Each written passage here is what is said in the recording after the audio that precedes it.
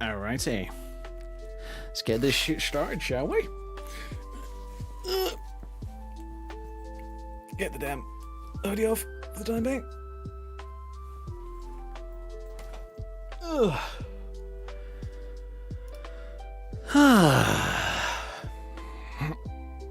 Oh yeah, pizza.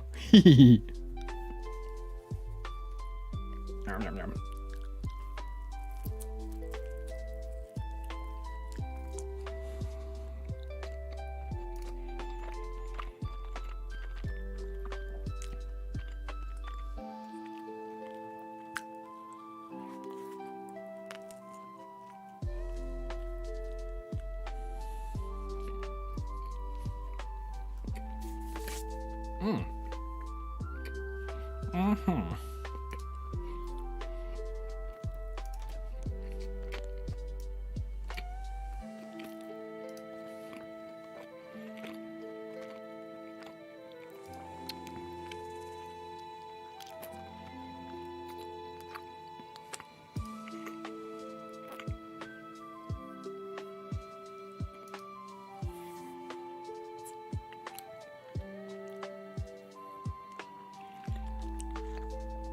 Alrighty. Welcome to the Friday stream. As always, I am going to be figuring things out as they go because reasons. That is life.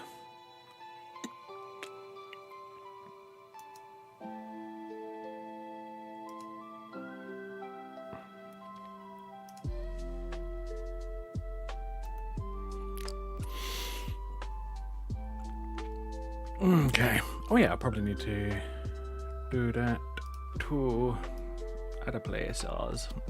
Grab that. All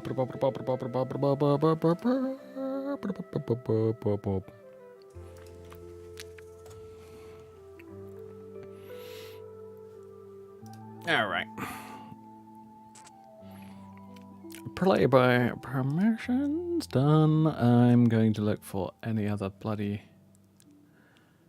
I can't remember where else.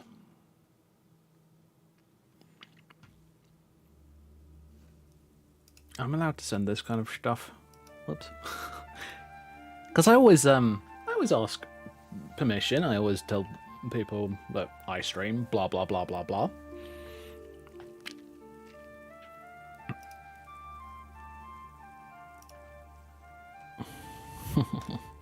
A boink.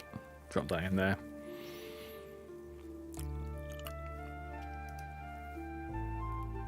Ooh.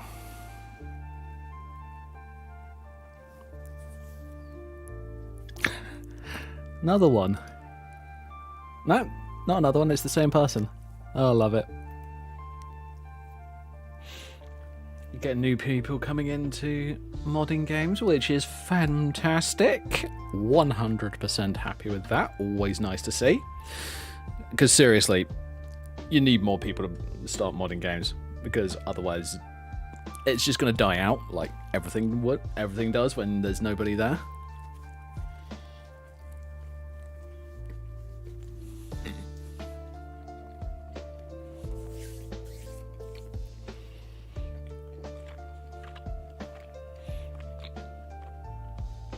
So I am going to be mostly eating whilst I'm watching a video. In this case, it is a video by Legendary Drops with the title of Oblivion is a Warning. Dun dun dun. This will be interesting. Right.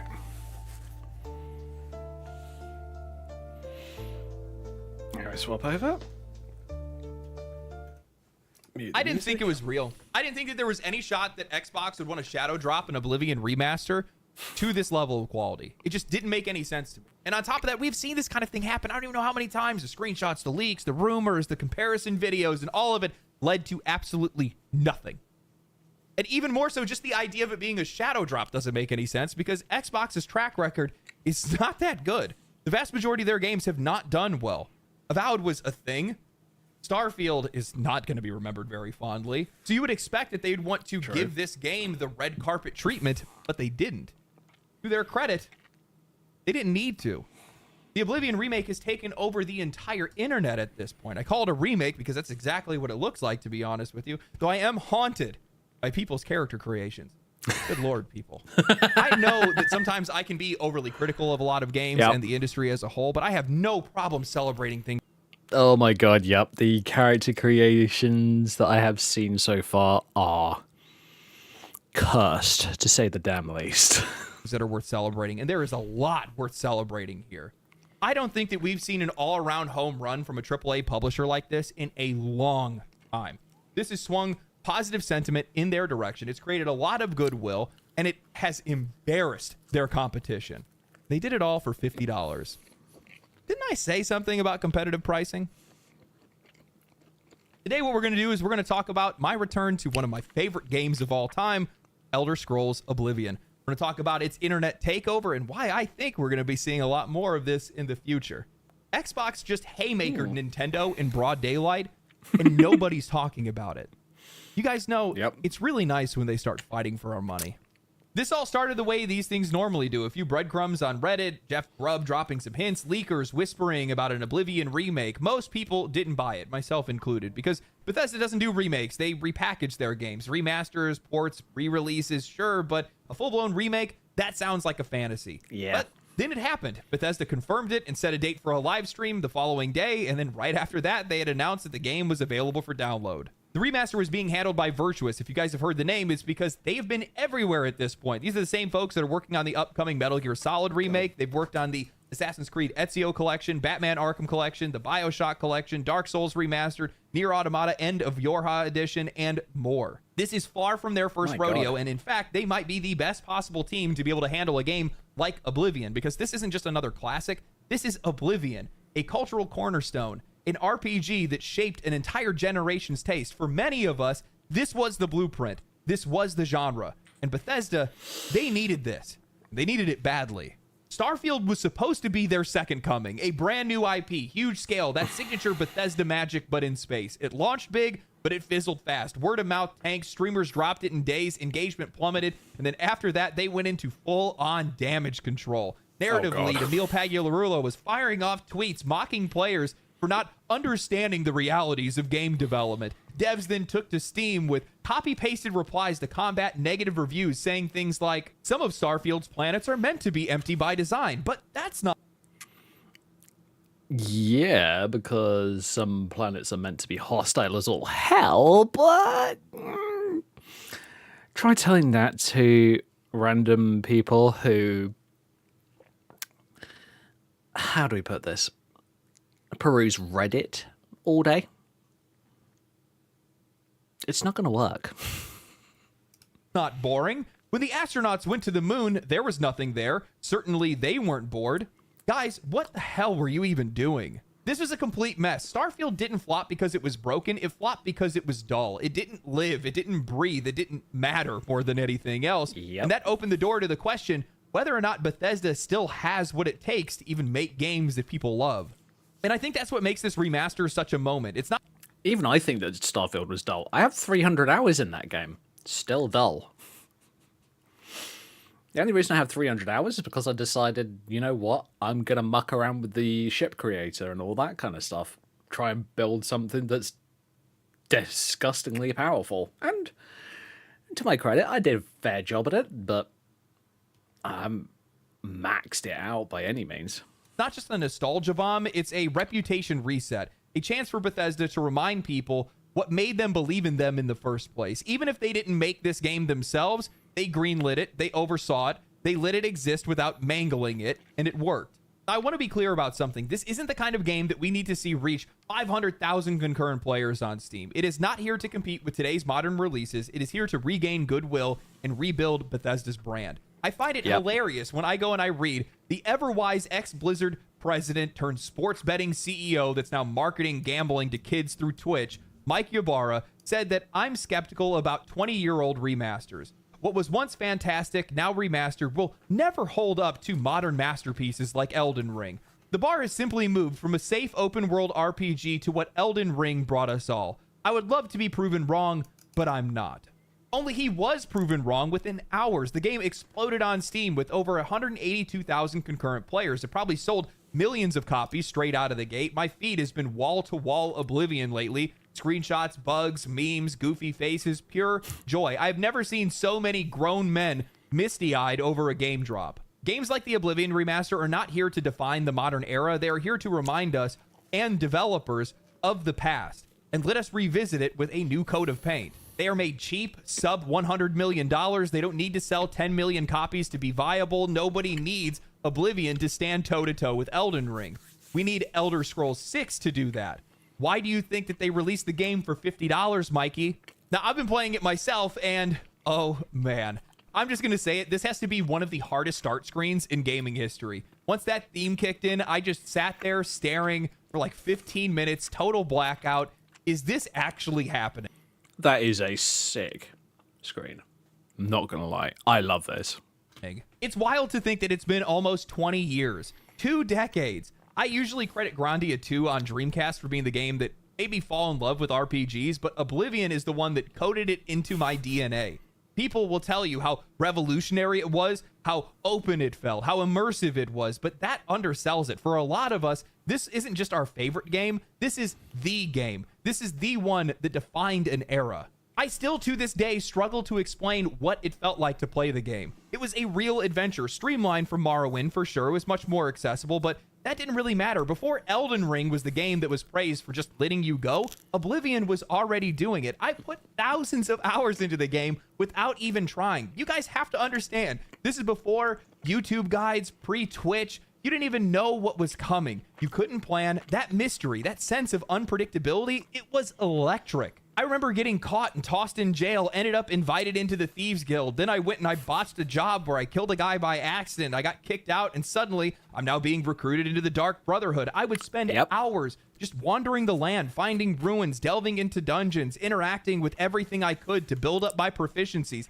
I forgot that the I do need to get this game, I must admit. I mean, who was it I was watching? I was watching Annie Fuchsia earlier today. She's enjoying the hell out of it from what I've seen. Zoryu, a World of Warcraft streamer who apparently played this game back in the day, absolutely adores it. Seen 2 episodes from him already up on YouTube, and the game literally was dropped, what? When was it dropped? Was it Tuesday or Wednesday? It's one of the two. Seems to be having a blast with it, so fantastic. Main quest even existed until I stumbled over a hill and saw an Oblivion gate in the distance. This was the first time I had ever played a game that was reacting to me, not leading me. You didn't play Oblivion, you lived it. And somehow, some way, we get to do that all over again. I don't think people recognize how special of an occasion this is. Virtuous delivered exactly what this game needed. It is still janky, it's still weird, it's still buggy, but it's sharper, cleaner, and more modern where it counts. They kept the creation engine as the system that is running the game's logic, but they layered Unreal Engine 5 over the top of it to graphically bring it into the modern era. They let it be what it was, but... So it's still the same level of janky, but it's a pretty form of janky. Yeah, that does definitely sound like a Bethesda decision. Why am I not surprised? Just with a bit more polish. I mean, they still even kept the goofy misreads from the voice actors in the original.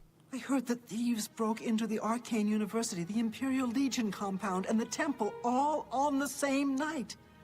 Wait a minute, let me do that one again. Combat feels tighter, the UI is cleaner, you can actually assign your stats Wait, that's actually in the game? Being locked into a starting class. Small, smart, meaningful changes. That is all this game needed. And man, booting this game up after so many years, it feels surreal. Sure, the colors could pop more, performance is a little bit iffy. It's Unreal Engine 5, so it's kind of a mess on PC and console. That's becoming a bit of a trend lately, not a good one. Definitely makes me worried about the future of games with more studios wanting to adopt Unreal Engine 5, but in motion, it's beautiful. The Imperial City glowing on the horizon, stars above the forest. The scope of the game feels real. The That's models, pretty. Yeah, to be That's honest with you, a very lot of pretty. them actually fall into the uncanny territory. It's definitely not how I imagined some of these characters would look using modern textures, but Bethesda has skipped an entire generation of hardware. It has been 20 years since Oblivion released. It's been over a decade now since Skyrim released. So anything at this point is going to look other. Honestly, I'm going to just admit this flat out. Any character that you quote unquote remake is going to look different no matter what. Unless you tried your best to, unless you remake them in exactly the same engine, because then they'll basically just be a clone of the same character. Yeah, it's going to look different with new and upgraded textures. It might not look the same way as you expected it to look. It might lose a large amount of its charm. But that's just the thing that you have to deal with remasters to this level. And I'm not going to agree with Bethesda. This is not a remaster. This is a visual remake. So it's not a full remake, but it is a visual remake. Worldly. This isn't just a remaster, it's a recalibration. This is not a victory lap, but a course correction. It doesn't prove that Bethesda still has it, but it shows that they remember at least what it looked like, and maybe that's enough for now. Because Elder Scrolls 6 is still on the horizon, and this could be exactly what they needed to be able to reset the table. They didn't need to reinvent Oblivion. That wasn't necessary here. They just needed to remind everyone why we loved it, and they did. I feel like this should be the point of making remasters or remakes. It's an opportunity to go back and touch the very games that made these companies who they are, remind them of what players want, and then build upon that. After closing my first Oblivion gate and watching the flames spew out all around me, my game crashed immediately afterwards. It's such an authentic experience. They really captured what it was like to play it back in the day. I mean, they layered Unreal Engine 5 over the Creation Engine. What did we think was going to be the result of that? But yeah, it's buggy. There's tons of issues and things like that. It's just so damn fun to play. It's so fun to explore. And it's one of those games where you don't realize how much you missed it until you go back to play it. And I've just been enjoying myself. With that said, I do think that this is a reminder that there's a difference between bugs and performance issues. And it's like I said earlier this week, players are going to put up with a lot if the game is fun or enjoyable. Games will be judged by their merits if they have them. If there is no merit, well, then all they're going to see is the negative. You're not having that with this game because people are just having fun playing it. That's how that whole thing works. I know this is a Bethesda-led project, and Virtuous is the one that actually developed it. And those guys have been cooking, by the way. Holy shit. But Bethesda needed something after Starfield. That game, I don't think people realize how much damage that did to their reputation. You have to keep in mind that before Starfield, it's been over a decade since Bethesda released a new game, which means that in that time, an entire console generation, the gaming market has tripled. There's triple the players, triple the money. And with that, Starfield ended up being people's first. I'm going to be picky here and just say almost. It was about... When did Starfield come out? Tell you what. Give me a moment. Starfield release date. 6th of September 23. So... Fallout 4 was November 2015. So that's about 8 years. 8.5. Sorry, me being picky. Taste of Bethesda.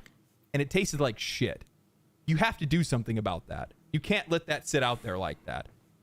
Putting out an Oblivion remaster at this level of quality, that's gonna give you a much better reputation, especially for the price that they put it at.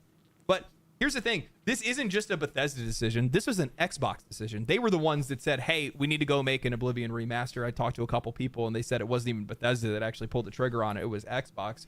And it was a smart choice by them. But they've had a rough go of it for the last decade or more now. The Xbox One series didn't do very well with them. The now Xbox series is not. My God. One thing I will say is I severely doubt that if Bethesda was still in charge and had not been bought out by Microsoft, The Oblivion remake, in my opinion, I don't think would have happened. Quite honestly. I don't think it would have happened at all. Not doing very well for them. The competition is lapping them like it's a damn tradition at this point. And, you know, a funny thing happens when these companies get backed into a corner. They start looking for other options. They start trying to fight back. And they start swinging like they should have swung a long time ago. And in the case of Xbox, it's pricing a game fairly. You know, Nintendo just announced a $90 Breath of the Wild plus DLC remaster. And then here comes Xbox with one of the most renowned and one of the most well-known games in Bethesda's entire game catalog. Well, you did, and they Nintendo. put it out for $50. That's not a coincidence. This isn't some bargain bin bundle half-hearted reskin. This is a nearly full remake of one of the most influential RPGs of all time. Not just with visual upgrades, but rebuilt on Unreal Engine 5, packed with DLC, improved systems, better combat, and a UI overhaul. It is on the same level of fidelity and scope as the Demon's Souls remake from Bluepoint, and that game launched at $70 and still costs $70 today. And yet here we are with Bethesda and Xbox just dropping Oblivion for $50. Not $60, not $70, not $90, $50. I gotta admit, some of these animations are not good. I really wish that in the visual side of the overhaul for this game, like the remaster, I wish that they'd redone the animations. Because there's a level of jank that people are willing to put up with, and I don't think that that is... I don't think that people wouldn't put up with that level these days. Although, I am being proven wrong. Was an 190,000 player peak for this game. That alone makes it one of the most important releases of this year, not because of what the game is, but because of what that price represents.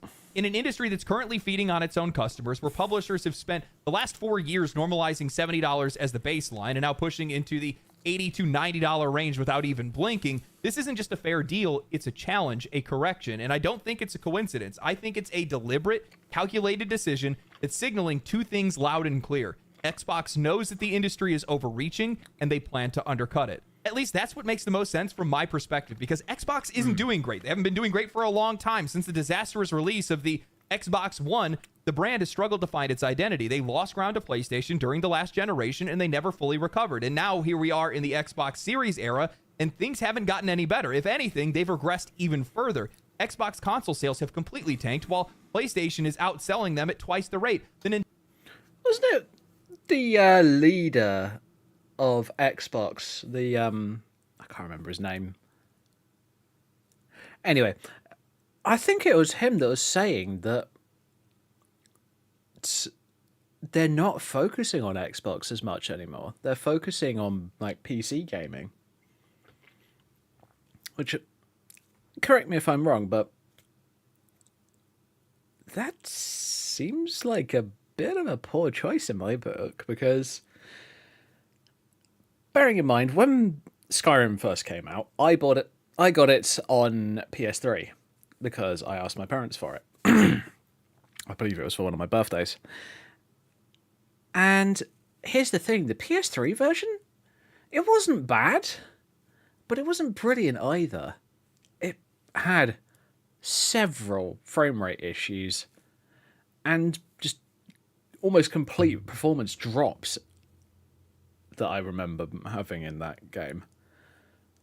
And when was it? A friend of mine and I decided that we wanted to buy it on PC. Well, my friend wanted to buy it in the first place. He hadn't played it. So he bought it for PC and I bought it for PC at literally the same time. It was one of those interesting ones where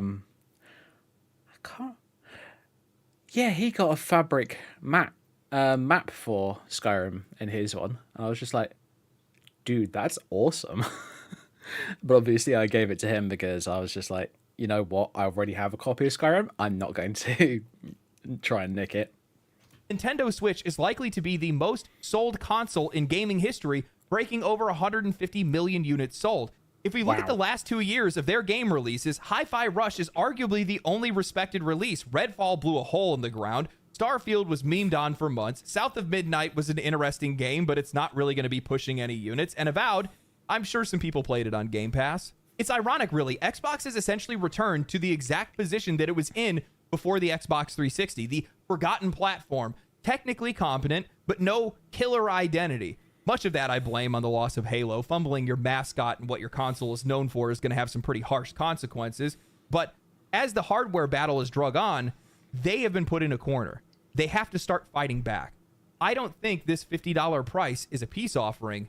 It's a pivot, or at least it should be. This is the kind of move that you make when you realize that your platform has no dominance and your audience is not big enough for you to be able to justify absurd prices. So instead, what you do is you lean into something that you can control: value. While Sony and Nintendo are too busy extracting maximum value out of their same recycled franchises at inflated prices, Xbox just handed players one of the most iconic RPGs ever made at a price that actually respects their wallet. And I think the timing really matters here, because you cannot tell me that it's a coincidence that we just saw Nintendo announce Mario Kart World for $80 and a Zelda Breath of the Wild, a 10-year-old game, DLC remaster bundle for $90. Jeez. Xbox undoubtedly is trying to make Nintendo look foolish, and they're trying to take advantage of this situation. This is exactly what we want to see. This is the energy that we need. This is exactly what I hope that we would start seeing. These companies need to be at each other's throats, because when they are, players win. Competition means better games, better prices, and less arrogance. It breeds quality. It forces fairness. The problem is, for years now, this industry hasn't had any real competition. Sony and Nintendo don't really compete with one another. They operate in entirely different lanes. Nintendo dominates the handheld section and family-oriented experiences, while Sony rules the high-end console space. And Xbox, well, they used to be the equalizer. They used to be that third pillar that kept the other two in check, but after a decade of missteps, they've lost their power, and with it, they lost relevance. Now, keep in mind, none of these platforms are trying to compete directly with PC. They don't think that players are just going to wall off and go and build a gaming PC. Steam, to them, is treated like it's an alternate revenue stream, not a rival. And so, with Xbox being largely absent from the fight, Nintendo and Sony have gotten incredibly comfortable, too comfortable. And that's why we're seeing higher prices, because without competition, they don't really have to care what the players think. But even unchecked, there's a ceiling, because eventually that arrogance is going to collide with an even bigger issue: saturation. And I think that Xbox and the pricing that we just saw may be the first time in years that they just took a step. I'll tell you what, though, thinking of the characters, looking at this guy, he very much looks like someone that I don't know if you guys have seen the AI videos where they're remastering games with AI. This character, the one that you're seeing on the screen, he genuinely looks exactly like one of those characters. Towards addressing that. Because the truth is, nobody is safe from the looming threat that's been creeping beneath all of these price hikes, remasters, deluxe editions, and seasonal roadmaps of live service games. The games industry right now is making too much content, and it's making it too fast at too high of a price for an audience that is already overwhelmed. I'm seriously wondering if Xbox's pricing of the Oblivion remaster may be a sign that some of these publishers are waking up to the idea that there is an oversupply crisis unfolding across this entire industry. Too many games, too little demand. Mid-tier and even some AAA games are being churned out at record speeds, but the audience simply isn't there to sustain all of it. I mean, just in the last 6 months alone, we saw Monster Hunter Wilds, Path of Exile 2, Avowed, Marvel Rivals, Split Fiction, Kingdom Come Deliverance 2, Schedule 1, Expedition 33, and Oblivion Remastered. All of them dropping in an increasingly crowded marketplace, and that's only scratching the surface of some of the games that were released. I mean, the whole reason that I was confused and frustrated about Nintendo wanting to increase prices to $80, or analysts thinking that it's somehow healthy for Grand Theft Auto 6 to go up to $100, was there is simply just too many games in this industry. There's too many games that are out there. Players have too much choice. And when supply is that high and demand is so low, prices have to come down to meet demand, or you're just going to see more games fail and more studios close. And I think that's what Xbox might be betting on. Not nostalgia, not charity, market pressure. I want you guys to think about it like this. When a remaster hits the market with near remake level quality, full DLC, and a sub-premium price, it suddenly looks like it's the best value in the room, because it is the best value in the room. This isn't goodwill, this is strategy, because unlike Sony and Nintendo, Xbox doesn't have anything left to protect. Their first-party titles haven't had any impact. Their platform isn't going to be winning the hardware race. Their legacy titles, Halo, Gears, Fable, they've either gone cold or gone missing. Game Pass, while smart in theory, hasn't really become the Netflix of gaming like they would have hoped, so the only way that these guys can compete is through value. This is why I think Xbox might actually be learning, not because they care more, not because they've suddenly wanted to become more consumer first, but because they're desperate. They've lost too much ground to be able to play by the old rules, so now they're going to start trying to test out some new ones. Out of the 3 major platform holders, they are the weakest, but they're also the most dangerous, especially given the fact that they have done away with console exclusivity. So if they start slashing prices, that's going to become a problem because they're not just going to be doing it on their platform, they're going to be doing it on their competitors' platforms as well. I'm really hoping that this isn't just some one-off play because this could be the start of a winning strategy. Think about the games that Xbox has in their pipeline. Doom Dark Ages, Gears of War E-Day, Fable. These aren't throwaway titles. These are high-profile IPs with built-in audiences. If Xbox sticks to this model, competitive pricing, multi-platform releases, they could position themselves as the one major publisher that's actually in touch with reality. Now, to be clear, I'll tell you what, from the gameplay that he has shown, compared to Skyrim's animations,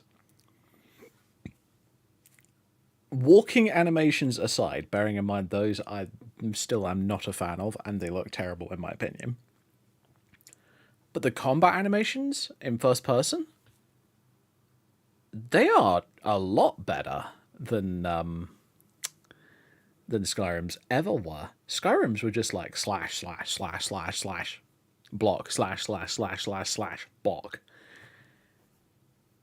And I must admit, I'm starting to look at that and I'm thinking, did Bethesda just half-ass their animations of Skyrim?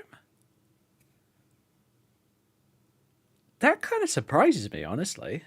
I don't think that's actually going to happen. I don't have a lot of faith in this industry or these publishers to think that these guys are going to have the foresight to realize that if you slash your prices in response to your competition increasing theirs, you're going to be able to reach higher revenues. You're going to be able to reach a much wider audience. But if anybody could do it, it would be Xbox. They're the ones that are the best positioned to be able to pull this off in the first place. Their games are largely subsidized through Game Pass to begin with. They already have done away with console exclusivity. So you're going to be cutting prices on their platform. Imagine how much that would suck to be them. Imagine the impact of a game like Doom Dark Ages dropping for $60 instead of $70. I know it's already at $70 right now, but this is a hypothetical more than anything else. I wish these companies would wake up to realize this. The problem is these guys, for the most part, have banded against us. They've been working together. They've been following one another rather than actually competing with one another. And because of that, things have been incredibly unfair for us. You know, I saw somebody that was very upset with the fact that I was talking about The Elder Scrolls Oblivion and its remaster and how much I've been enjoying it, and I've been memeing on Twitter and stuff about it and whatnot. And they said that you cry for change, but you keep handing them money. We only get change if we vote with our wallets. And voting with your wallet doesn't mean not buying anything, because things really aren't going to change, and that's not even realistic to begin with. People are just going to buy something instead. But supporting a near remake like Oblivion for $50 is the exact kind of message that you want to send. You want to reward good behavior. Don't buy the bad games. Buy the good games. You're not going to... We're not winning anything if you're not buying games that are actually good or worth supporting. You want to send a signal to these companies saying, hey, this is what I want, and I want more of it. And then they'll make more of it. Essentially, that's how it's supposed to work. Whether it actually does, I guess we'll find out in the future. But yeah, I've been having... I think I've only bought like maybe 4 games in the last 5 years, if I remember correctly. Or was it 5? No, it's probably 5, because I bought Cyberpunk, V-Rising, Assassin's Creed, Valhalla and Shadows. I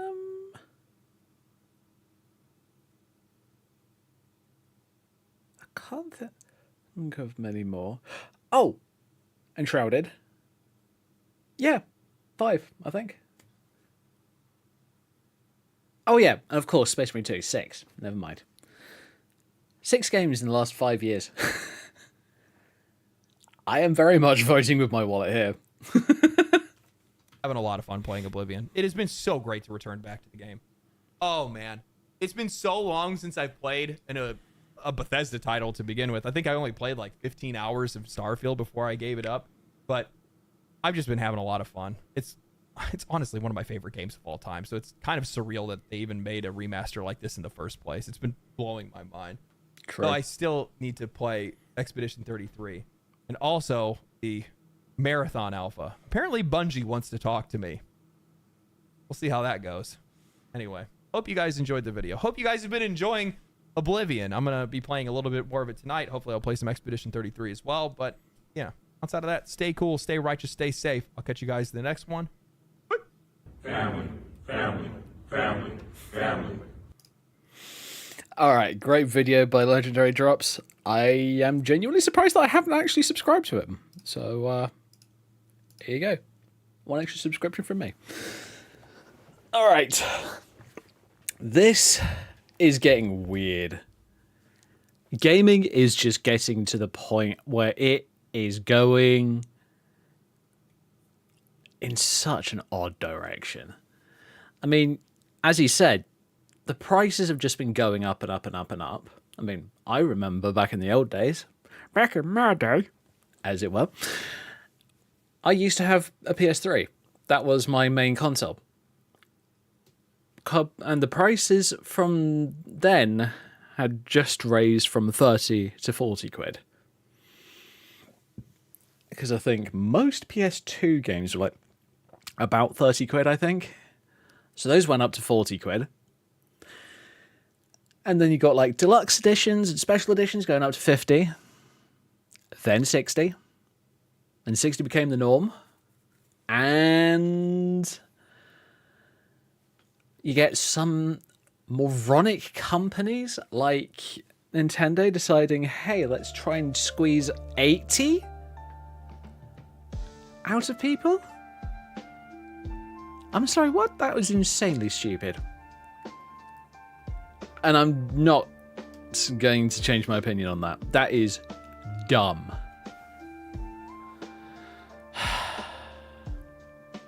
Companies, please do us all a favor. Actually act like you give a shit about us. You don't actually have to, just act like it. Because some of these pricings are getting ridiculous. And whether we like it or not, we're in kind of tough times when it comes to money right now. I mean, that's a rich thing for me to say because I don't even work at the moment, but hey. This is getting ridiculous. All right, folks. We are going to, finally, after 40 minutes of the stream, get into playing some games. I'm actually thinking I was originally planning on playing a bit of World of Warcraft tonight, but I've got a couple of character home mods, so player home mods, that I actually want to have a quick look at because I'm playing around with some ideas for my character Cassie, and oh shit, oh good, we are on Skyrim. Thought I'd double check. Yeah, I should have probably been on Just Chatting recent on that last bit, but oh well. It's Elder Scrolls related. It'll do. But yeah, I actually want to try out a couple of player homes. One of them is Night's Rest, which honestly is really pretty.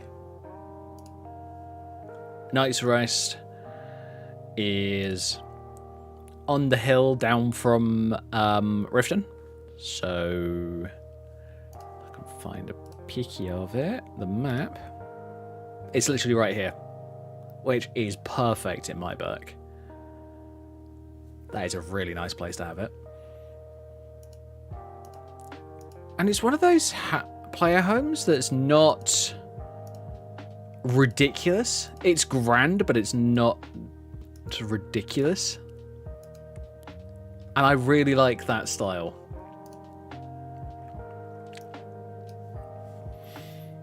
And then the other one, I'm just going to to keep popping up on my right screen just because I was trying not to interrupt the video earlier. My apologies. And Solstice Castle is a bit of a bigger one. And it's right here, just on the edge of the Reach.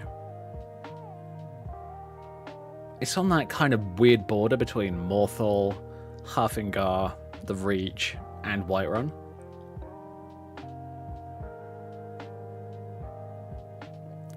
But this has always been a really nice location, so I am definitely going to check this one out too.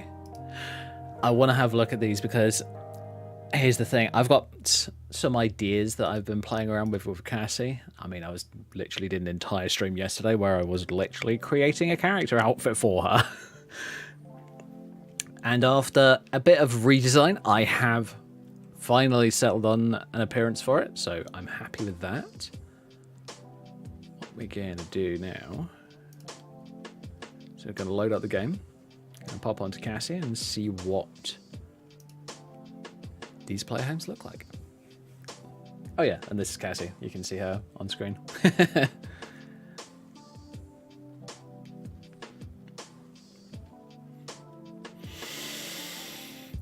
Oh boy.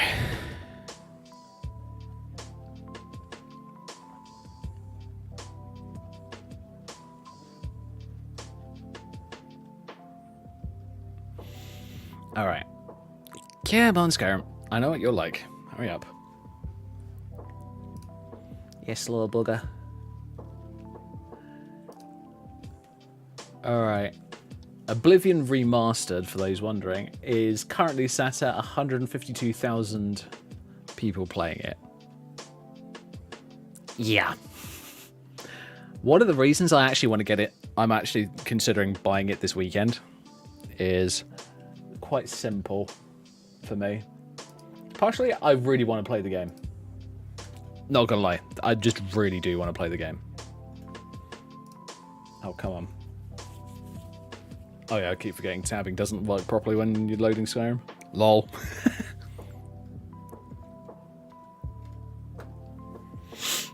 Yeah, partially because I really want to play the game, and the other part is because I actually want to get into the modding scene for this game, because if we can figure out a way to replace the animations and do it efficiently, this game could really go up in people's standards. I honestly think the animations is going to be like one of the first things that people zero in on. At least that's the first thing that I zeroed in on.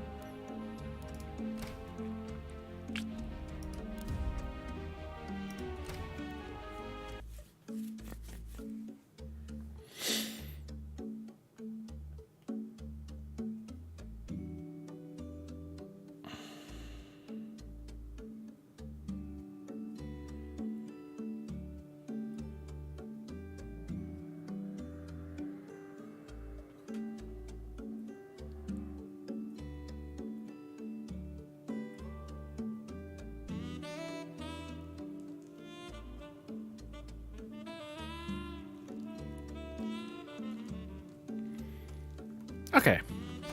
Oh yeah, I still need to do that.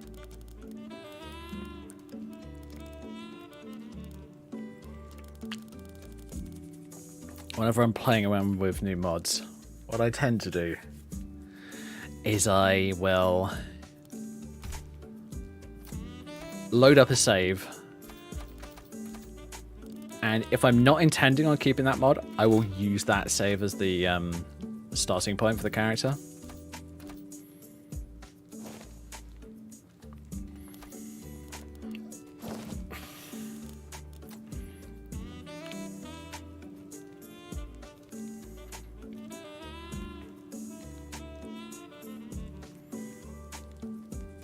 Alright, so I'm going to...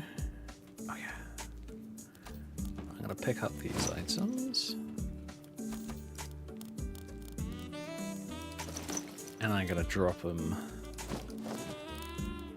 in storage.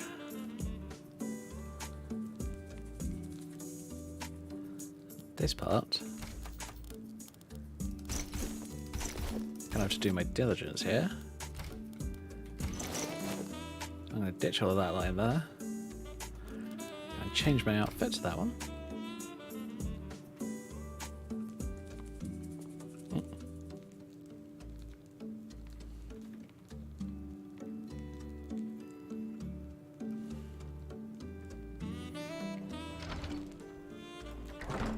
Alrighty.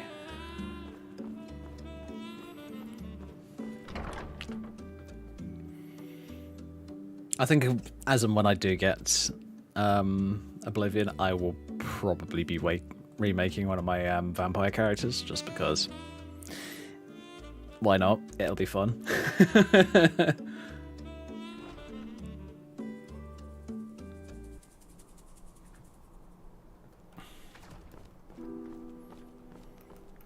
There's a part of me that almost wishes that I bought it like day of it releasing, but you know, I didn't. And oh well. I am really looking forward to playing it though. I'm literally gonna buy it tonight and leave my PC on to download it.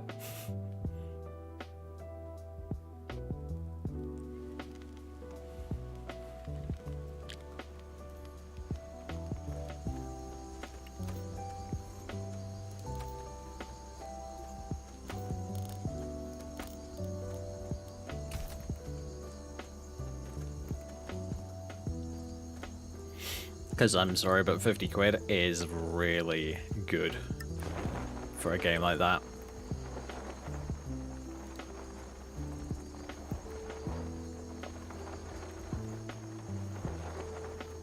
Where is Solstice? Oh, it's a bit further up. Oh, I forgot. I'm being dumb. Clearly.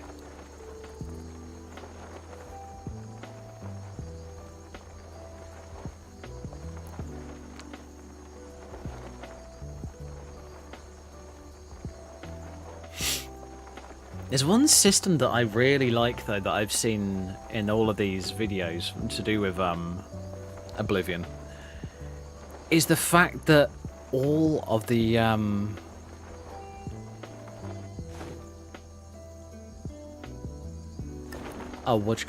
all of the outfits are split into multiple parts. I am so happy for that. That is such a cool way of doing it.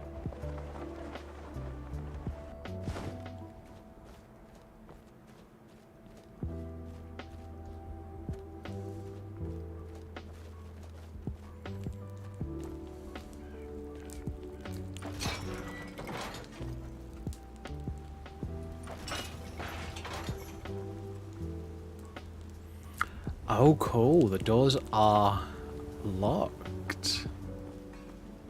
Oh, we got a blacksmith. Very cool. Hello, friend. What have you got for sale?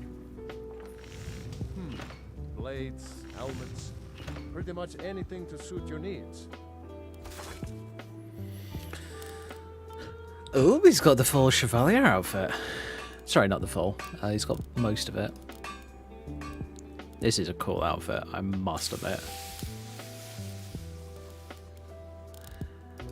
I feel like that outfit needs a light armor chest piece, because there's light armor boots and light armor gloves for it, but there's no chest piece. I was just like, okay, that's weird. I need to have a look into it and see if I can do some tweaking in the background. Oh, you got a bunch of arrows. Take all your dwarvens. Elven gauntlets.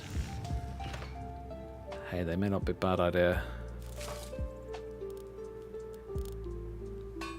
I do need to kit this character out a bit. She's Anytime, friend. not in good enough gear, because this gear is actually like the boots and the gauntlets are the only thing that are. There. Check out what my friend and I found. I'll sell some of it to you if you want. Where did you find this boy? I found them near the old Dwemer Bridge.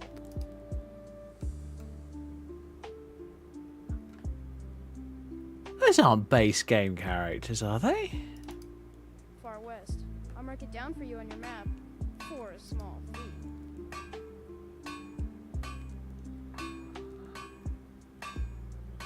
Fine, you little swindler. Here's a septum. Now where's this bridge? Thank you.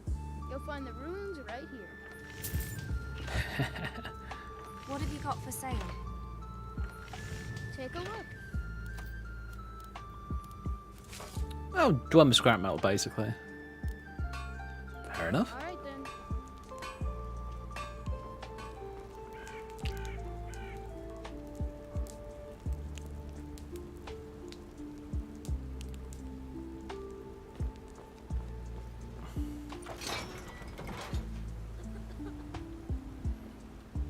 Oh, you got yourself trapped. That was silly, wasn't it?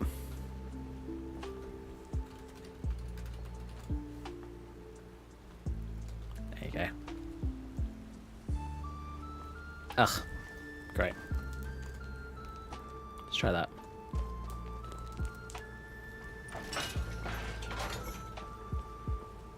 I don't think that those boys are base game.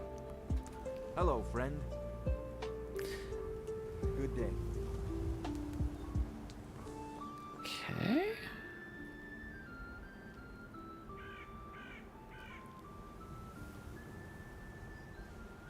Outdoor alchemy setup. Okay, that's kind of nice.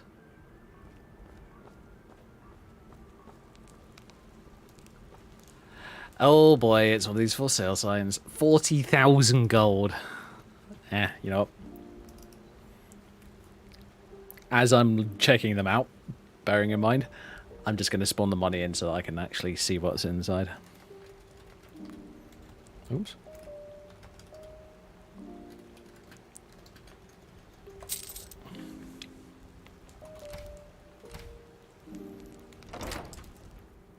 Cool.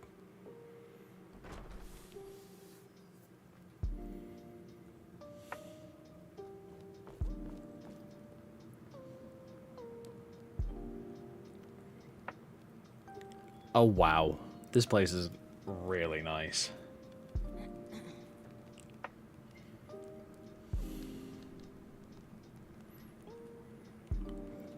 You really don't look well. What's on the menu? Depends. Are you thirsty? Hungry? Both. We should talk again sometime. I don't look well?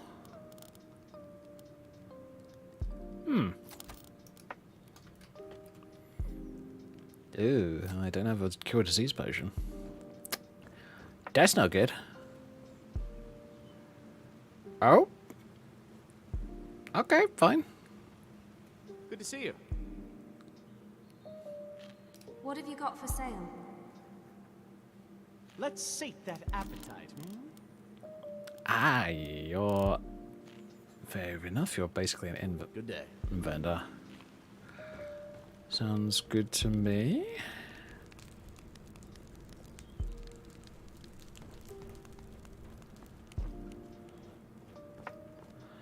Oh, I see. This is basically using Solitude Palace. The Blue Palace tile set. Okay, that's cool. Of course, got a very nice room. Oh, got a little bit of clipping here.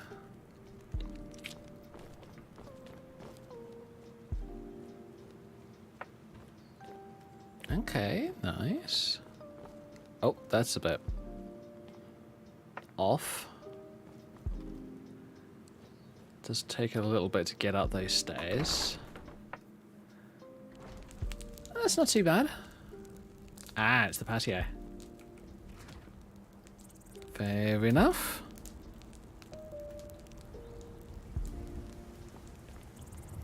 With, of course, a jacuzzi, because why not?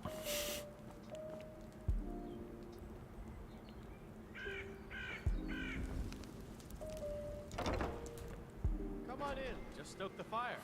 Take a seat and get the cold out.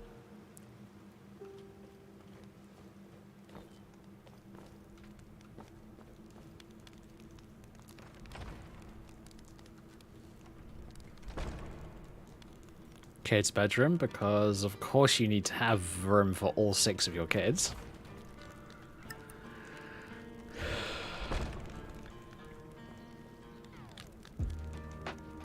Out with it. If you ever need another blade at your side, just ask. Alright, couple of followers. I personally will not be using the followers because, you know, personal reasons. I'm just not a fan of followers. Oh. A display room. Why am I not surprised? I don't care for display rooms personally, but hey, that's entirely up to the player.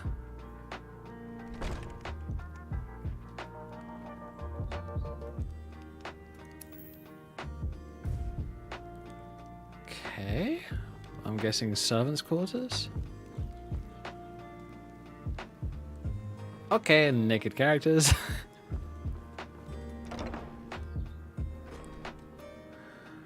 Interesting.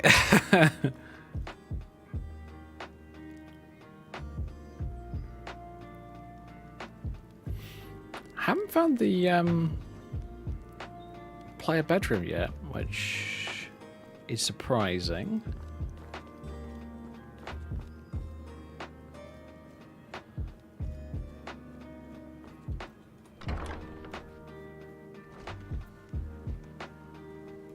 Oh, here we go.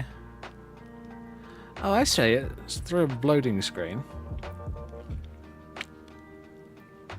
And a teleport spell, very useful. Giant swimming pool sized bath.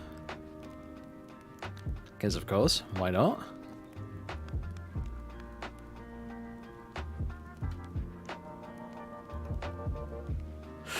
Okay then.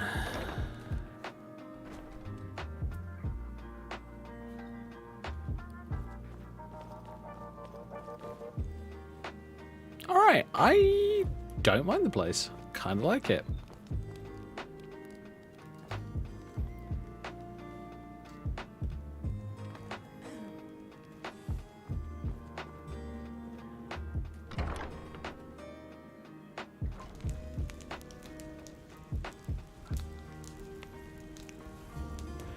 I think the only thing I don't like about it is very simple. It's out in the middle of nowhere.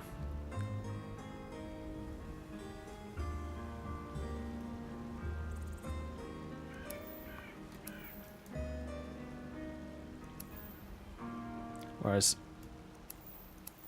Night's Rest is not.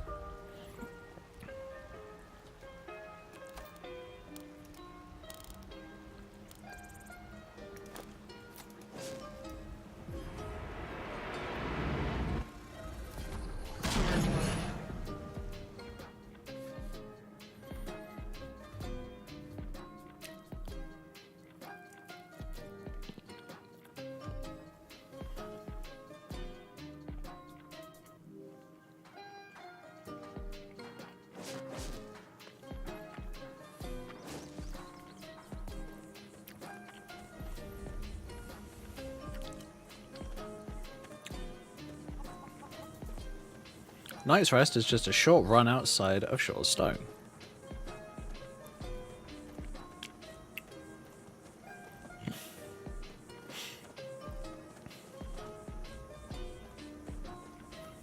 I think I'm gonna do probably a custom outfit for Cassie's adventuring gear at some point. I have done those in the past, I just haven't I'm just not using them at the moment.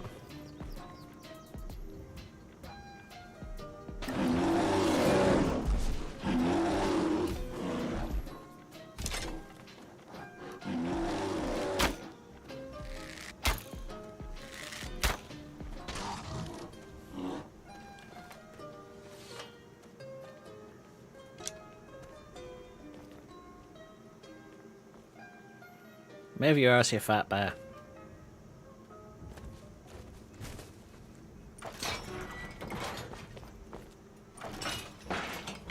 Yes? Keep safe.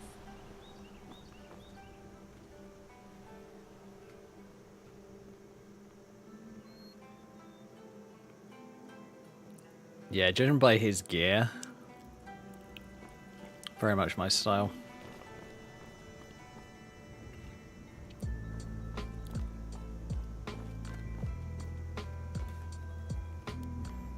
$25k. Alright, fine. I'll just give myself another 40, bearing in mind not keeping this save. Because I'm only keeping one of these two castles. And I think it's going to be this one. So for those wondering, this is Night's Rest. Night's Rest is a very Breton-themed castle, but it's in the middle of the Rift, which I'm kind of surprises me, but hey-ho, I'm not overly worried about that. Night's Rest is designed to be for, well, a knight or similar stature individual. Once the end of their journey has come, basically, so they can retire somewhere with their masses of money and just live out their twilight years doing whatever the heck they feel like.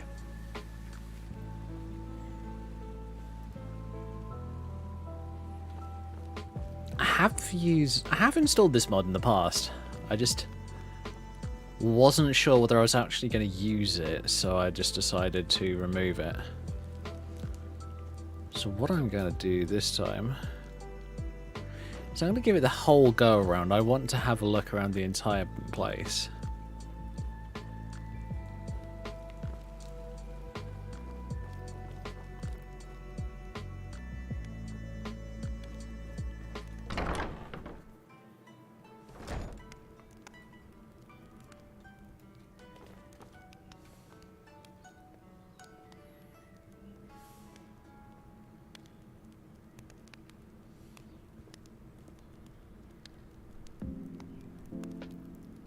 Very nice. I love this map. This map is fantastic. Just gonna grab a picture of it just so that I have reference to a cool looking Elder Scrolls map. Bunch of beds. Probably kids. Yeah, judging by the layout, that looks kids to me. Bath area. Very cool. Big old soap bars, love it. Alchemy area. Very nice.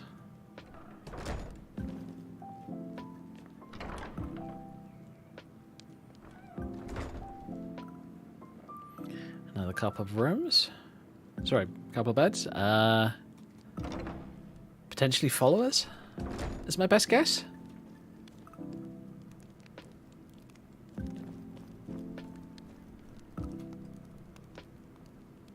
Kind of a library area. Hello, friend. What have you got for sale? Take a look. Mm-hmm.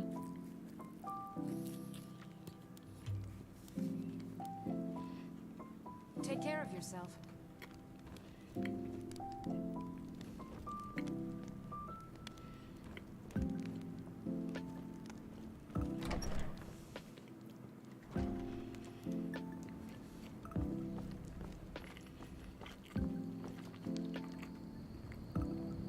Balcony, very nice.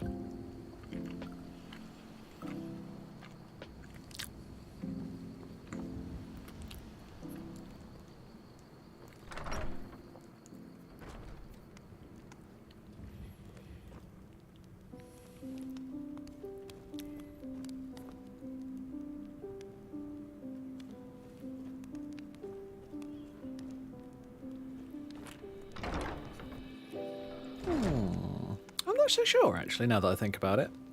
I might keep this one, I might not.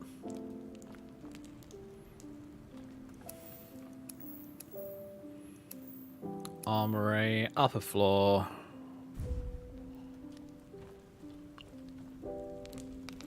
Little kitchen area.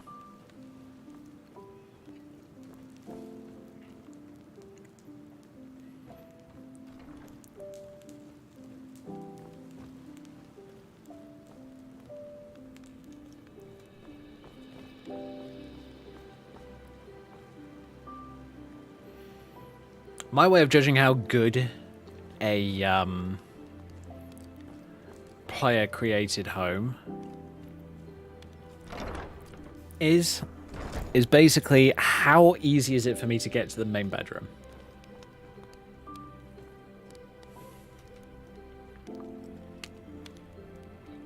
Because here's the thing, if it's not easy, then it's not a good mod.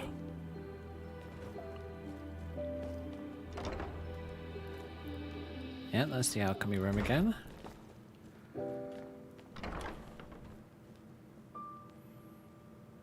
Yeah, this is not a main bedroom. Does not strike me as one. Ah! Here we go.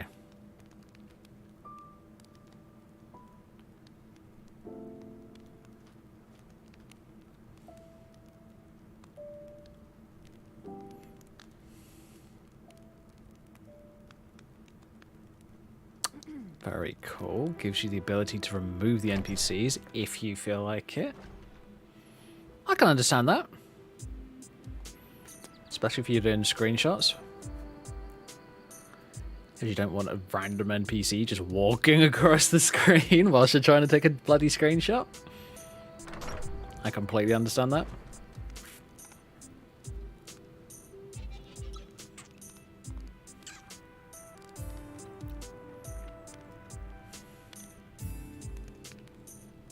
Okay then. I can say that I have now tested out both of these player homes. And honestly, I think I'm only going to keep Night's Rest in. Solstice just doesn't vibe for me. Night's Rest is harder to get to the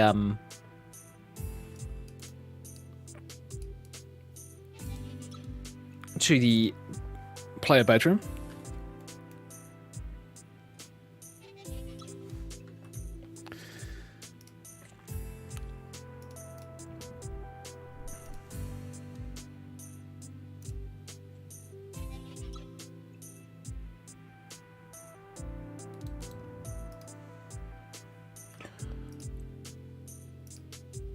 Oh, that's good.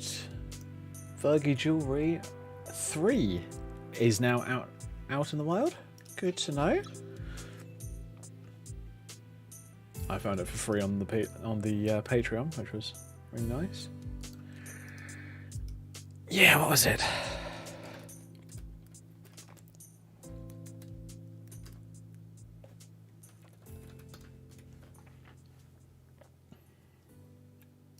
Chevy Castle, that's the one. No.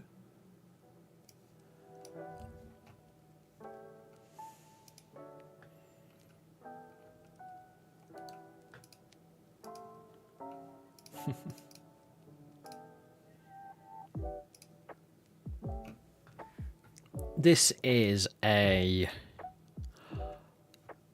Oh yeah, let me just... So yeah, this is the latest version of the Virga Jewelry mod by Dr. Claire. Don't know how to say their name, so I do apologize. As always.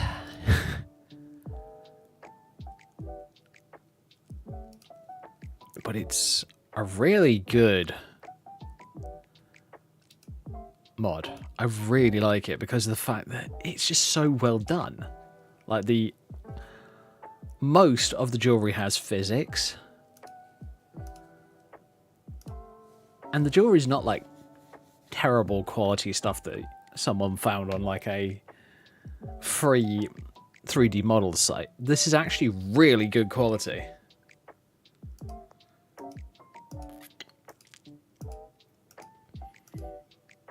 But yeah, This looks really cool.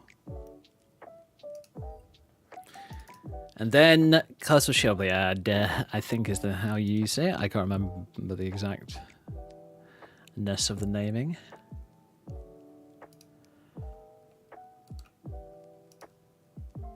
Now, the reason that I don't actually have this installed personally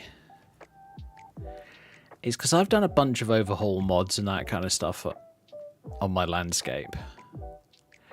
And I don't want it to modify what I already have.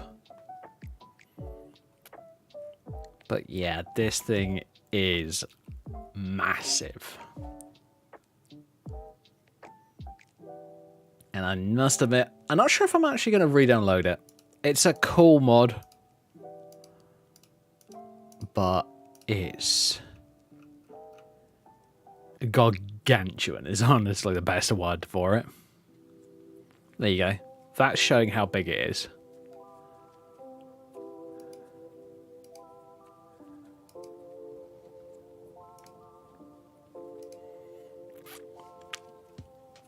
Yeah. Really cool. But it's just oversized. It's not what I'm after.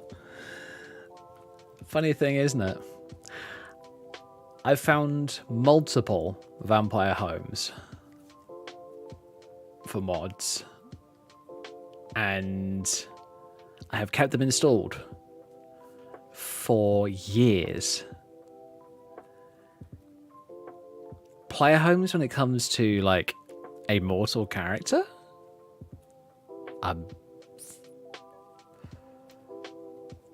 I've found probably a dozen over the period of more than a dozen years playing this game. And most, if not all of them, I have uninstalled. Oh, God. It's crazy, isn't it? It just proves that I don't really vibe with them that much.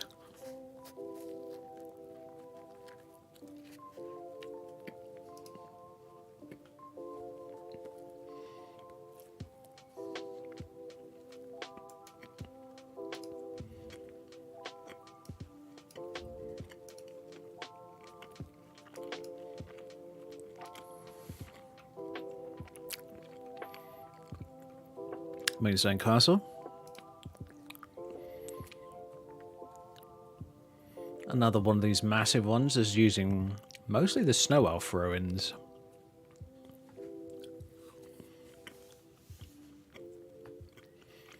Tile set.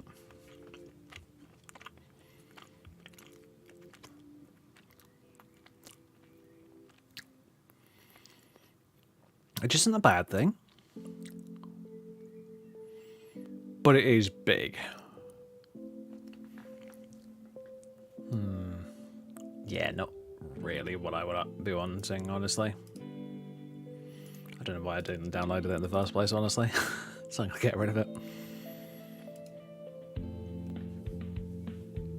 Oh.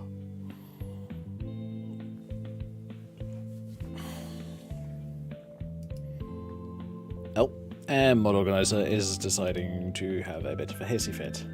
Fine.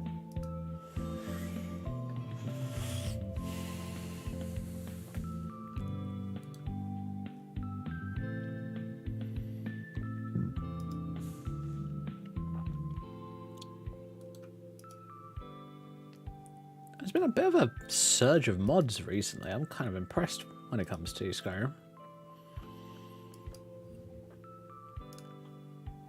Not a huge surge, but enough to definitely revitalize it a bit.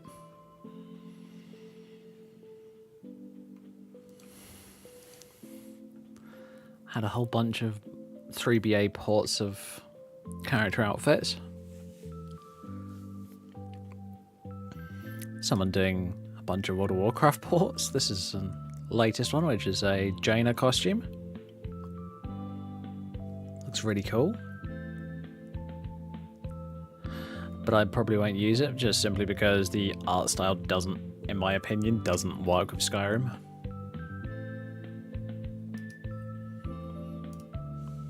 That's why I don't use any like Warcraft specific outfits or anything like that, because the art style just completely conflicts with Skyrim and doesn't look great. I do wonder whether it would actually look any good in the Oblivion remaster when we finally get full modding for that. Which, I don't even know if it's coming, honestly. I have heard rumours that it might not. Actually, maybe like...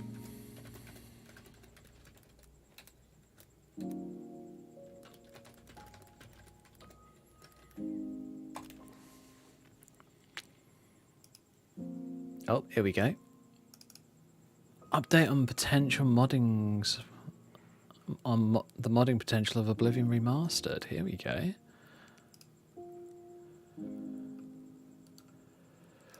Ooh, summary. Here we go. A large chunk of the original game code and files are still there. Good. A new, to the series, method of communication between Unreal and the original engine is present. Modders will have to reverse engineer the structure of what's being communicated. Cool.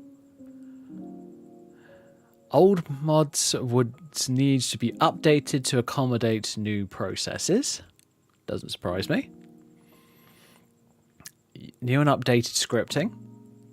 Nice. Modders will need to become familiar with Unreal or modding to update things like script extender or work with new LOD system. Or the new LOD system if it's... You know what?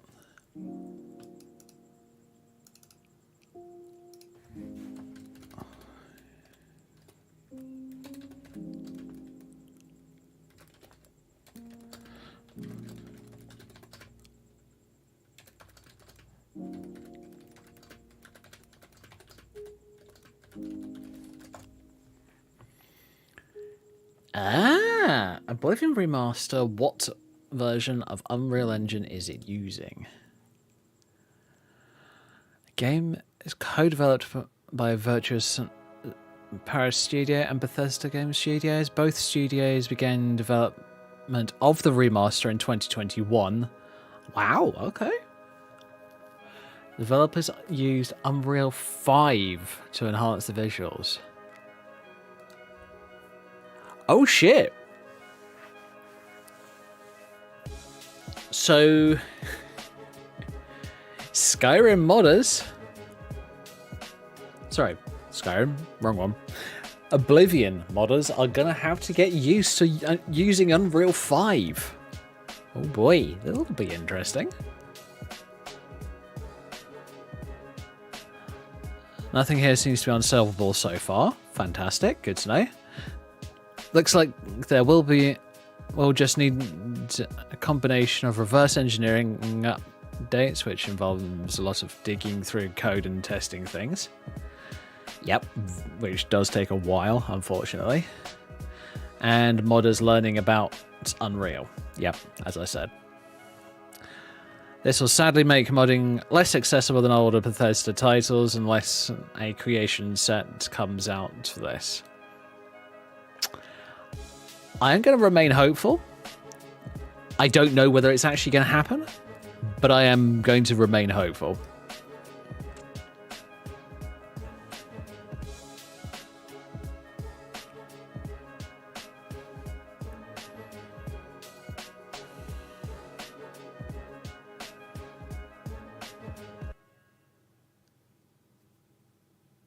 Yeah.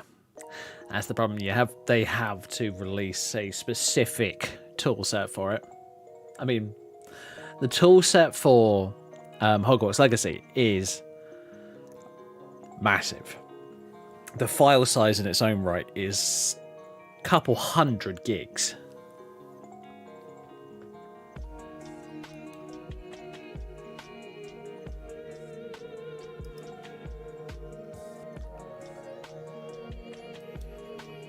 So I'm going to say this much.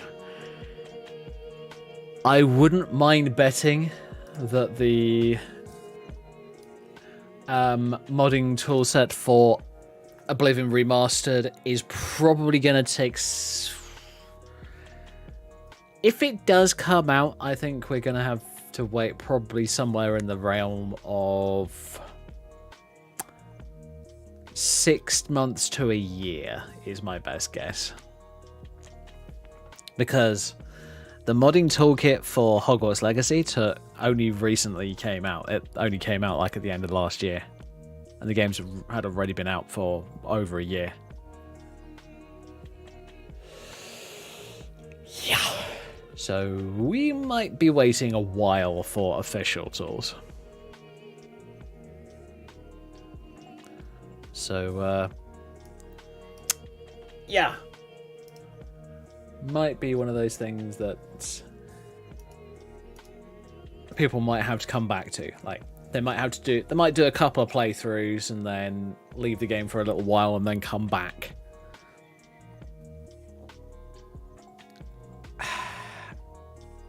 And I think that that's basically what's going to have to happen, unfortunately. Alright, so we're only keeping Night's Rest. I actually need to figure out how I'm going to play Cassie for this playthrough. Mainly because I want to do things in a way that it feels natural, rather than I know immediately where this is and I know immediately where that is. No, I'm not going to do that. I'm going to even force myself not to do that. I just want this character to be able to just go to one place, do a thing, go to another place, do a thing, find out about these things through the underworld, shady contacts, that kind of stuff.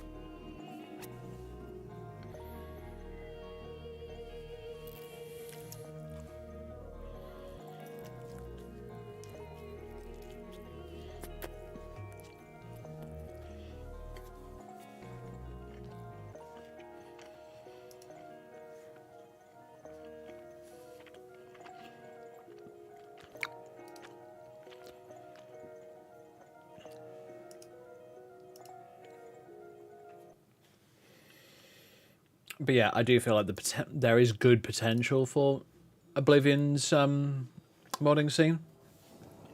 I'm just hoping that it's not going to be hampered.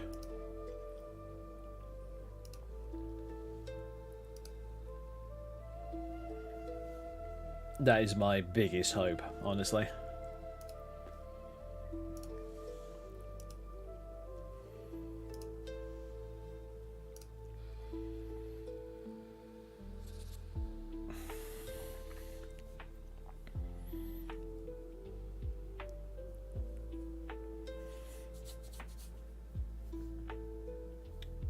But yeah, beyond that, just...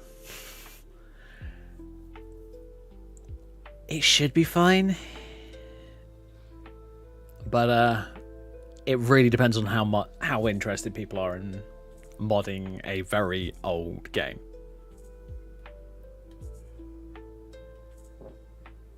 I mean, I remember there was a very clever mod for Oblivion that I saw that... I think it added in...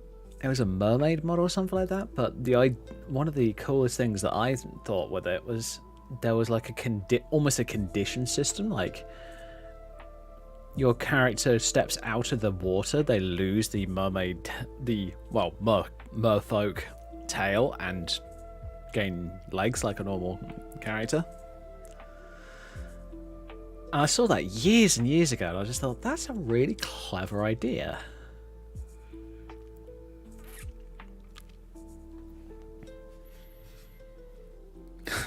Maybe make a potion where you brew this potion and you will get a fishtail for a certain period of time, and you will also gain the ability to breathe underwater. That'd be kind of cool.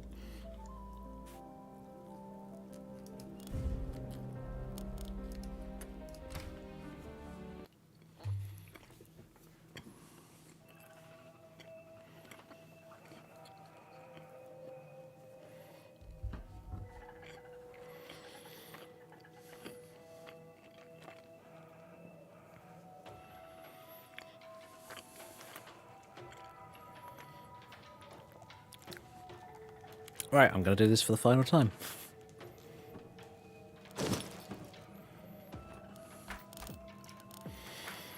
Alright. Ditch that. Ditch, ditch. Ditch, ditch.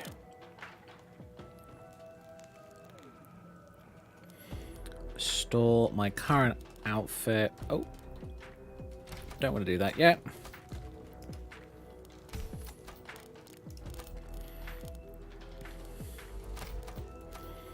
Put my moonstone earrings in here.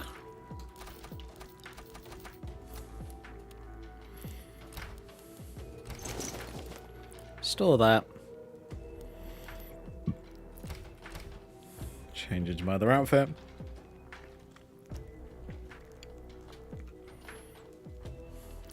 Change the hairstyle, and we're good.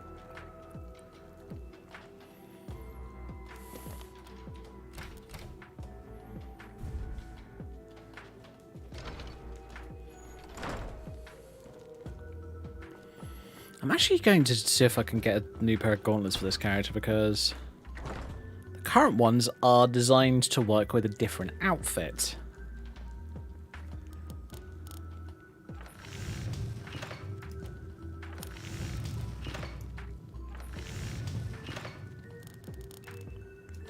My god, there's so much crap in here.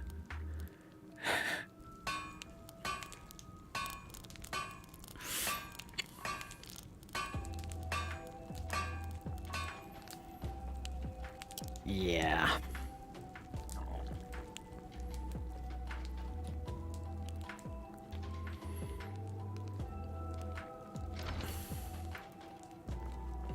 It's 3 a.m. You know what?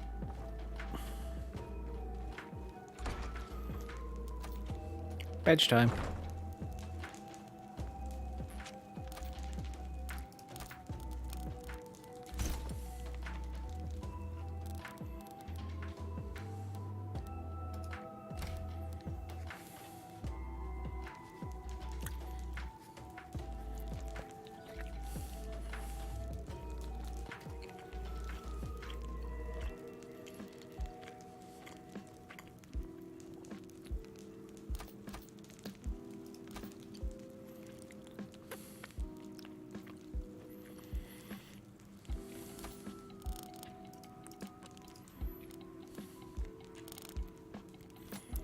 Tell you what, I'm gonna ditch the contents of my inventory.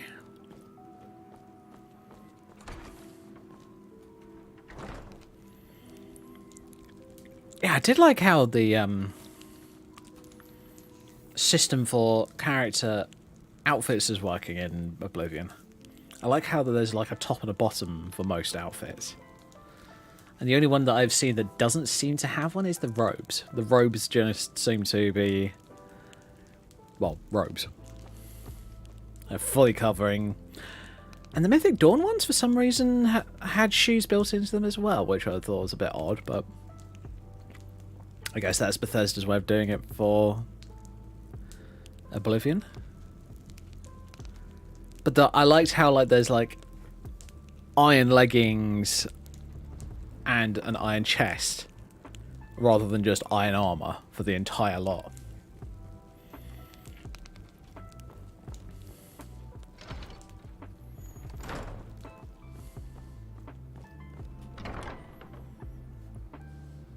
It just made sense to me. It really did. I was just like, yes, finally. There's going to be some parts of that game that I am going to be praising to the heavens and back. But my god, the animations definitely could have done with being updated.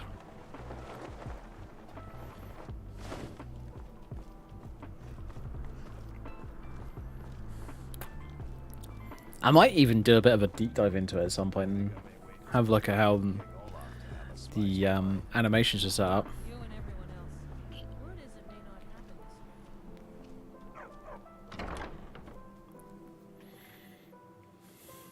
Welcome to Bits and Pieces. I'm sure you'll find what you need here. How do you feel? I think you might be sick. What have you got for sale? Some may call this junk. Me, I call them treasures.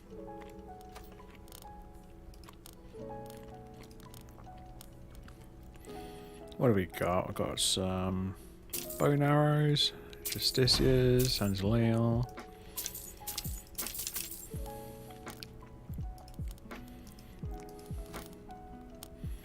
Tell you what, let's get rid of my terrible ones first.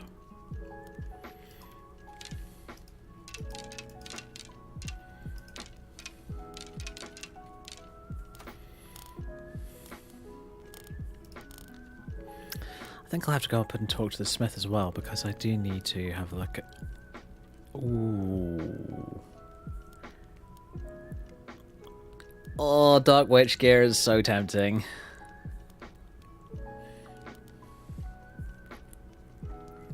Oh, fuck it. Grab the entire lot, because I happen to have a lot of money at the moment. I can't remember why this character's got a lot of money. And no, it's not from buying player homes, because I didn't keep those.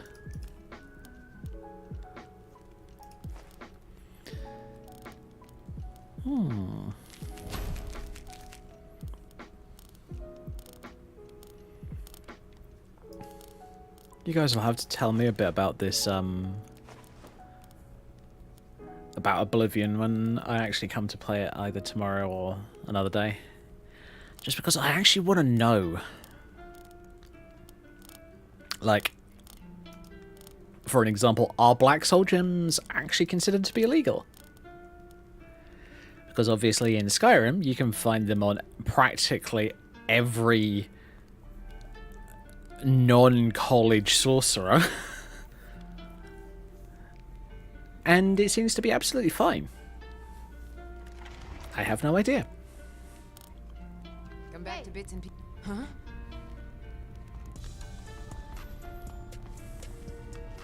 Porker face.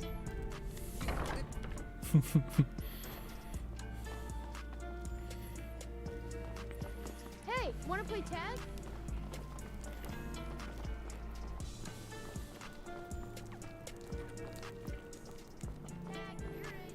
Seems there's no end to the needs of the Imperials. But what can I help you with? What have you got for sale? Take a look. Alright, what do we got? Ooh.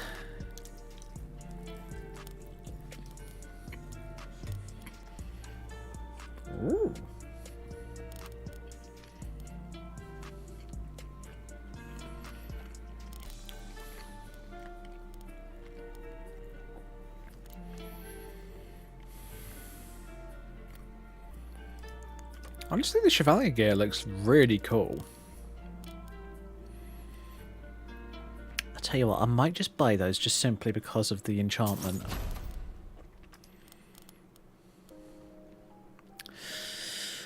I'm gonna get rid of the Viridian Circlet because I have no use for Viridian armor, because I'm not a heavy armor character. Return anytime you need arms or armor. My forge.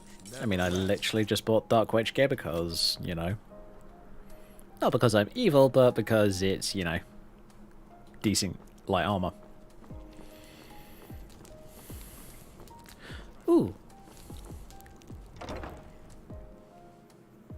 Time to go and grab some more arrows. Hello and welcome. What have you my got for friend. sale? How may I help you on... What are you hunting?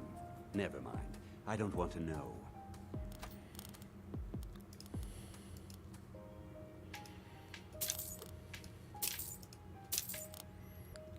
How am I doing gold-wise? I'm at 5k.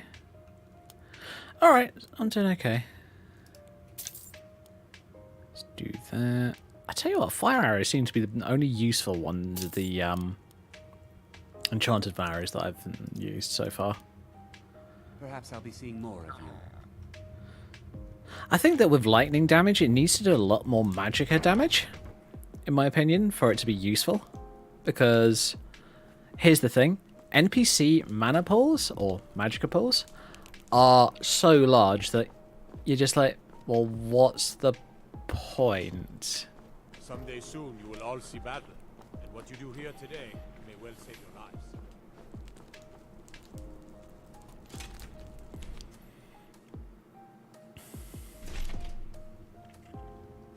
Blessings of the Eight Divines upon you. How may I help?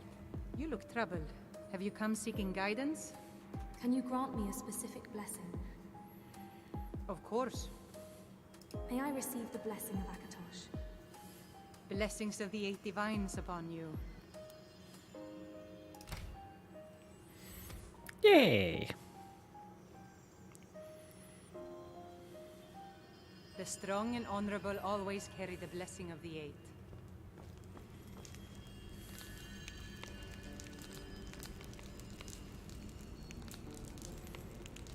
Let us walk in the steps of the divine. As much as I love these boots, I'm gonna have to talk to the Dark Watrons just because the enchantment on them is insane. It's an extra 28 points of magicka, and you move silently. Blessings to you. The divines are listening. The Temple of Divines is always open for worshippers. Cool. I am gonna go after a specific artifact for the museum. Because I feel like it. And, you know, I'm already in solitude. Well, I might go with 2. Yeah. But one will require the cover of night.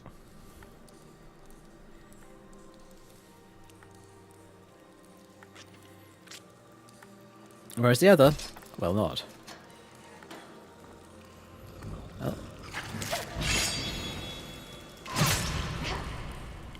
But it might come with a few height restrictions because, you know, I'm half high elf.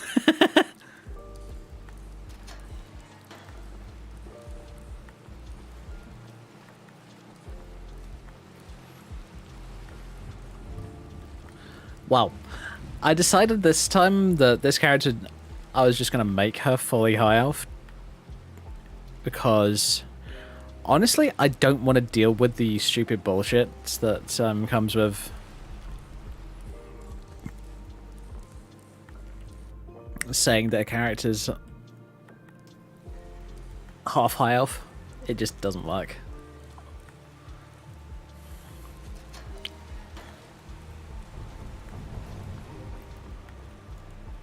Oh, we have a skeever. I'm not shooting a fire arrow at a skeever. That is massive overkill.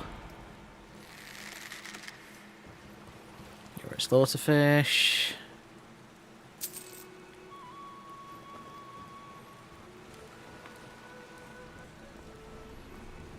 Bling bling.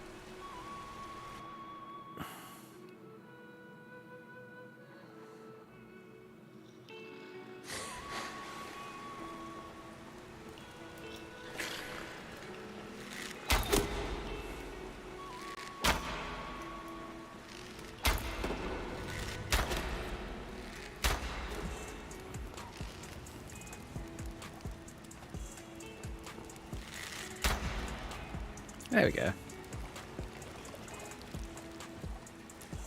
Skeever tail. Okay, where am I going for this? I can't remember. Oh, hello. You're a vampire. Correction, you're a dead vampire. Who did not manage to turn me? Yay! Not planning on being turned on this character.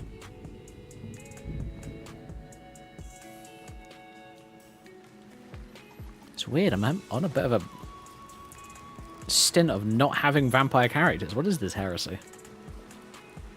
Oh yeah, because vampirism's a pain in the ass to maintain. That's probably why.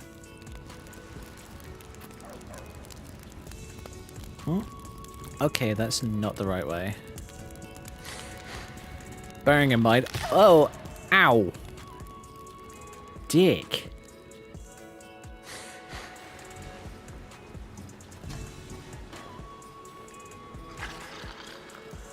Oh, hello.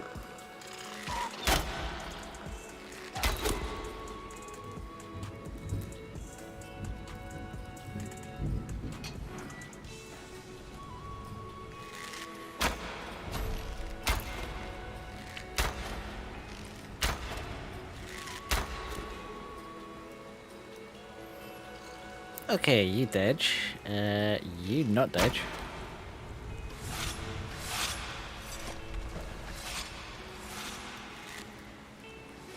Oh, he died. Alright, Thuggy. Ow. Bitch.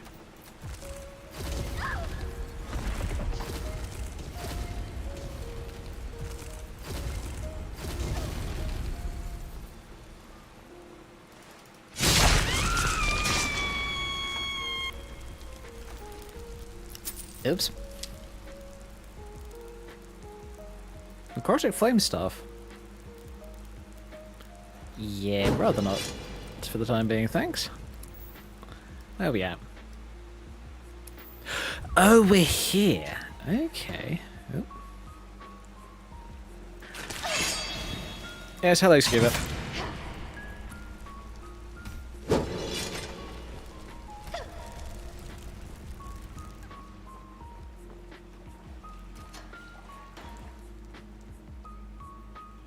Boop-a-dee-boop-a-dee-boop.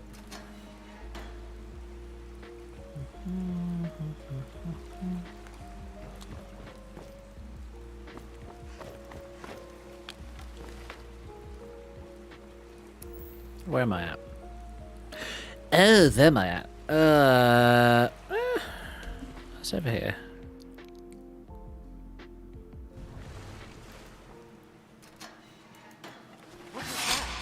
Oh, hello.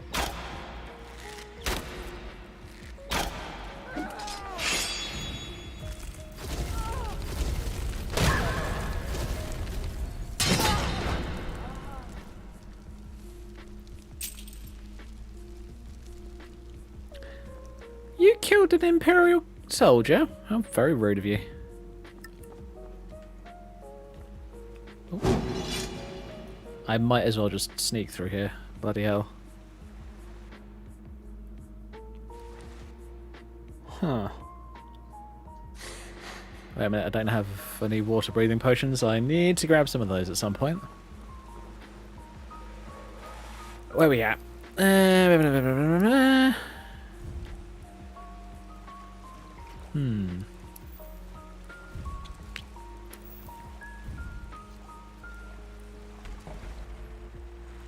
Oh, it's not. Hey, brain, please work. That would be incredibly helpful.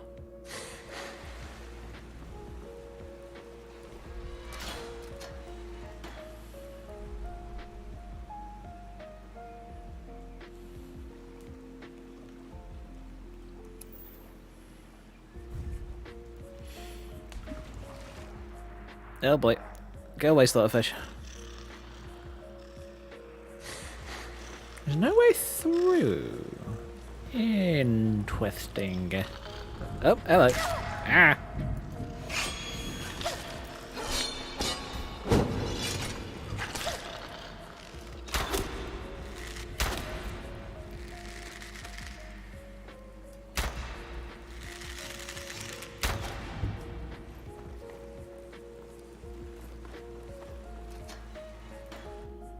Ah! Oh.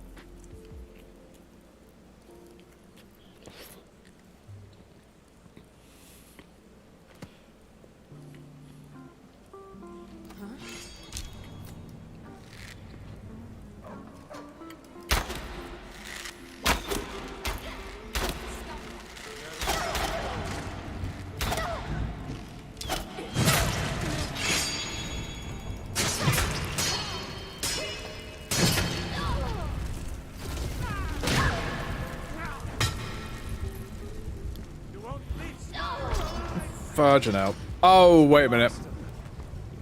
I haven't just got poisons. Oh. I need to disable something. Because this is an old save before I disabled a certain thing in AGO because it was being annoying.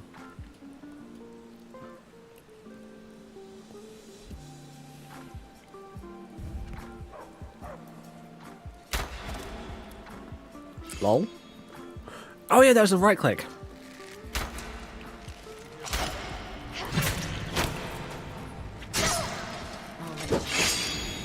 This. Well, that was stupid.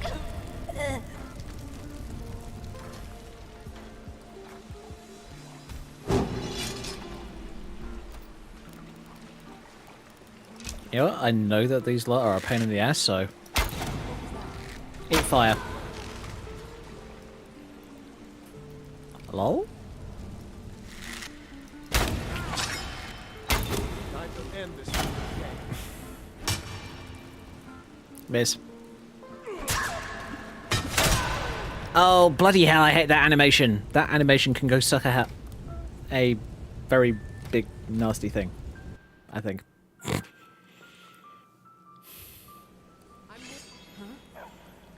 I'm warning you, shut up. Go away.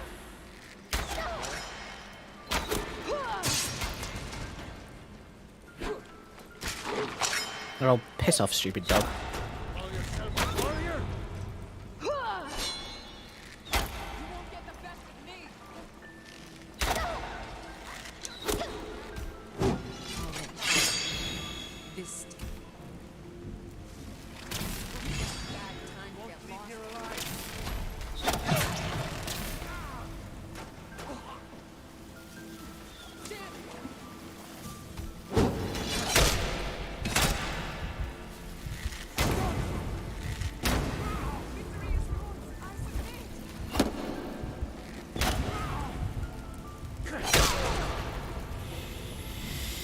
Why can't I bow bash properly? Guys, there's this broken overhead slam one that doesn't work at all.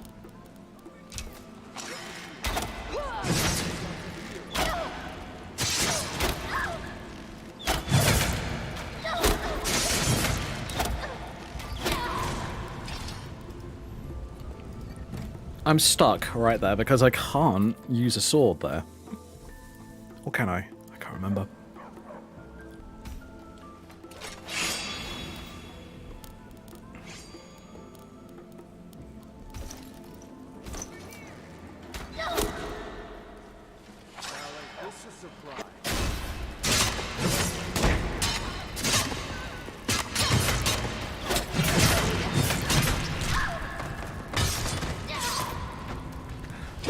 Oh, for fuck's sake, this is getting ridiculous.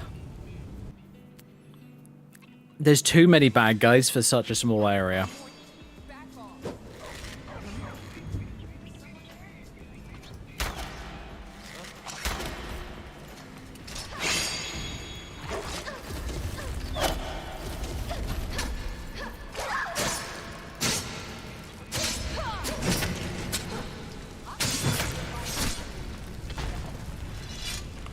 And I need to turn off kill moves. That's probably my problem. It's always overpowered when enemies have the ability to just one-shot you like that.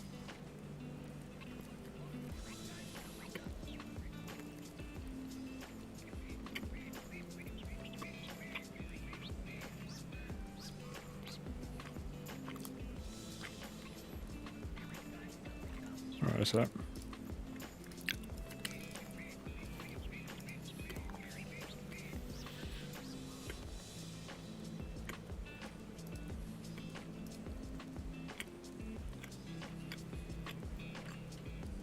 Did you hear something?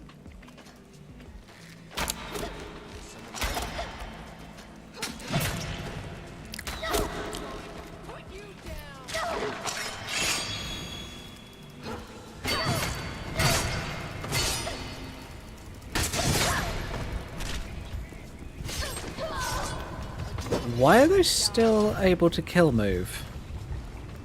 I thought I just disabled that.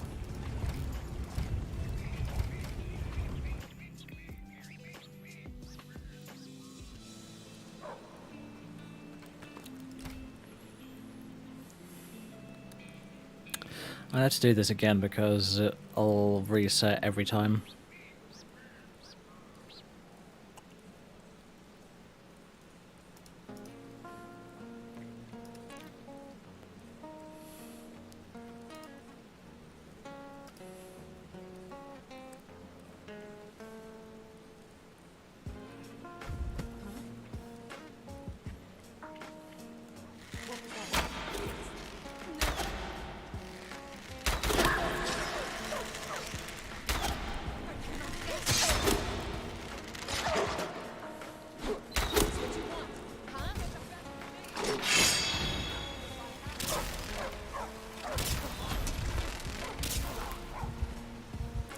Oh shit.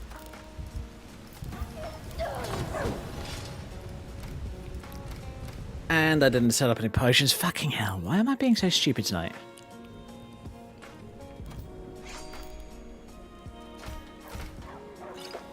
Yeah, that works.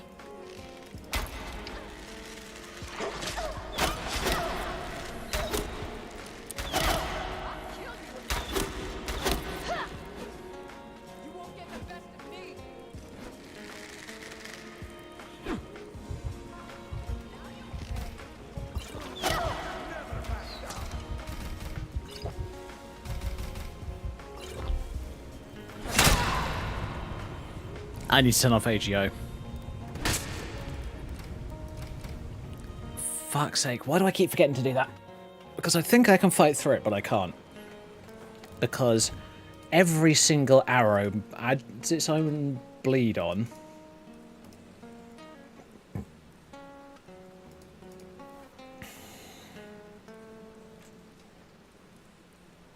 What was that? So you have literally no time to heal. You try to heal, you will die.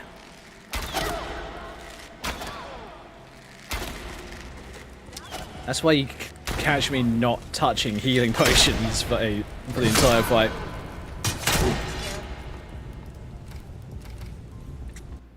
And if I stay in that slot, I will die.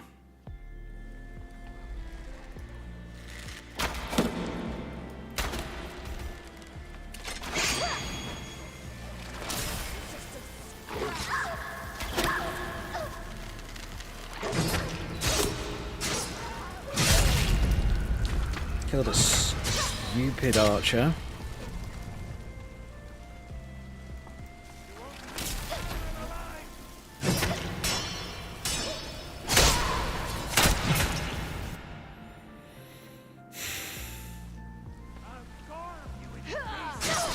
Oh, come on, go away.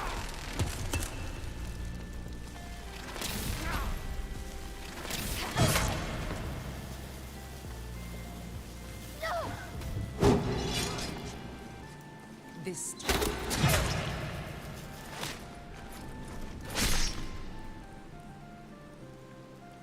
I turned off kill cams. Oh my fucking days. Do I need to do that in Valhalla as well?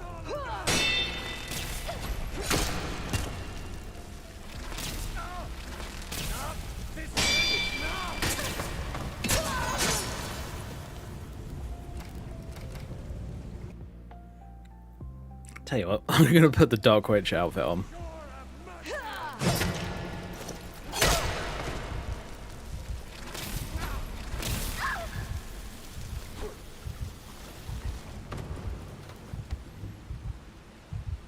I'm gonna get kill moved again, for fuck's sake. Let's see what you've got.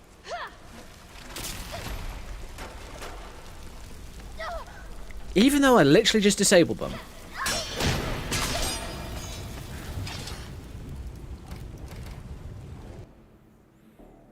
I need to have a look into this. This is not good. Shut up.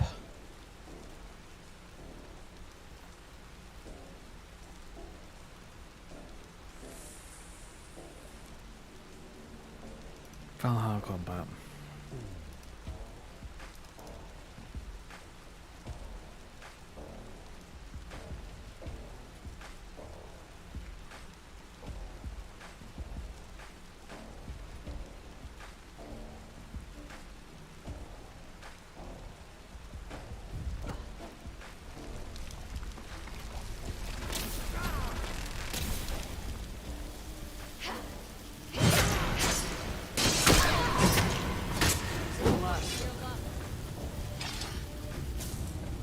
Wait a minute, he's a Nord. Oh my god, what's the betting?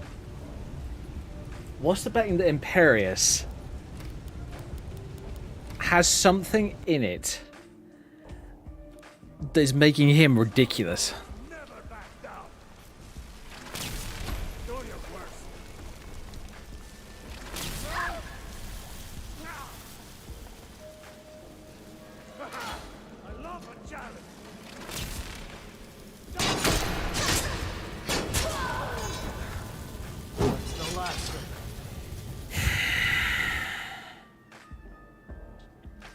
That is stupid. I'm sorry, but it is.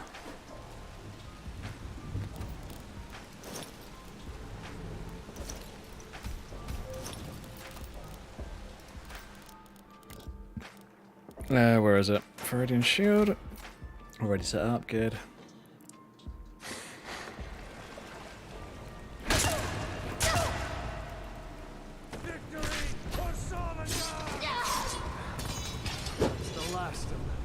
He's still kill moving me.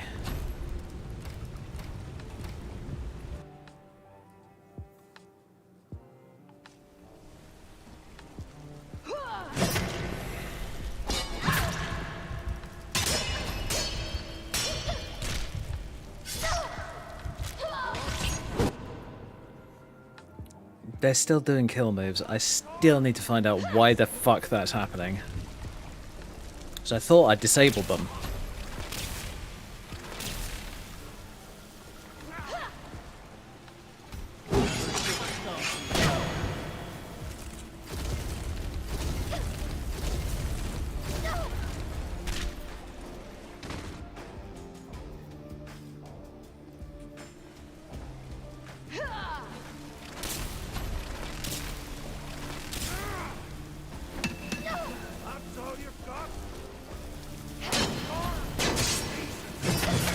I mean, unless BFCO is turning them back on somehow.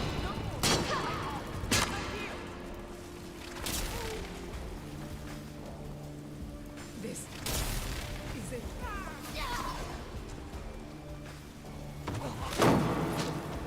Are you fucking kidding me?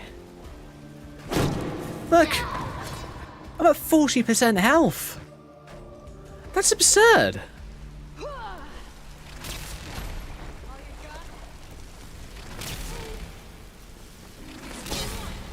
You asked me they should be limited to 10% health or less.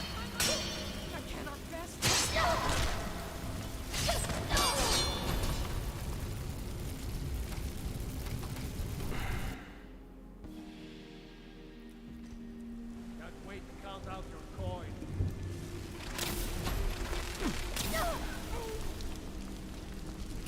Damn you!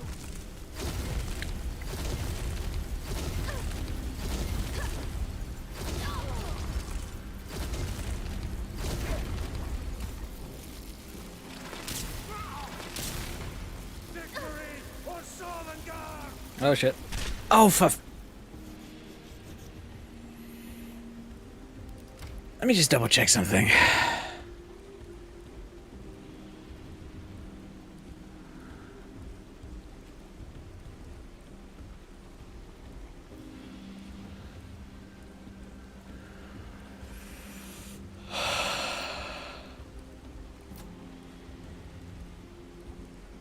Okay, it's not BFCO. And what the hell is it?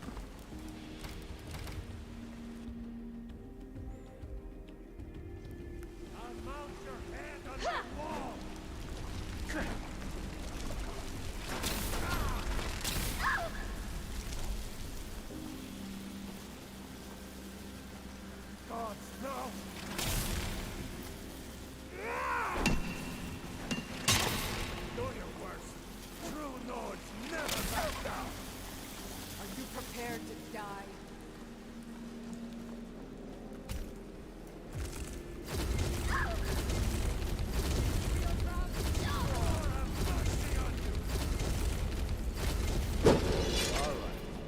Had enough. Okay, you're annoying and stupid. So die.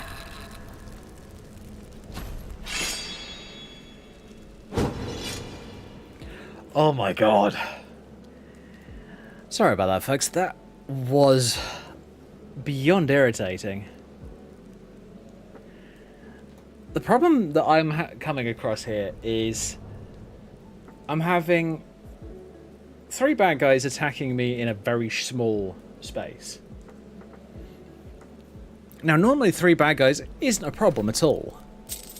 But the fact that it's in such a small area, and yeah, I do have a couple of hit stop mods on to make it so that you can't just swing your sword through a wall and hit someone.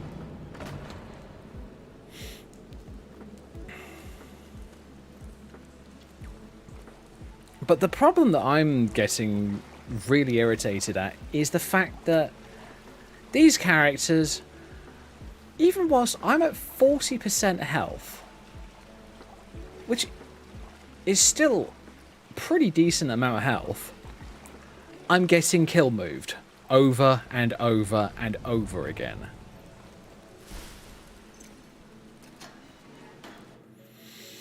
That's the part that was annoying me.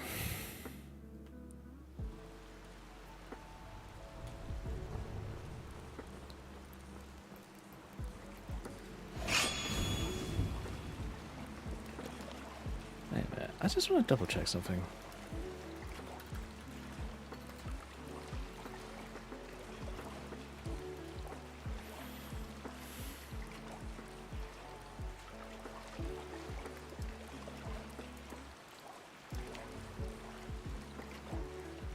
I've got a different mod on called Kill Move Manager.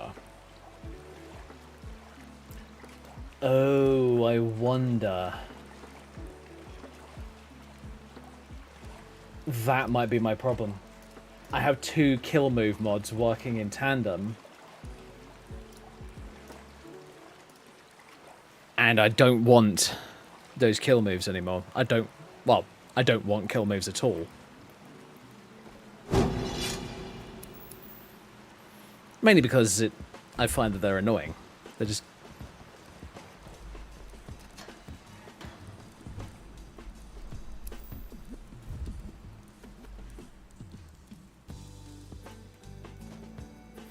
That's Bard's College.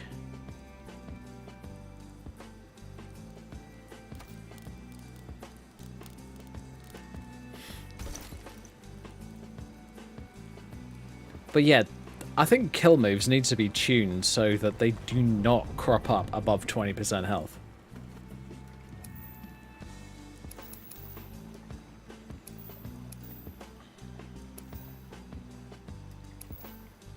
I think it's this one.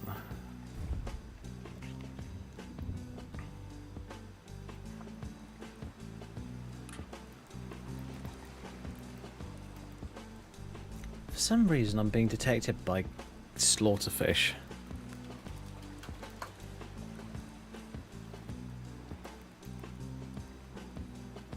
They're 200 feet away from me. Alright. I'm going to leave T-Detect off for the sec. I'm going to go up here, and I'm going to come back down, and then I'm going to turn it back on.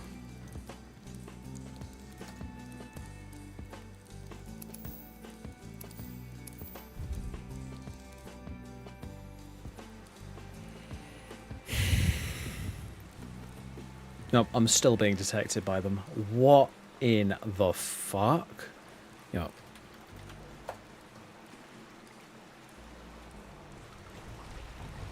That's broken AI.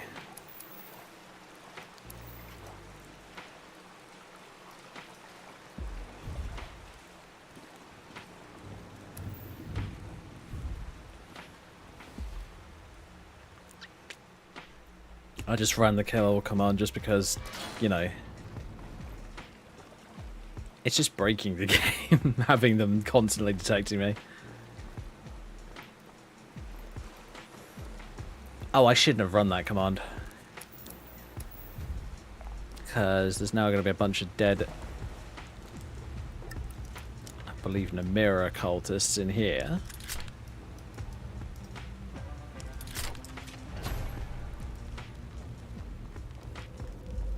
Yeah, I just accidentally kill all of you.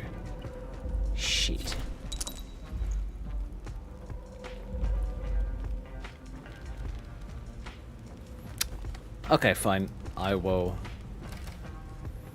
reload the sewers and not run that command.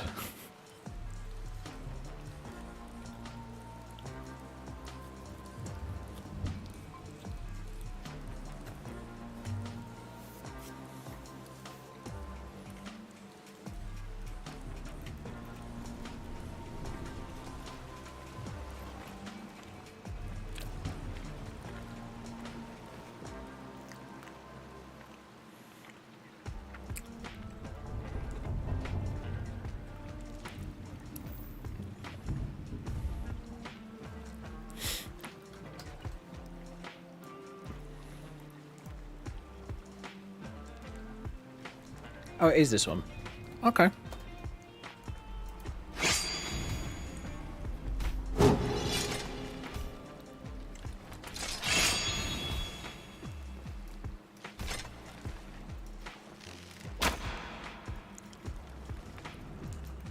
Right. Why it was detecting me from so far away, I have no clue. That's kind of weird, actually. They're not supposed to do that.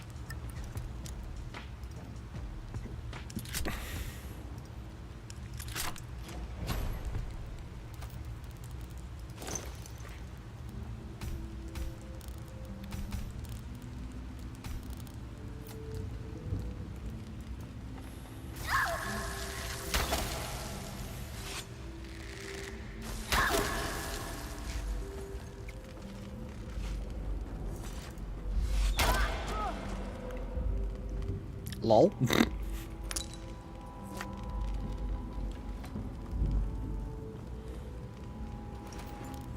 Yeah, it's in the mirror cart.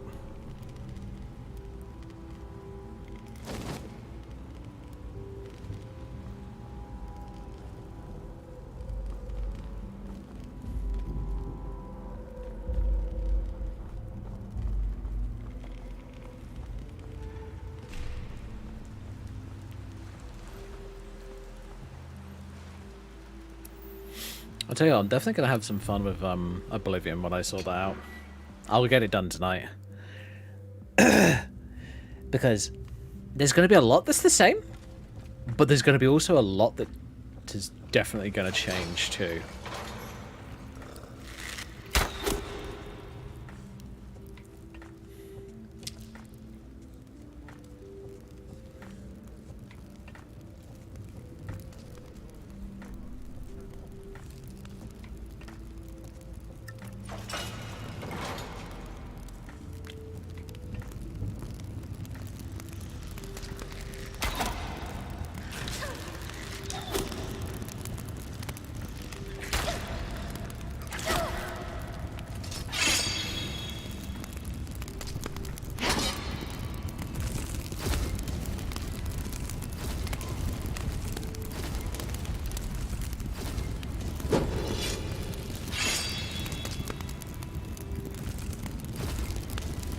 Thank you.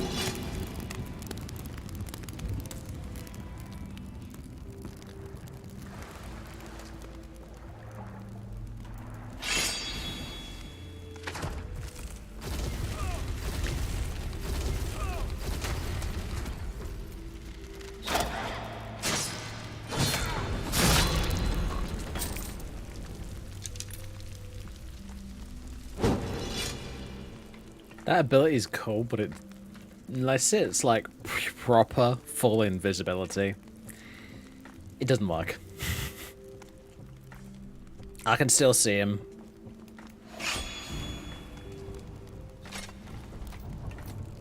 Oh, hello.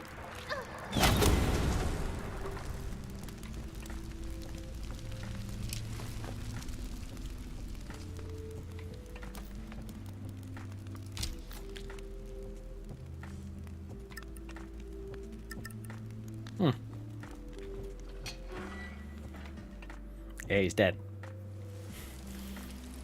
Oh god, not Chorus. I forgot about Chorus. These guys are bastards.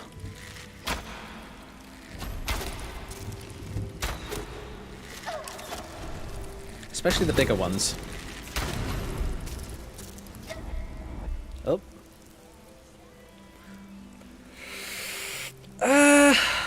give myself a bit more health, I think.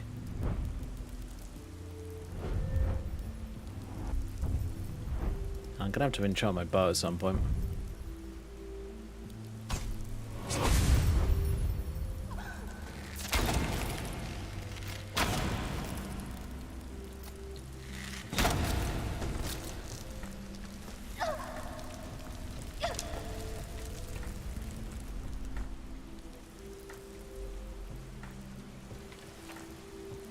And I might end up carrying a crossbow at some point, because that would probably be useful.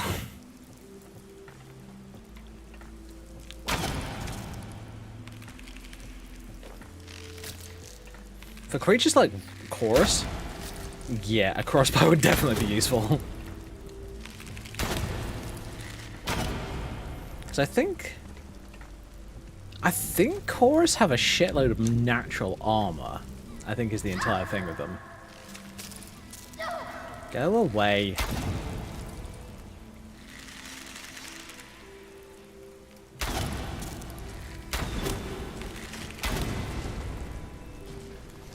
Oh, that's something I'm gonna miss when it comes to Oblivion, though. True directional movement and True HUD.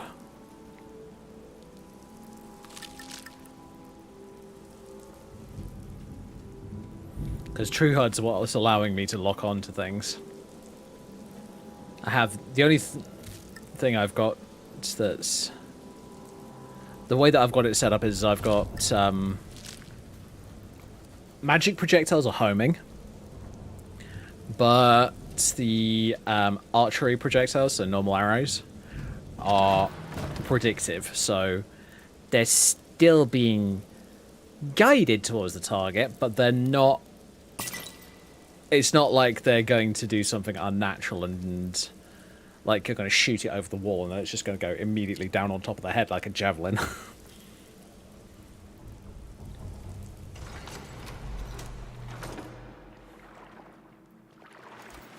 Oh boy. Poor bugger.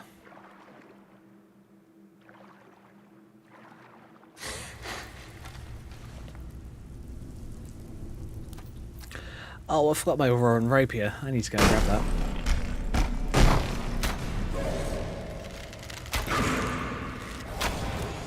Which is basically a rapier version of Dawnbreaker. Which is like the coolest thing ever in my opinion.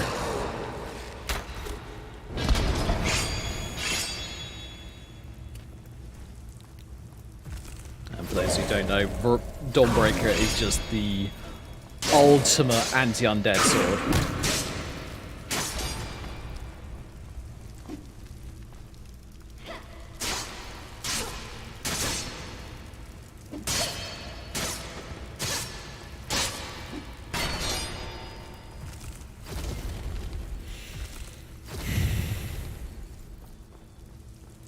That's not doing anything, is it? Alright, fine. Die.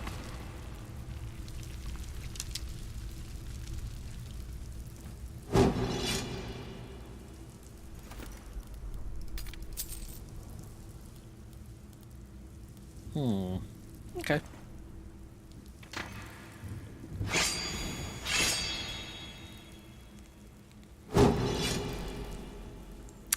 Where's my claw? Alright, we've got dragon, eagle, wolf. Okay.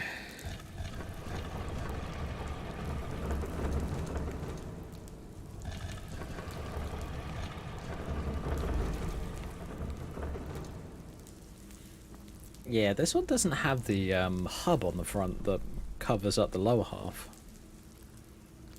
Which is kind of interesting. I'm wondering whether that is intentional or not.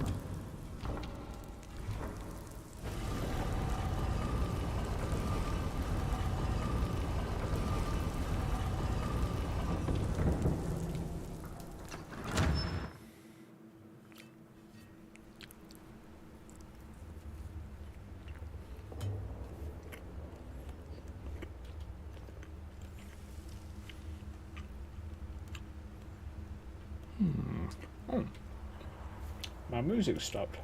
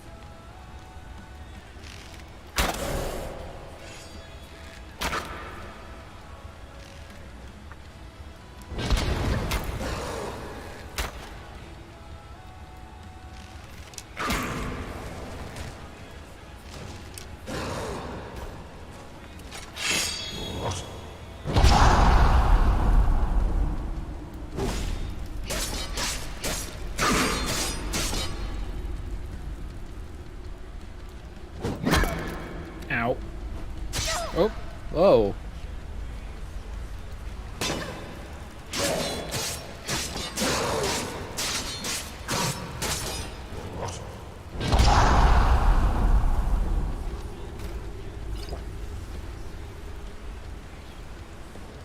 Hello. Come on, little raider.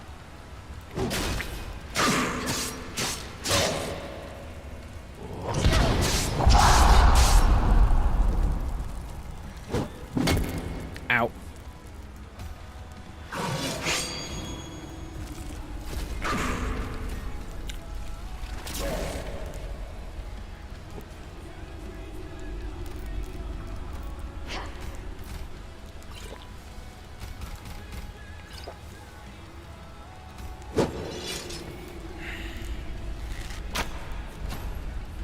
Thank you.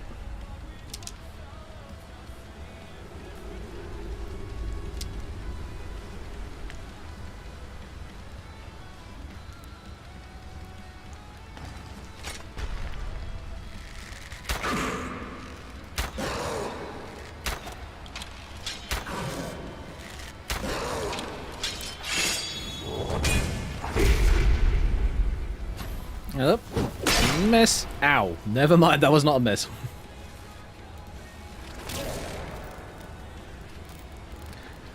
Where is it? Fast healing. There we go.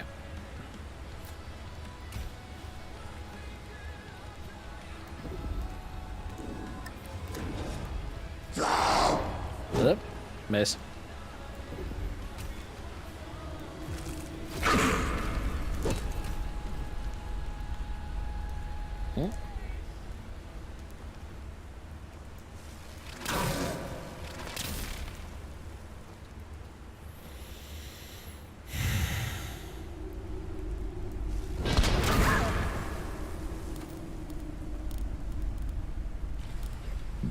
Hmm.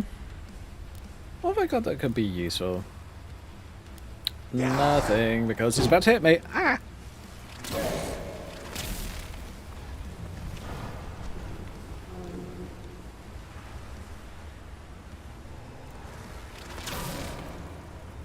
Scrap. It's up to shield.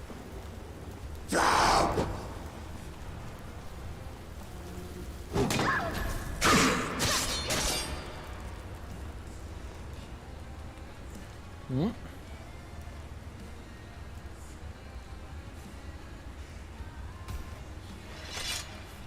Really? You're just gonna be a dumbass and... I need to figure out why that's happening. Because the disarming shouts aren't working on me.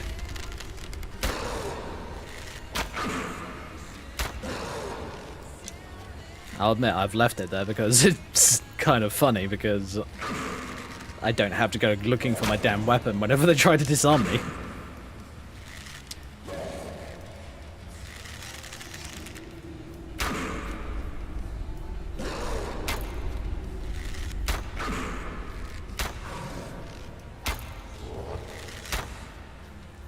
No. No charge up doom ability. Go away.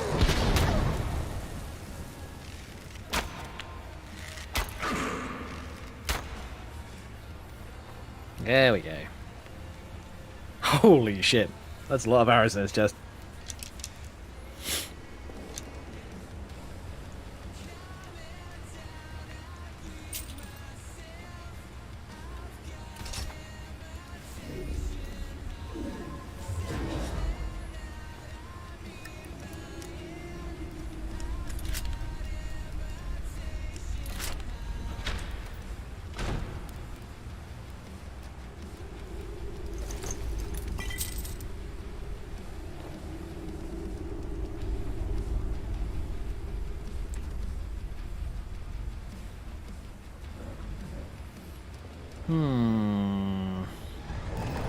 I'll go this way.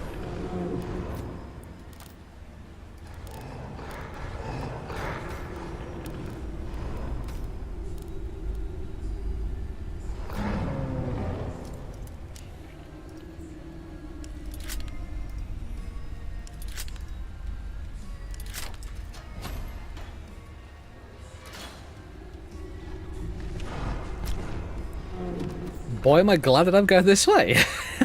That's an ebony bow. Very nice.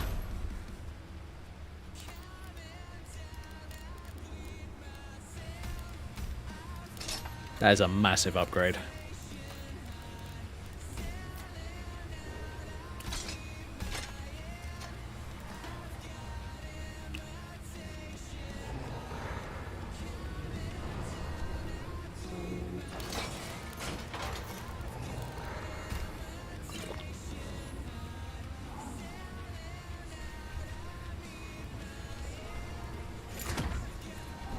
Bye. Whoops. Bye.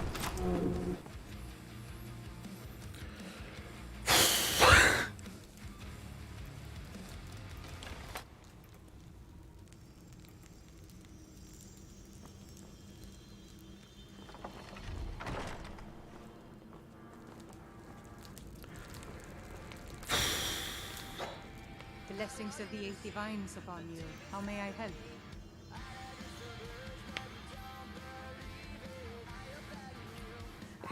May knowledge of your divinity carry us through our daily trials.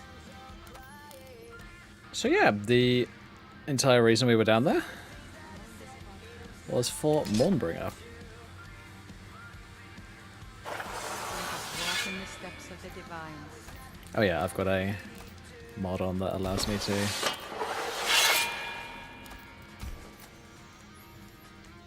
single wield weapons if I want to. Well, great swords.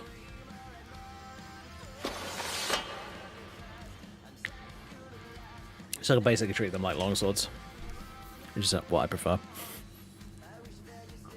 And technically, the quote-unquote great swords in Skyrim are technically long swords. Most of them. The only one that can be considered to be like a proper long sword, sorry, proper great sword, isn't, well, that could be considered anything other than longsword is the steel sword, the default steel sword, the one that's got the leather wrap around that part below the main blade. That's not quite, but technically a Zweihander.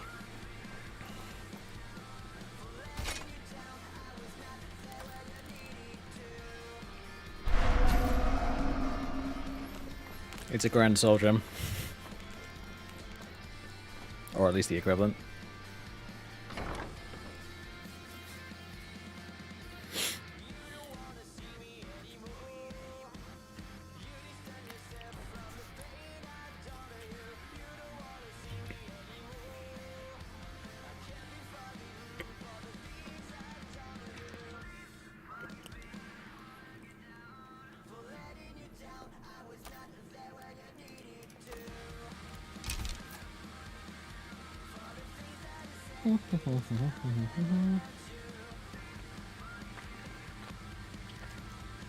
Steward, when is my appointment to meet with General Pope?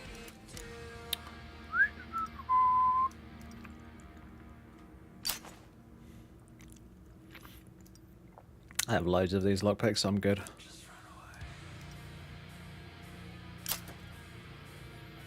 Okay, man.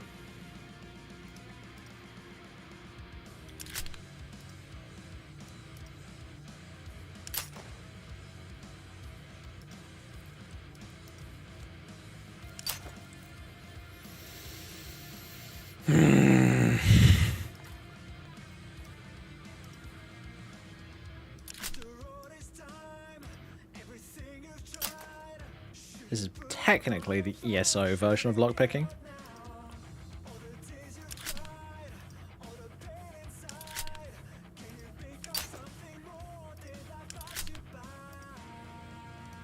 For those wondering. But it's a mod that adds it into Skyrim. I actually find this much more enjoyable than the base game lockpicking.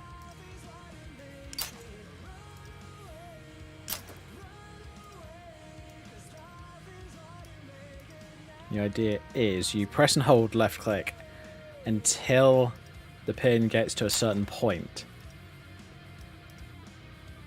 On the easier locks it kind of jiggles a little bit.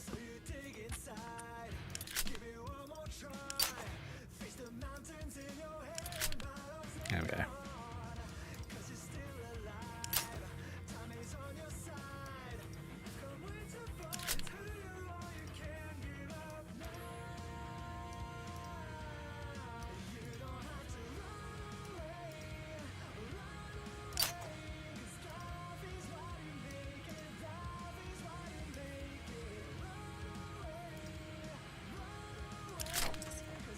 issues we must speak about. I'm afraid he's had to reschedule. There we go. By all accounts, waging war takes his every Some reason the palace here really lags for me at the moment. And yes, that top part of the roof just sometimes disappears entirely. I managed to fix it for a short period of time, but then afterwards, after a period of time, it just broke itself again. I was just like, you know what, I can't be arsed with this.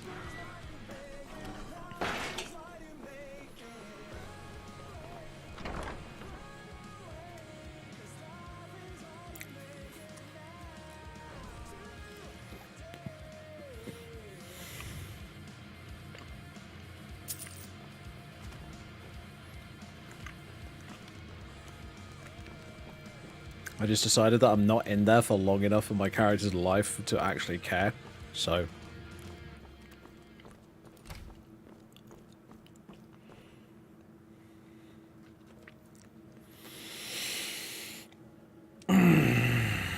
So I don't care, basically.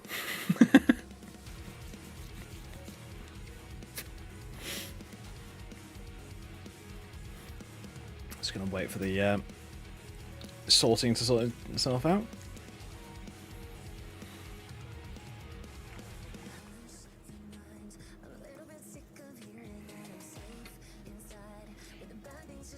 Thank God this mod comes with that option though. Holy shit. I would have lost my shit if it didn't.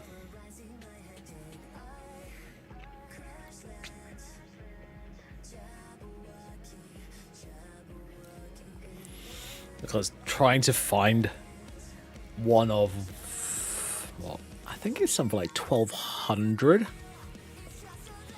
displays.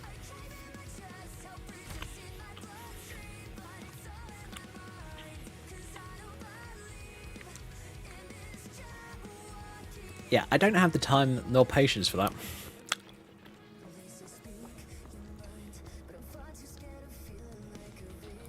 Tell you what, let me have a look.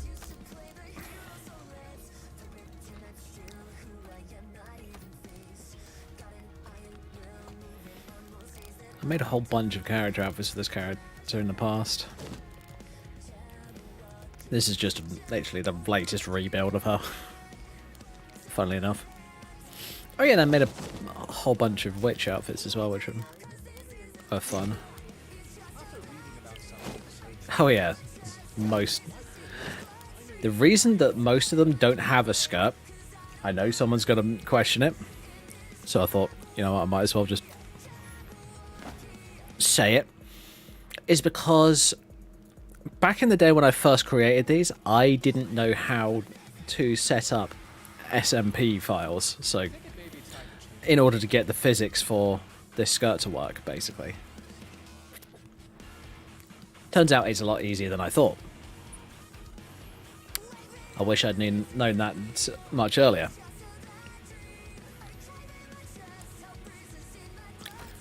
Wait a minute.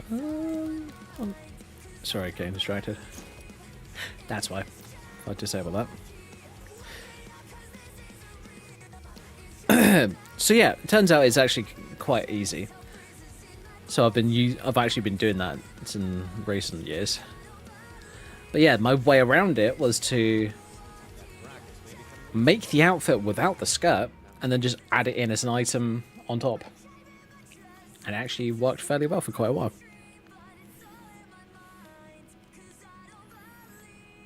This was actually kind of a nice one, but there are some glitches with it that I need to fix. Dust everywhere. You know what? I kind of like my noble outfit more than I like the Dark Witch.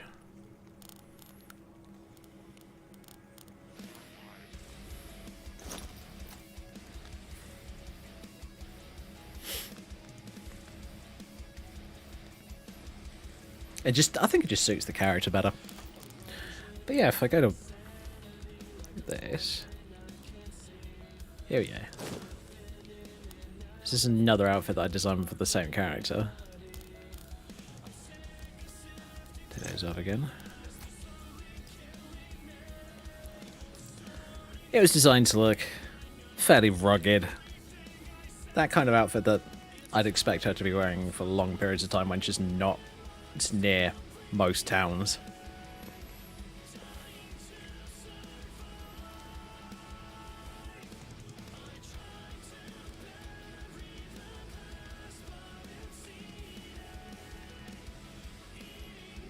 But unfortunately, these leggings, these parts, have a bad habit of clipping with boots. So by clipping, I mean like where you'd expect to see a smooth surface or a textured surface, and then you see part of one outfit colliding and going through the other. That's clipping. I can actually probably show you pretty quickly and easily, because I'm noticing it right here. So yeah, that's clipping. So the way that you get around that is you go for thicker and heavier looking boots, or you go through a painstaking and often irritating procedure of trying to make the parts work together. Which, I must admit, personally, sometimes I have the patience to do that. Other times, I really do not. At all. I'm just like, nope, not doing that. That is a waste of my time.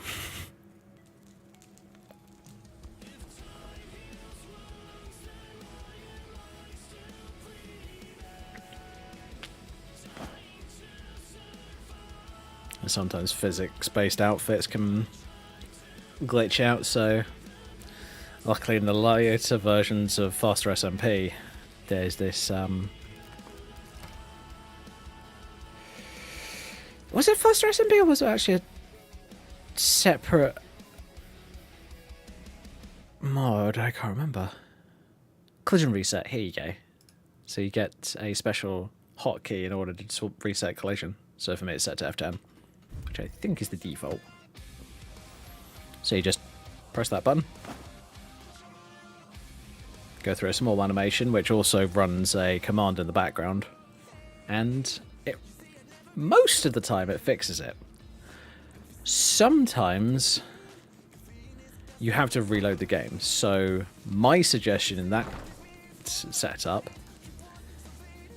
like, say it's just wigging out completely, it's causing issues and being just a royal pain. You just hit F5 or your quick save button. I've moved mine so that F5 and F6 are right next to each other. Not sure whether that was a good idea, but you know, I did it anyway because I'm me. And then for me, I can just hit F6, which is my quick load. And usually once you've done that, it's fixed.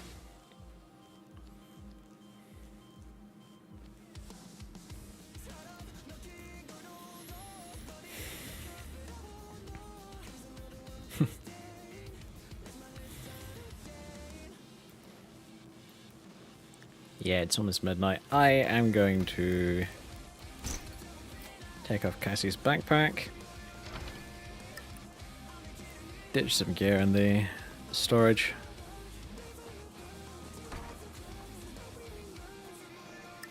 Oh, shit.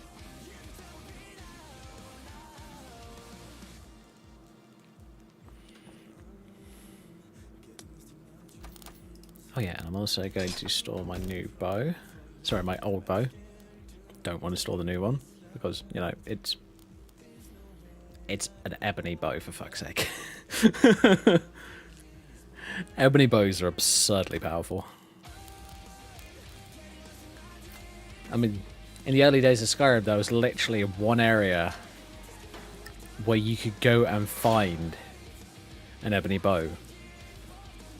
The problem is, it was owned by a particularly dangerous Draugr. And unless you had a few levels under your belt, it would one-shot you. Every time. And I'm pretty sure it would do that even on novice difficulty. which for Oblivion players, that's very easy. It's the absolute lowest difficulty, basically. Now, personally, I tend to play on Adept because it's the best level, in my opinion, of squishy enemies versus, well, the enemies aren't super squishy, but they're not super tough either. I find that it's the most enjoyable, personally, when I'm not looking to have my ass kicked 100 times by every single effing type of Draugr in existence. Sorry, so I'm getting some people genuinely boggle my mind because they decide, you know what? I want my ass kicked so hard that it really hurts. And I'm just like, you are one strange individual.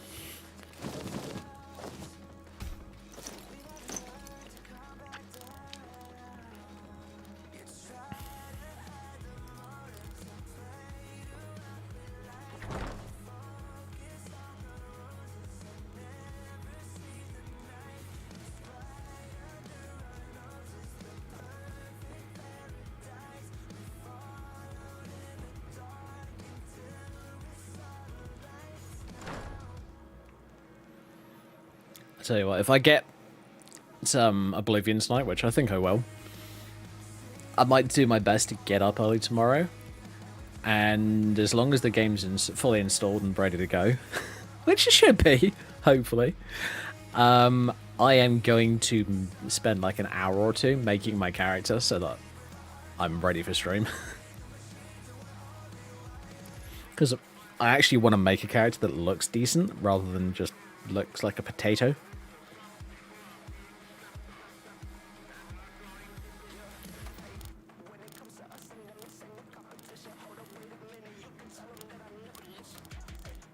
Oh yeah, cosplay pack and a whole bunch of other mods.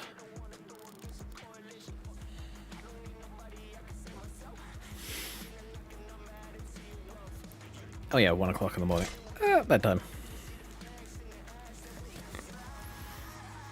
I need to go and talk to Behrend and get a better dagger, because mine is still steel, and all the rest of my gear's ebony. Why do I do this to myself?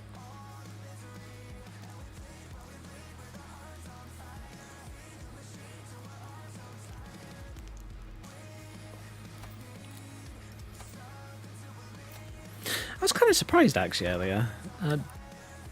As I said, I've watched a few other people play Oblivion, and I noticed that their pickpocketing skills was like, I don't know whether this stream was just getting lucky or whether it was something else, but every time she pickpocketed this one bad guy, she basically got away with it, and I was just like, is your luck insane or is mine just shit? Because I get caught many times over until I have really good pickpocketing.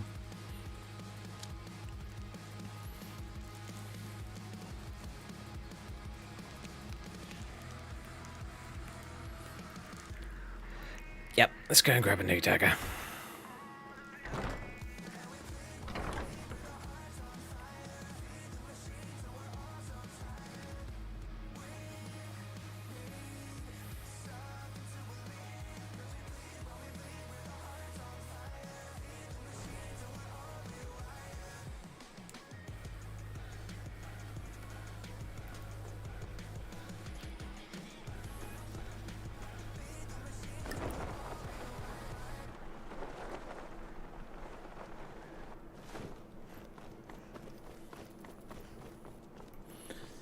Yeah, I might change the date in my game, because Hearthfire is way late in the year. And I don't want it to be snowing in Solitude.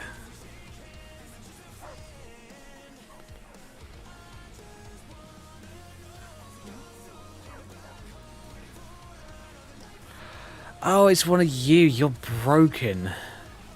Fucking stupid. 48.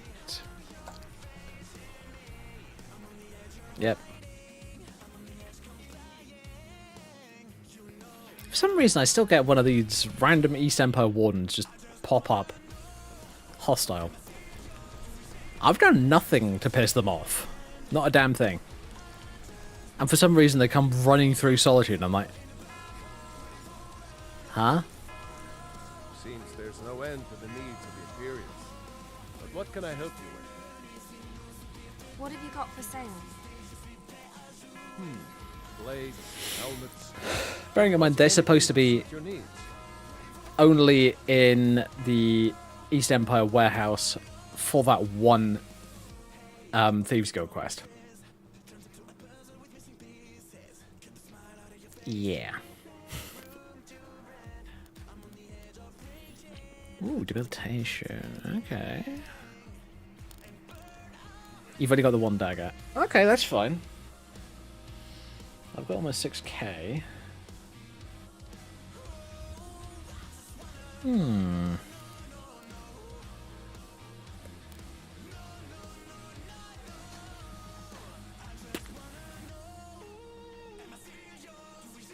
I'm trying to decide whether that would actually be worth it. I mean, it's better than my dagger. My dagger's... Yeah, my dagger's steel. Yeah, good deal. Anytime you need arms. Armor. My Oh. sword never rests. Oh, he's looking at him. Oh, I love it. There we go. Oh yeah, I need to disenchant those gloves.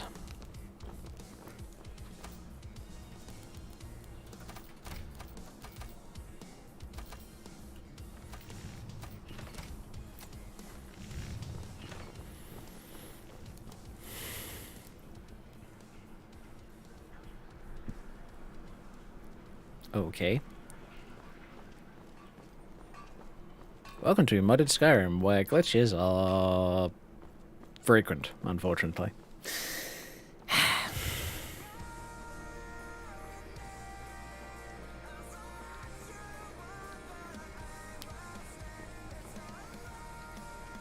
Yeah, I was genuinely and pleasantly surprised by Oblivion earlier today. I was watching some... At the beginning of the stream, I was watching this guy doing a overview on Oblivion Remastered. And the first-person animations for daggers and swords were really good. I was kind of like, why wasn't this the same in Skyrim? Skyrim took for fucking ever to come out, and there were like 4, 5 animations for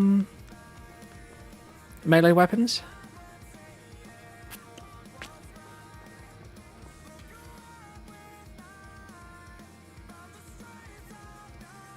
Like in general, and I was just like, what? That's terrible. That's terrible compared to a game that came out like 5 years before it. That's just weird. Oh well. Although I must admit, I would prefer if the sneak power attack for daggers was a stab. Actually, I think it'd be cool if it was a stab for daggers and swords. Well, short swords.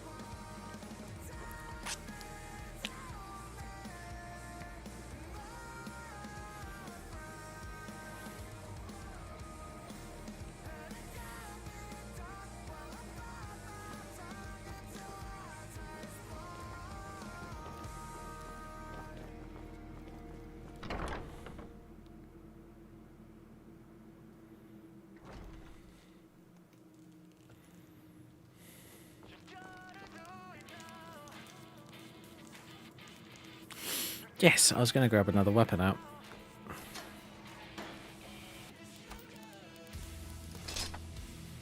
Gonna grab my Auroran Rapier.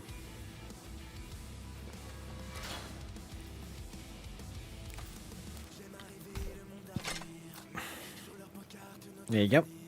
That is the Auroran Rapier.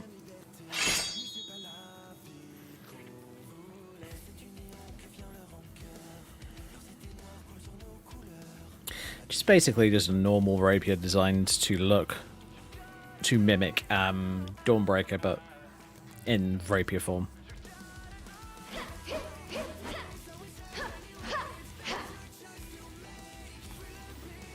And I gave it Dawnbreaker's enchantment.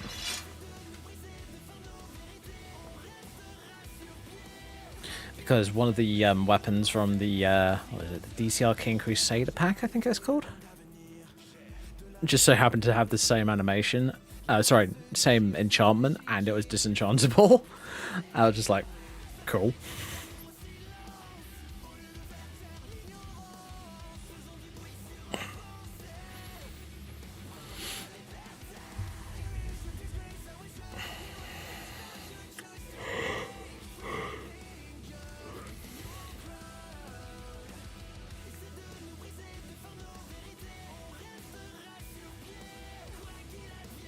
But yeah, very, very cool sword. I've always loved it.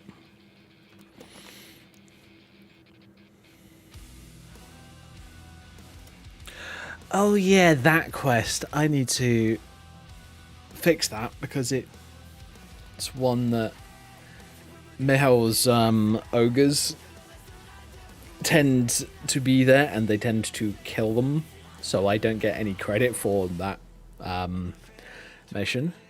And I can't get any more bounties until I've already done the previous bounty.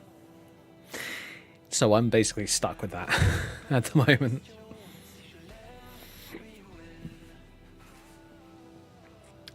I'll have to figure out where that is.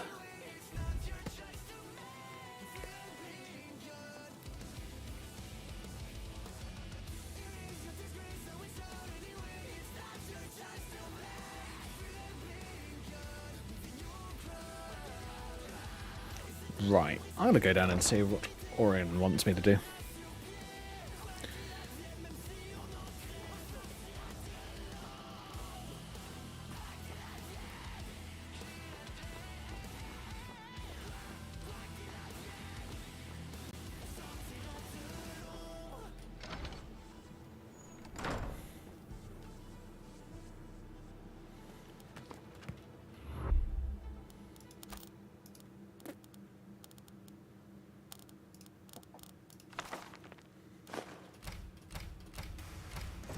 He's in the library. I'm not surprised. Nerd.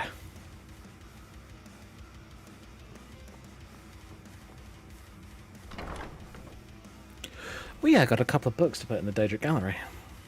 A couple of black books.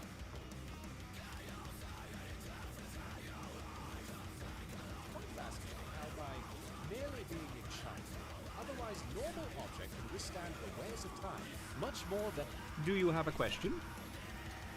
Anything new for me? Oh yes, I have in fact been researching the location of an artifact of interest. If you have the time, you could investigate it. I'll mark the location. Farewell. Oh, I'm you're having here. trouble locating the artifact. No, Orion, I'm not going to do that one yet. Really? Well, it's entirely possible that the artifact may have moved from there. I'll continue to do some more research. In the meantime, here's another possible artifact you could look into. No, I'm just being lazy and I don't want to do it. Helgen. Okay, that's fine.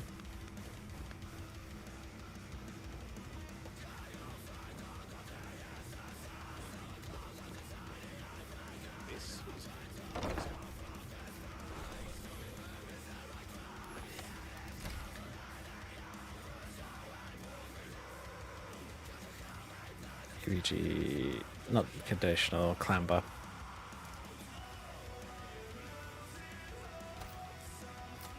Go for extreme.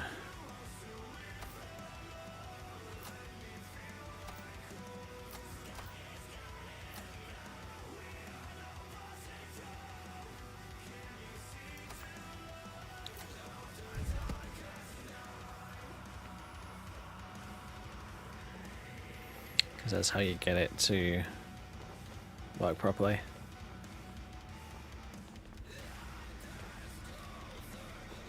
There you go.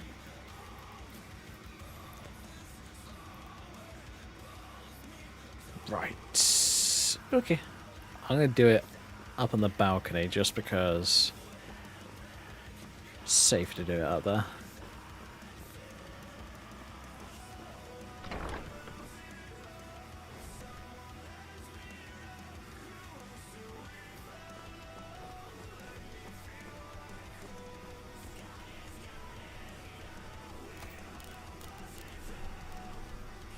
Oh!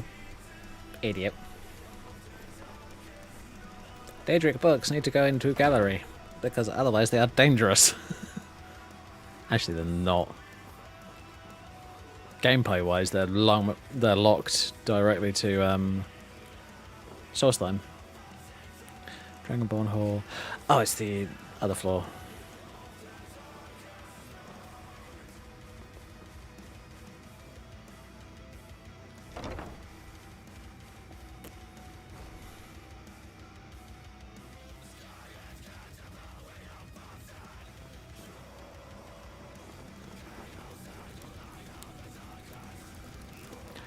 Okay, that's one part of the Everglade mod that I'm actually going to tweak. I'm going to put that back to balance. It's Winds of Change and Cellar Regent. After reading about something for so many years, it's really quite rewarding to finally have it here on display to admire. Yeah. I'd like to have some Mythic Dawn gear to Vids. I'd like to have some Mythic Dawn gear for him to display, but unfortunately I do not currently. Ugh, I had a decision to make earlier today. I woke up late and I was just like, alright, well, am I going to go down to Morrison's to get my Pepsis? Because I literally had to completely run out of them last night.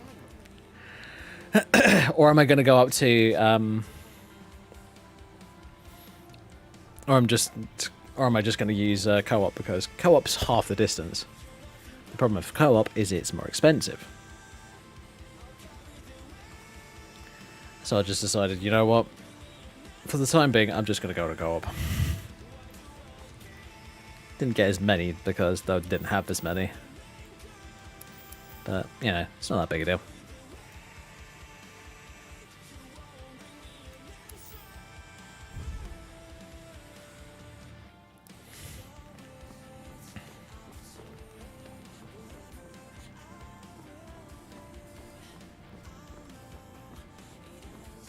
Bearing in mind, I was doing that all before I had any foods for the day, so I was just like, you know what? I don't really want to be out for an entire hour before food.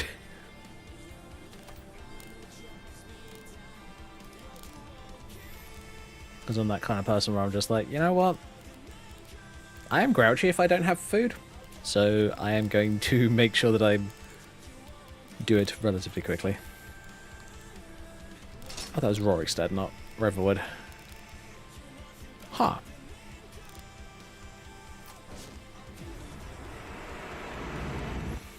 Whiterun then.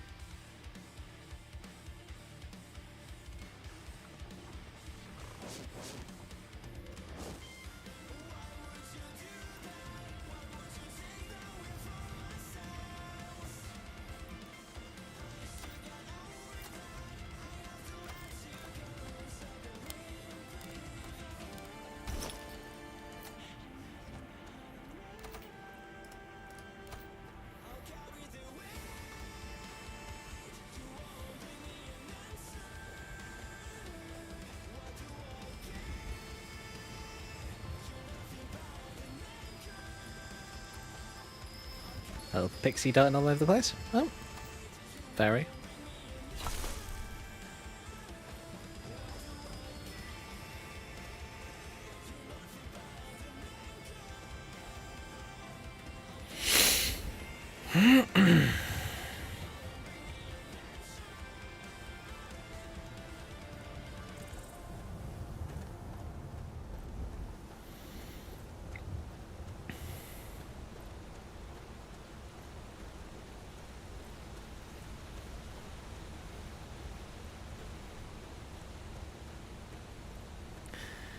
Yeah, sometimes I must admit I really prefer walking to fast traveling. What the shit?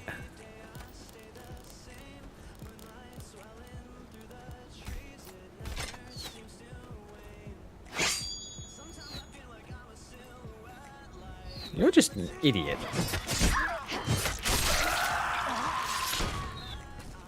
What?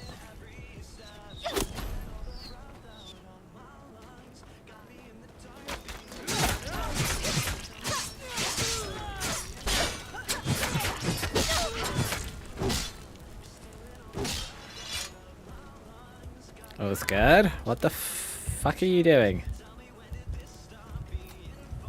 Come on, let's see you put up a fight.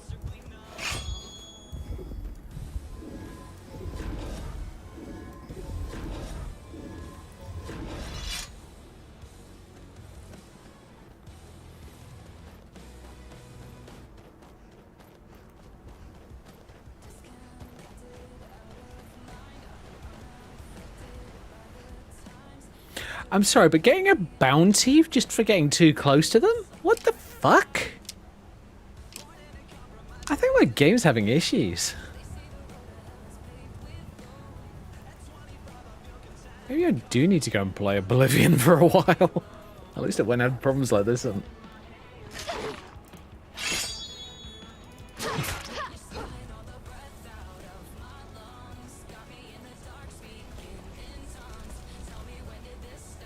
So gets me back there. My favourite game of all time all over again. It's good to hear Mate's face.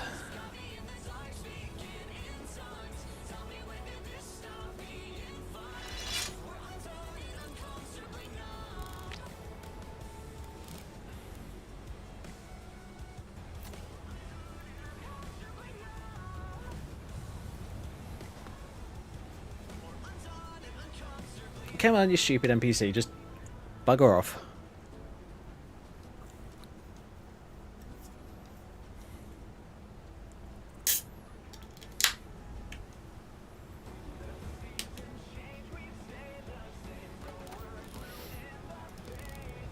I got too close to an Imperial group with a prisoner and got a bounty. That's stupid.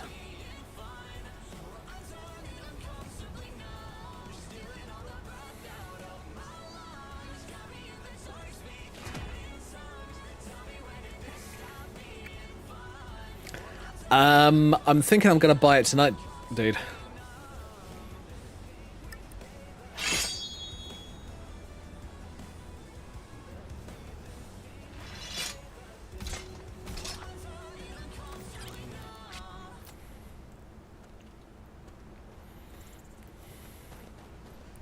I wasn't sure until I started watching a streamer earlier today.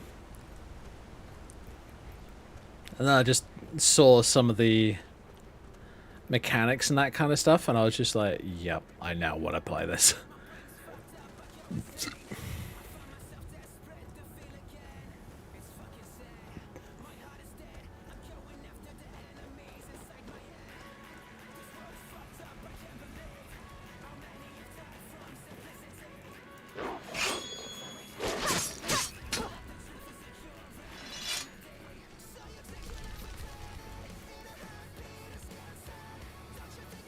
Tell you what, one thing I'm definitely gonna miss is all the mods that I have installed. We got some furs and fruit. Never should have come here. Someone do something! Time to end this decay.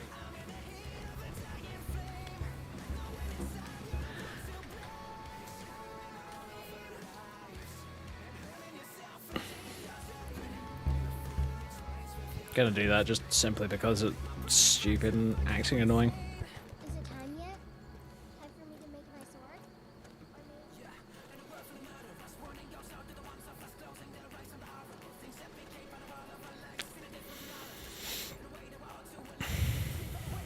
Yeah. It looks good. It really does. But as I've been saying earlier in the stream, there are a few animations that I was not overly fond of. That I must admit, if I can figure out how to make animations for that game, I'll be willing to learn how to literally keyframe animations to the point where they work in a way that's less goofy than the Oblivion ones. Because there were some of them that I looked at and I was just like, really?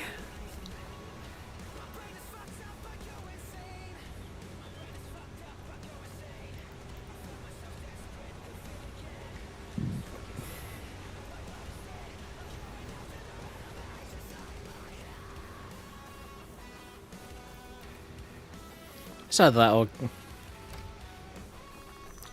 figure out how to replace them and then ask my friend, one of my friends to do it.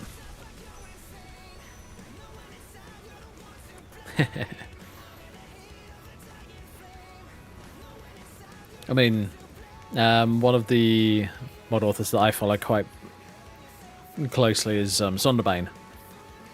And he does some amazing animations.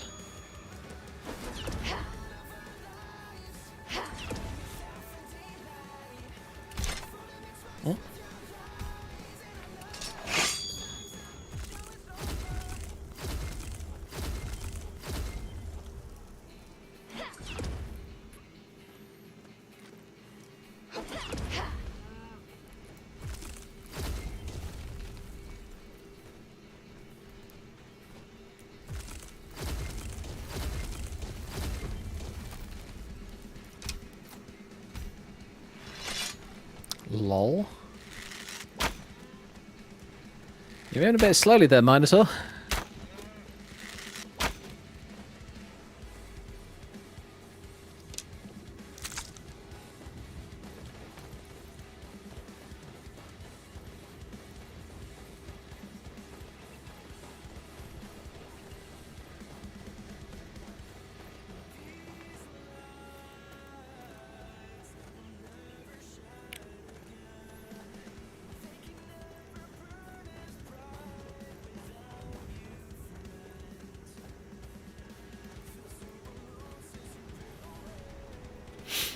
I did hear that the game's like 150 gigs, is that right? At least from what I've seen.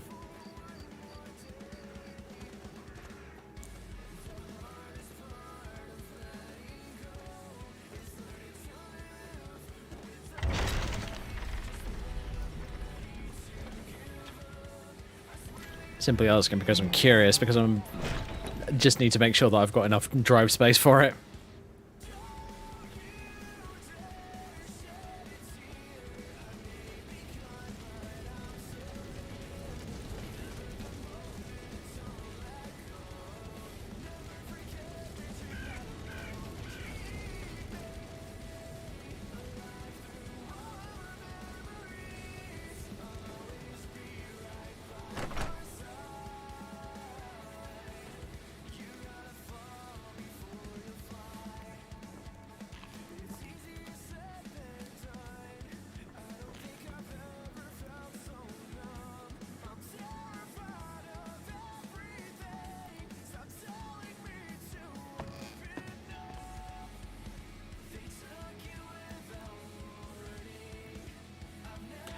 Oh my god, is it gonna send me into try and... Fuck it, I'll do it.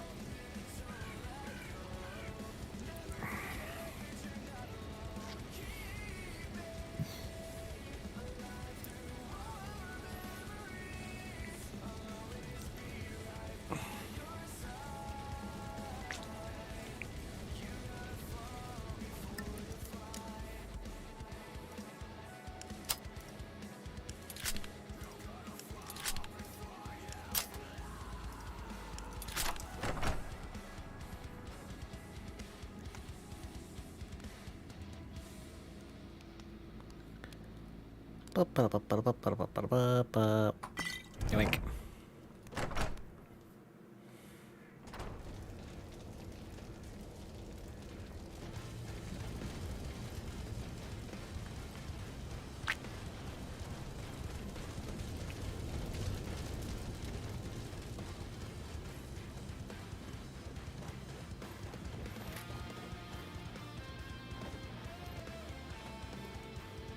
Yeah, can't get out that way. Okay, fine.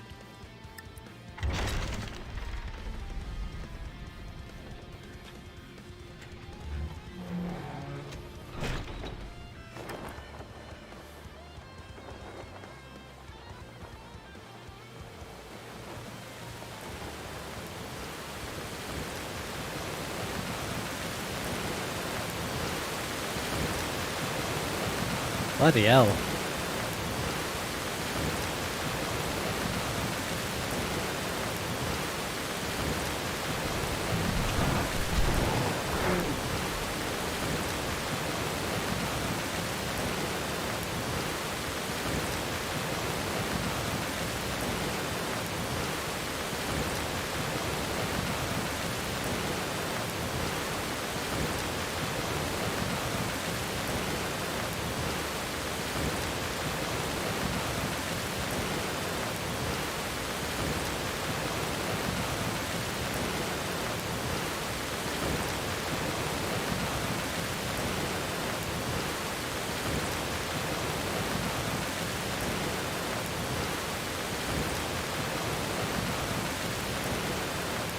That sound effect is looping. Yeah, that sound effect's looping. Just stoke the fire. Take a seat and get the cold out.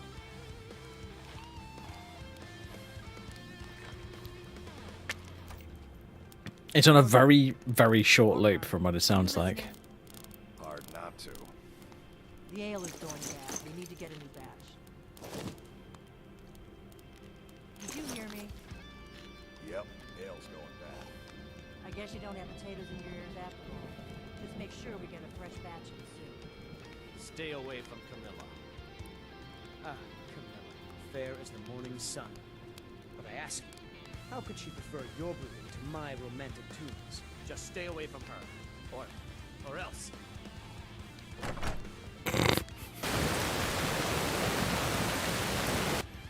I'm sorry, but that sound effect is way too irritating.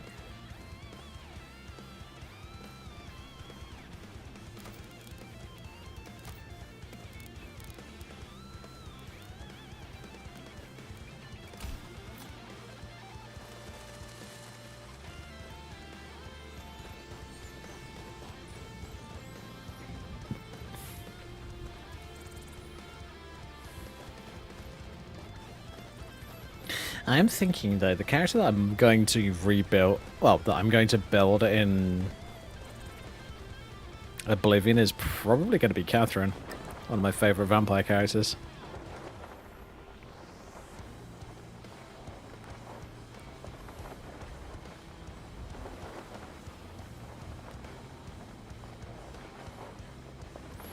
So I'll just have to find a very nice place to become a vampire in, I guess.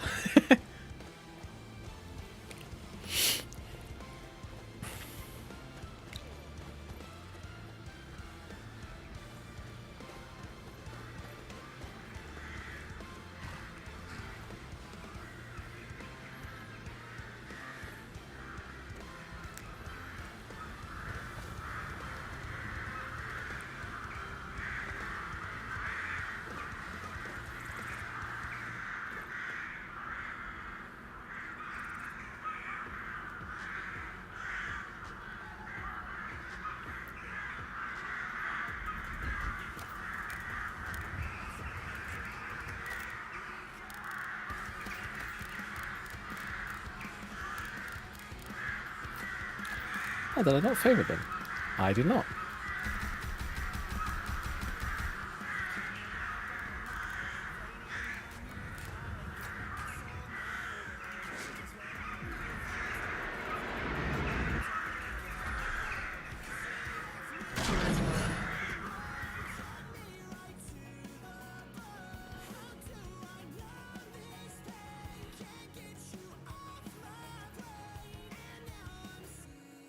That was weird. I was just noticing some frame rate drops.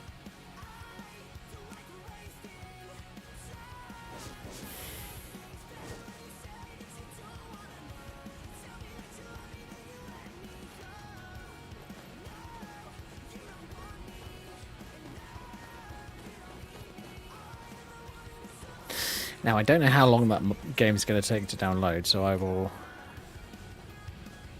probably be heading off at a pretty much 11 o'clock. Like, not much later. Because I'm going to want to buy it and immediately start installing it. Because, you know.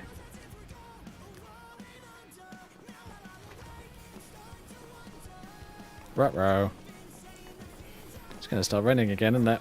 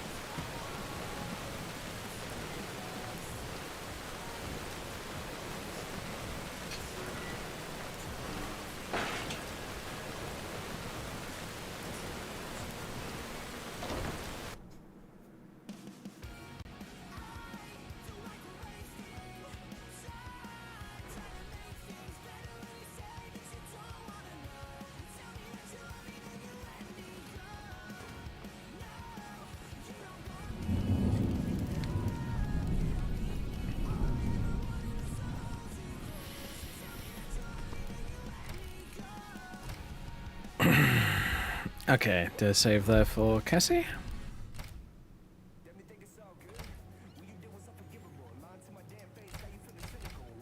Light up Catherine for a little while. Ooh, I might have a look at one of the old lore videos for Oblivion. Or at least the Elder Scrolls, because that might be fun.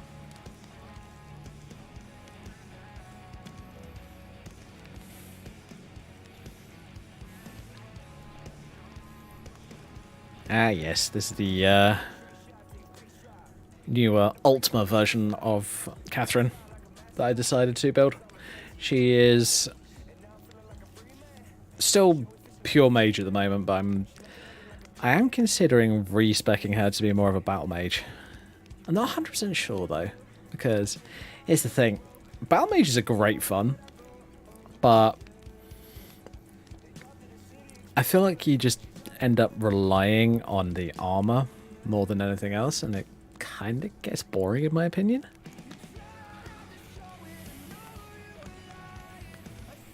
It's like when I played the Aurelia Battle Mage a few months ago. She was ridiculously powerful. She was an Ultima Battle Mage and a vampire, and she just destroyed everything. I was kind of like, how is she this powerful? I haven't even upgraded her gear. There's no, like, improved or even up to legendary on the gear. Like, so there's no smithing upgrades on it. It's just enchanted. And she was doing ridiculously well against everything. And I was just like,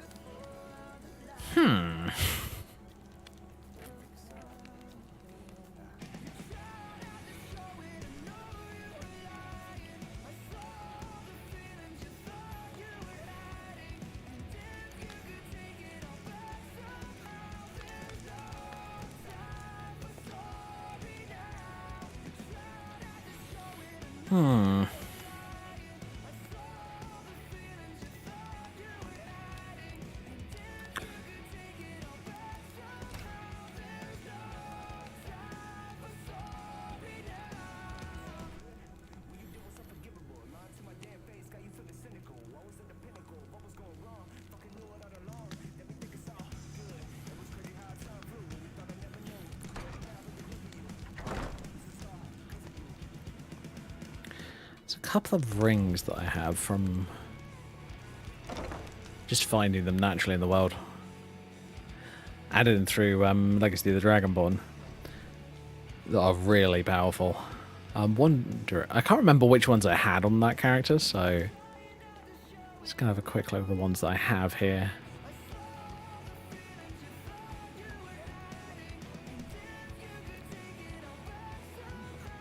Fascinating.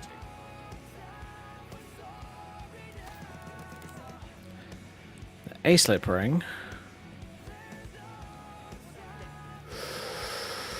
Interesting. That one's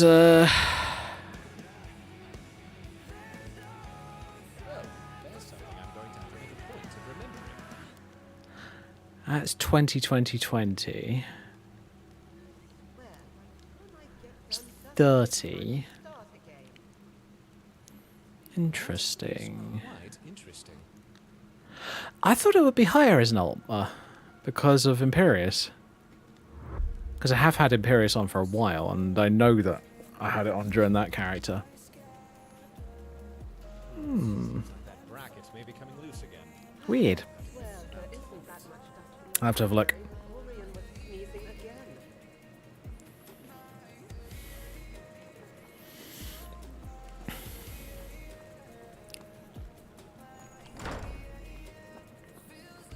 I think it may be time to change up the clothes.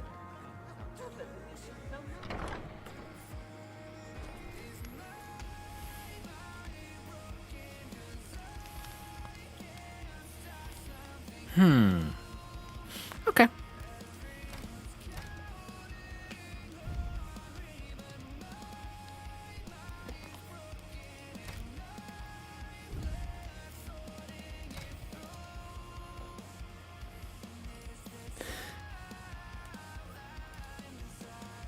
Oh yeah. I happen to have open in the background this.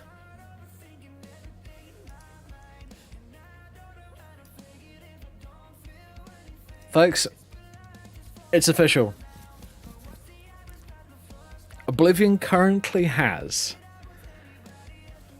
almost 170,000 players at the moment. A single player RPG that, who was it? I think it was either Nintendo or EA. One of the two. One of their execs said nobody's playing single player games anymore.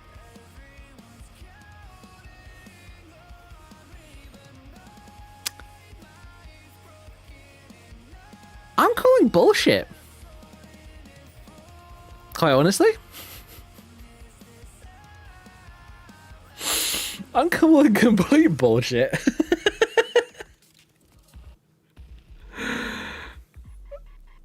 Or is 170,000 people nobody? Because it doesn't seem like nobody to me.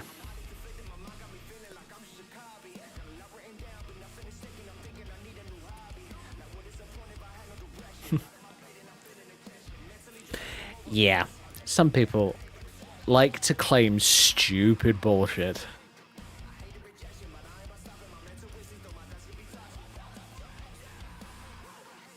Wait, what? Okay. Alright, guys and girls. I'm going to do another react. Because I feel like it.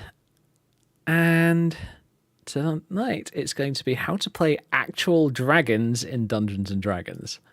Isn't it crazy that you can't just By play Pointy Hat. a dragon in Dungeons and Dragons? No, I'm not talking Dragonborn. I'm talking just an actual dragon. Well, what if you could though? Remember last year when Jenny and I created this community event and rallied as many creators as possible to make content around a specific monster? Well, that community event is back. Surprise. It's Monster Week, and on the second edition of Monster Week, we're doing the big boys, the ones right in the ampersand. Welcome to Monster Week Dragons.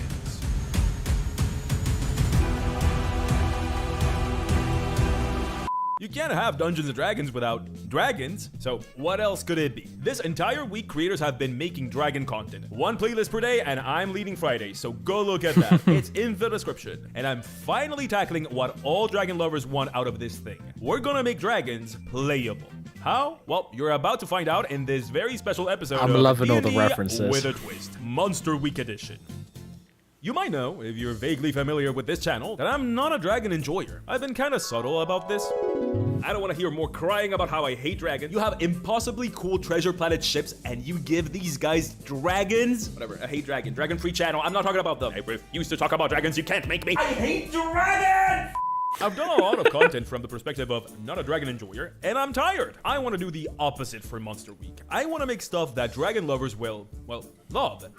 No, don't spoil it, it's not time. And after many hours of research in the definitely not furry minds, a through line has emerged. This is it. People want to play a dragon.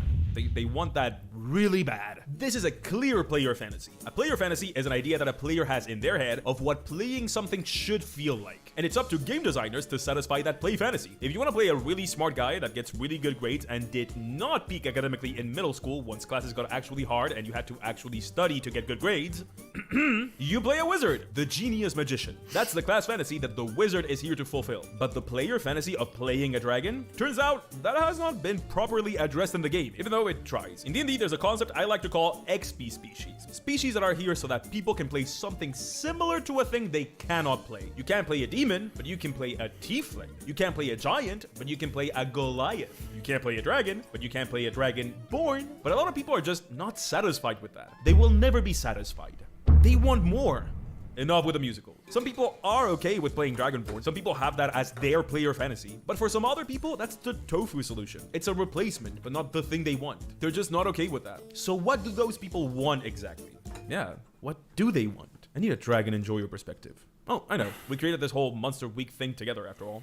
Human co-conspirator! Human co-conspirator! Hello, Hat. Hello, D. It seems like Monster Week is set to once again spread its wings across YouTube. Yes, we are poised to ignite the passions of the community for yet another year. Verily, we have clawed our way into the puns. hearts of the people. We have hoarded a collection of incredible creators, and none shall waste their breath trying... Yeah, Dragon D's, whatever. Look, Jenny, what do dragon people want? Like, carnally? No, I know that too well. No, when they say they want to play a dragon, what does that playable dragon species need to have? Okay, I'll let you know what dragon people want if you come to my Monster Week video and come up with an adventure for one of the dragon NPCs for my video. And then we can put it all in the Monster Week Dragons folio, right? No, shh, no, don't tell them. It's a surprise for the end. But this video is coming out on Friday. I told them Monday we were doing this. They know. It's a whole dragon PDF. I already raved about it in my own video. You and I wrote it. No, don't show them yet. You'll ruin the surprise. Fine, whatever. Okay, so what do dragon enjoyers want? I'm Ginny D, co-creator of Monster Week, alongside the most beautiful and specialist Hat whomst I and all others love dearly. But more importantly, I am a professional dragon liker. My very first D&D character had a pet dragon, and I was always more of an I wanna hug a dragon girly rather than an I wanna be a dragon girly. Dragon Riders of Pern Gang represent. What you know about me? What you know about me? But rest assured, you are in safe hands. I'll make sure the dragon-hating Hat does a good job with these. I've talked with dragon enjoyers, and along with my own expertise in that illustrious field, I've come up with a little list of what a playable species needs to satisfy most of my dragon-liking kin. Keyword most. Most. We can't please everyone. Anyway, let's take... And keyword, they need to be not brokily overpowered? Yeah. Look-see, shall we? In order for a dragon species to satisfy the dragon enjoyers, it needs the following. First, it's gotta be four-legged, or at least not bipedal. This is sort of a starter Pokemon line in the sand. It cannot just be like a guy with a dragon head. We already have that. It's called a Dragonborn. This thing needs to move on all fours. Whether the wings should have little feetsies at the end is sort of up in the air. Scholars remain divided on that front, but they all agree no bipedal. So we are taping the front claws to the ground. In terms of abilities, Breath Weapon is pretty much mandatory. It's integral to the fantasy, and so is flying. Although I'm stepping in and putting some conditions on that because if you want to play a dragon, your DM has to agree to let you, and nothing gets a species option banned from a table faster than unlimited flight. Ask all my scrapped variant giant tiefling characters. May they rest in peace. Also, big. A lot of people mentioned the bigness, which sounds hard for a playable species, but the new Goliaths do it, so. In terms of lore and sort of personality, it has to feel pretty grand. As in, this is not an animal. We're not making Game of Thrones Goliath's dragons supposed to be here. like These 11, are 12 talking, foot tall. thinking, PhD-having beings. We do not want these guys to feel animal-esque, which aligns with D&D dragon lore, so no problem with that. Finally, and perhaps most importantly, you guys really want this, but are very scared of a dragon species just not working, as in not working with weapons, not working with classes, not working with the game itself. The fact that you are playing a dragon should come up in game, but it shouldn't stop you from playing. Ditto for like going into a city or whatever. Playing a dragon should not be a liability. It should let you pick a D&D class and feel like a D&D character, just less bipedal. Good enough? Perfect enough. This is exactly what I needed. Thank you, dear Monster Week co-creator. Great. Don't forget to get to my video soon though, and don't send that human guy you always have around. He just has this sadness about him. Yeah, he does. Anyway, we have our list of prerequisites. These are what a dragon species needs to actually address the play fantasy of playing a dragon. Got it. That last one makes me sad. Like, the whole people being scared of not being able to play the game if they choose a dragon. Like, yeah, it's a tall order. Kind of tough to do it right. It's not easy. But hey, I made a book that has a playable familiar in it. It's kind of my job here to make this happen. So you sit back and relax and let me cook. No, not yet. But how? Well, I have this little concept called Warden Dragons. I've made them on this channel. Let me spoil people really quick on the art that is coming up. Yep, that's coming. Get ready. Wait for it. So what is a Warden Dragon? Familiar? Human familiar! Wish a dragon would take me away from here as part of its horde. That's surprisingly foreshadowing for later. Warden dragons are dragons that are all about their horde, except they hoard very specific kinds of people and not like have a bank account and a lot of money like other dragons do. They become stronger the more people they hoard, not the older they get, and they are associated with the D&D classes. So you can have like a wizard dragon and a warlock dragon and anything else, and those abilities, the abilities of the dragon, are like souped up abilities of those classes, and all of them with a draconic twist. Here is where playing a dragon comes in. Warden dragons don't reproduce. Or rather, they reproduce in a very weird way, not like that, you weirdo. When warden dragons are ready to pass on, they select one member of their horde, what is called a prince, a dragon prince, and the warden dragon passes on their draconic essence to that prince. And so this person turns into another warden dragon, and the essence passes on. And that's the birds and the bees, or the dragons and the... Listen, he doesn't pay me to come up with puns. He doesn't pay me. That's right, familiar. I don't. Now, I'm so excited to reveal this. What if I told you that the whole concept of Warden Dragons was in service of this very moment? In service of finally fulfilling this play fantasy. The fantasy of playing a dragon. Let me show you how.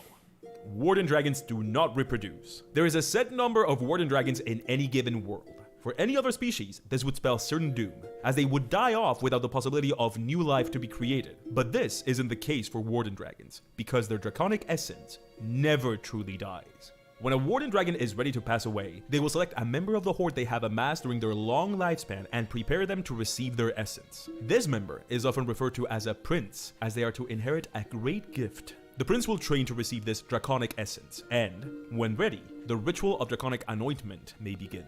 A successful ritual ensures the transference of the draconic essence into the body of the prince, transforming said body into that of a juvenile dragon. The prince is not erased in the process, but their body is changed irrevocably. They might have a hazy understanding of their previous life, or no recollection at all, but the personality is the same, even if the body has changed completely. Warden dragons do this because should they fail to pass on their essence and die, said essence would be dispersed in the ether, and could take centuries, even millennia, to reform into a body on its own. Warden dragons are the dragons that fear death the most, as they know that even though their essence will come back, it might take them an impossibly long time to do so. But this is also true of the prince turned dragon, for they are never more at risk than at this juvenile stage. This is why the new dragon quickly finds a horde of its own, an adventuring party. These dragon princes will join a party and establish it as their first horde, learn from the members of this party, and in time, develop into the warden dragon they will become. This is how Warden Dragons gain the experience in wizardry or sorcery or the martial techniques of paladins or rogues. It's by learning from the party, the horde they form as they travel during their infancy and grow in... One of the things you gotta remember is not only is Pointy Hat ridiculously good at storytelling, he's also very good at drawing, and all of these characters here are, at least from what I remember, I think he draws all of them. So yeah, this guy's just fucking talented. Into a true warden dragon. Okay, how about that? Warden dragons are tailor-made to allow people that want to play as a dragon to play as a dragon. But the playable dragon species should be written so that you can play any young dragon, not just warden dragons. If you want to play your chromatic, metallic, gem, whatever guys, with this species, you can. I think that's pretty cool. It takes off everything we outlined as a must for a dragon species. They have a breath weapon, they can fly even for short periods of time because they're still at that juvenile stage. They're as smart as any other PC, they are 100% not an animal, and the fact that they are extremely long-lived is baked into the species. It's a true dragon. They also have tools to hide their draconic nature, which is very much supported by D&D lore. In 2024, there's plenty of dragons that can do that, and even in mythology too, so it makes sense. And Furbolgs, another playable species, can do this exact same thing, so we have a precedent for abilities like this. But most importantly, they can be big. That's right, this is a species that grows. A big, no pun intended, thing I gathered from interviewing people that are very normal about dragons is that the bigness was a part of the play fantasy, so the Drake can be large. Not all the time, not clothing-wise. I mean, I guess maybe they're a size large, whatever, that's not important. I mean, D&D size large. Large PCs. They can't do this all the time, of course, it would be broken if they could. But this wasn't a thing before, but in the 2024 handbook, Goliaths can do this. So, once again, we have precedent for this. But if you're gonna go Warden Dragon for your own dragon PC, it kind of blows that we only have 3 Warden Dragons on this channel. Like, you need more. I gotta admit, personally, if I was ever going to do this, if I was ever going to play a D&D campaign as a dragon, I'd want the ability to, like, shift between my, like, a human or humanoid form into my dragon form. Like, have the human or humanoid form for, like, whenever you're going into a city, and then when you're going out and you really need a bit of extra firepower and maybe the ability to fly, transform into your dragon form, go off and wreck shit and fly. That's how I would personally want to play it. If you don't want to go with the baseline chromatic, metallic, whatever, you kind of want more of them, right? Or if you just want to use fun dragons based on the classes. And remember, they look like this now. So these are good to have for your backstory as a player if you need dragons, or if you're playing a playable dragon, or if you're a DM. So far, we've made sorcerer dragons, wizard dragons, and warlock dragons. That's 3 out of 3 spellcasters. We gotta switch it up with some martial energy, right? And since this is here to give DMs and players more tools to put in backstories or games, we kinda want a bad boy, right? Or at least one that can more easily be one. Not one that is forced to be one. So how about rogues? Let's make a rogue dragon. While many warden dragons are seen as pillars of their respective communities and welcomed in settlements of mortals, rooker dragons are seldom afforded the same kindness, because rooker dragons make hordes of stolen people. These snake-like draconic thieves gain power from amassing hordes of people that are taken away from their place of origin.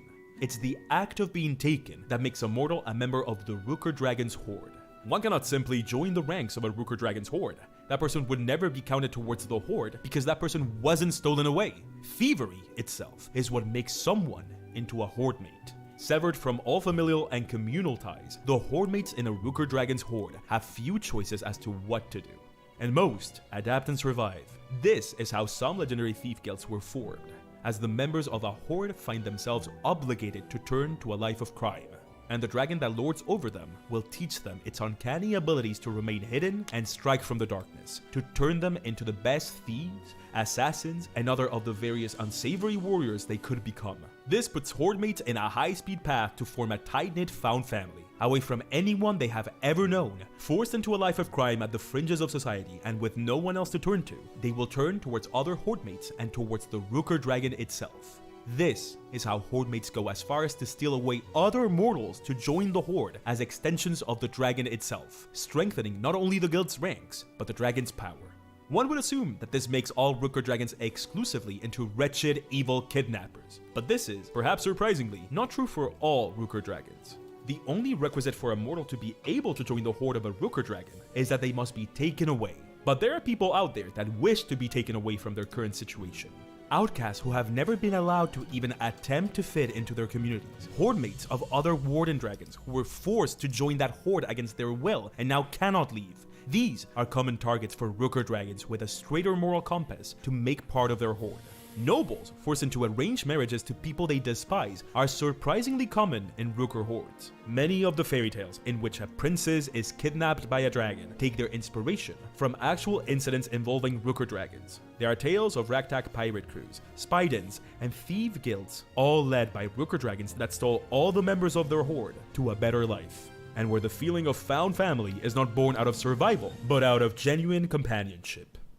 Okay, this one might be my favorite, but it has pirates and found family in it, so I'm nothing but predictable. What if you were a prince thief selected by the rogue dragon, the Rooker dragon, to become the next Rooker dragon? What if you don't feel like playing a dragon, but you love the idea of your backstory being a pirate crew led by a dragon that looks like a snake? I think it's fun. Once again, look at the art. And as a DM, this gives you so many adventure ideas. That is Maybe pretty sick an important looking, NPC was kidnapped by a Rooker dragon, and the PCs have to go find them. Except turns out that important NPC is much happier now as part of the horde. What do? Do you steal them back to get the reward for finding them? Or allow them the chance of a new life and go without getting payment? What if it's even more complicated than that? What if this NPC is a princess that needs to go back to their throne and become the queen, or else the kingdom would be in great peril, but she wants nothing more than to become a pirate? Oh, the drama. But this is Monster Week. I'm the creator of this whole thing along with Ginny. I can't stop here. Last year for the Kraken installment of Monster Week, I made an entire adventure. Do you think I'll be done at 2 monsters? Think again. No, 4 Warden Dragons is nice, but not enough. Let's make a 5th one, and let's make it to specifically inspire as many campaigns ideas as possible, and from a class that is often maligned as boring. Stories are born out of conflict, and what is a more obvious conflict than... I'm gonna guess fighter. Night dragons hoard soldiers, but they also hoard martial techniques. It's often said that night dragons fluctuate between a peaceful state and a state of conflict. During their peaceful state, they practice, learn, and even create new fighting techniques, and teach these techniques to the warriors that have joined their horde. While other Warden Dragons welcome as many mortals as possible into their hordes to grow their power, Night Dragons are quite discerning and will only accept those that display great martial prowess or the right disposition to one day become a great warrior. It's also during this peaceful state that Night Dragons will be most open to allow new members to join the ranks of their hordes, because once a Night Dragon decides to enter its conflict state, there will be little time for conscription, since a Night Dragon's idea of conflict is all-out war. Night Dragons live for battle, and see war as a time to... I'm just looking at that character standing on the back of that dragon's paw or hand. Holy shit, just imagine being that character. You'd be shitting yourself. Test the techniques their horde and themselves have practiced during the time of peace. This mentality means Night Dragons often find themselves leading the military branch of entire nations, with each and every soldier a member of their horde. Having a Night Dragon can be an incredible asset for the nations that accept these dragons leading their military, as granting this position to one of these dragons means that they have a centuries-old being of immense power concentrating exclusively in the defense of the nation. But there's a catch. Many times, a Night Dragon gains too much influence over the country they serve, and when this happens, the importance of the military grows along with the horde of the dragon. Night Dragons have been known to take control of the country they once served, instating martial law and beginning an expansionist approach to the management of military affairs. A Night Dragon in a sufficiently powerful position can lead a nation to become an empire, growing its military presence constantly, which also means growing the dragon's own power, since the military is the dragon's horde. The dragon then plunges the nation in a state of perpetual conflict, a constant and never-ending war, as war itself is the preferred habitat of the Night Dragon. Warhawk Dragon! I mean, not literally, it looks like a wolf, and you can really see it because look at the illustration, but isn't that cool? It's once again that age-old conflict of where to draw the line with this. There's so many possible adventures to run with these guys, and if you want to do the thing of... Oh my god, the bladed feathers, or whatever they're supposed to be. The bladed wings, that is so freaking cool. I love that. Playing a dragon, what about the second in command to one of these that becomes a prince and is turned into a dragon? So are we done? Is this all theoretical? You should know better by now. For the second installment of Monster Week, Ginny and I are putting out the first official Monster Week folio. Look at it! Look! Wow! Wow, what a surprise that nobody could have known about until now. That's right, the Dragon installment of the Monster Week Folio PDF with all the Warden Dragons I have ever made, completely revamped. Their stat blocks have been completely changed, including these 2 brand new ones and my playable dragon species, and yes, even more, what Ginny has made for her own entry into Monster Week. She has a whole bunch of dragon NPCs you can use, completely illustrated by the way, and revamped pseudo-dragons for pets or familiars, for even more draconic flavor at the table. And yes, this is Pointy Hat, so of course there's 100% free stuff. Who do you think I am? You get the Night Dragon for free, and if it looks interesting, go ahead and check out the whole Monster Week folio. Very nice. It's literally $10. Yes, just $10. We're keeping the price super low, and we're making it a PDF so you can grab it right now. No waiting. Because we realize that shipping is insane for anyone not in America, and I'm not an American hat, so I can empathize. So yeah, the folio is available right now. Go grab it. But if you want even more than that, please go check out the playlist. There's so much to look at. There's original songs, there's art, there's breakdowns, there are character builds, there's movie reviews, there's what dragon you are based on what ADHD you have. There are hours upon hours of dragon content, all divided in different playlists. As I said, I'm Mr. Friday, so I'll link that one below, but you can find all of them in the Monster Week channel on the playlist tab. Find your new favorite creator in there. I know I found some real gems last year and this year. Real talk, Monster Week is one of the things that I've ever been most proud of. I cannot believe I made it happen along with Ginny. It's really hard when you're not American to feel part of this community at all, to be honest.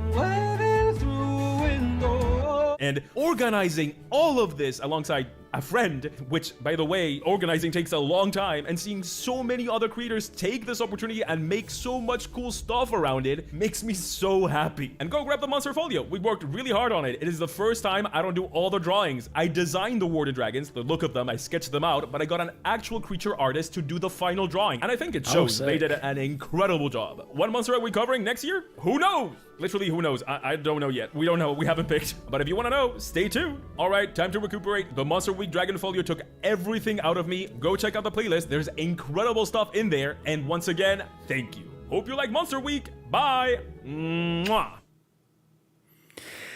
Okay, that is really kind of cool. I love it. Being a person who I have played D&D in the past, but I haven't played in quite a while, so seeing all manner of different suggestions and ideas that people come up with, absolutely love it. This is one of the things I love about both D&D and modding. It's collaborative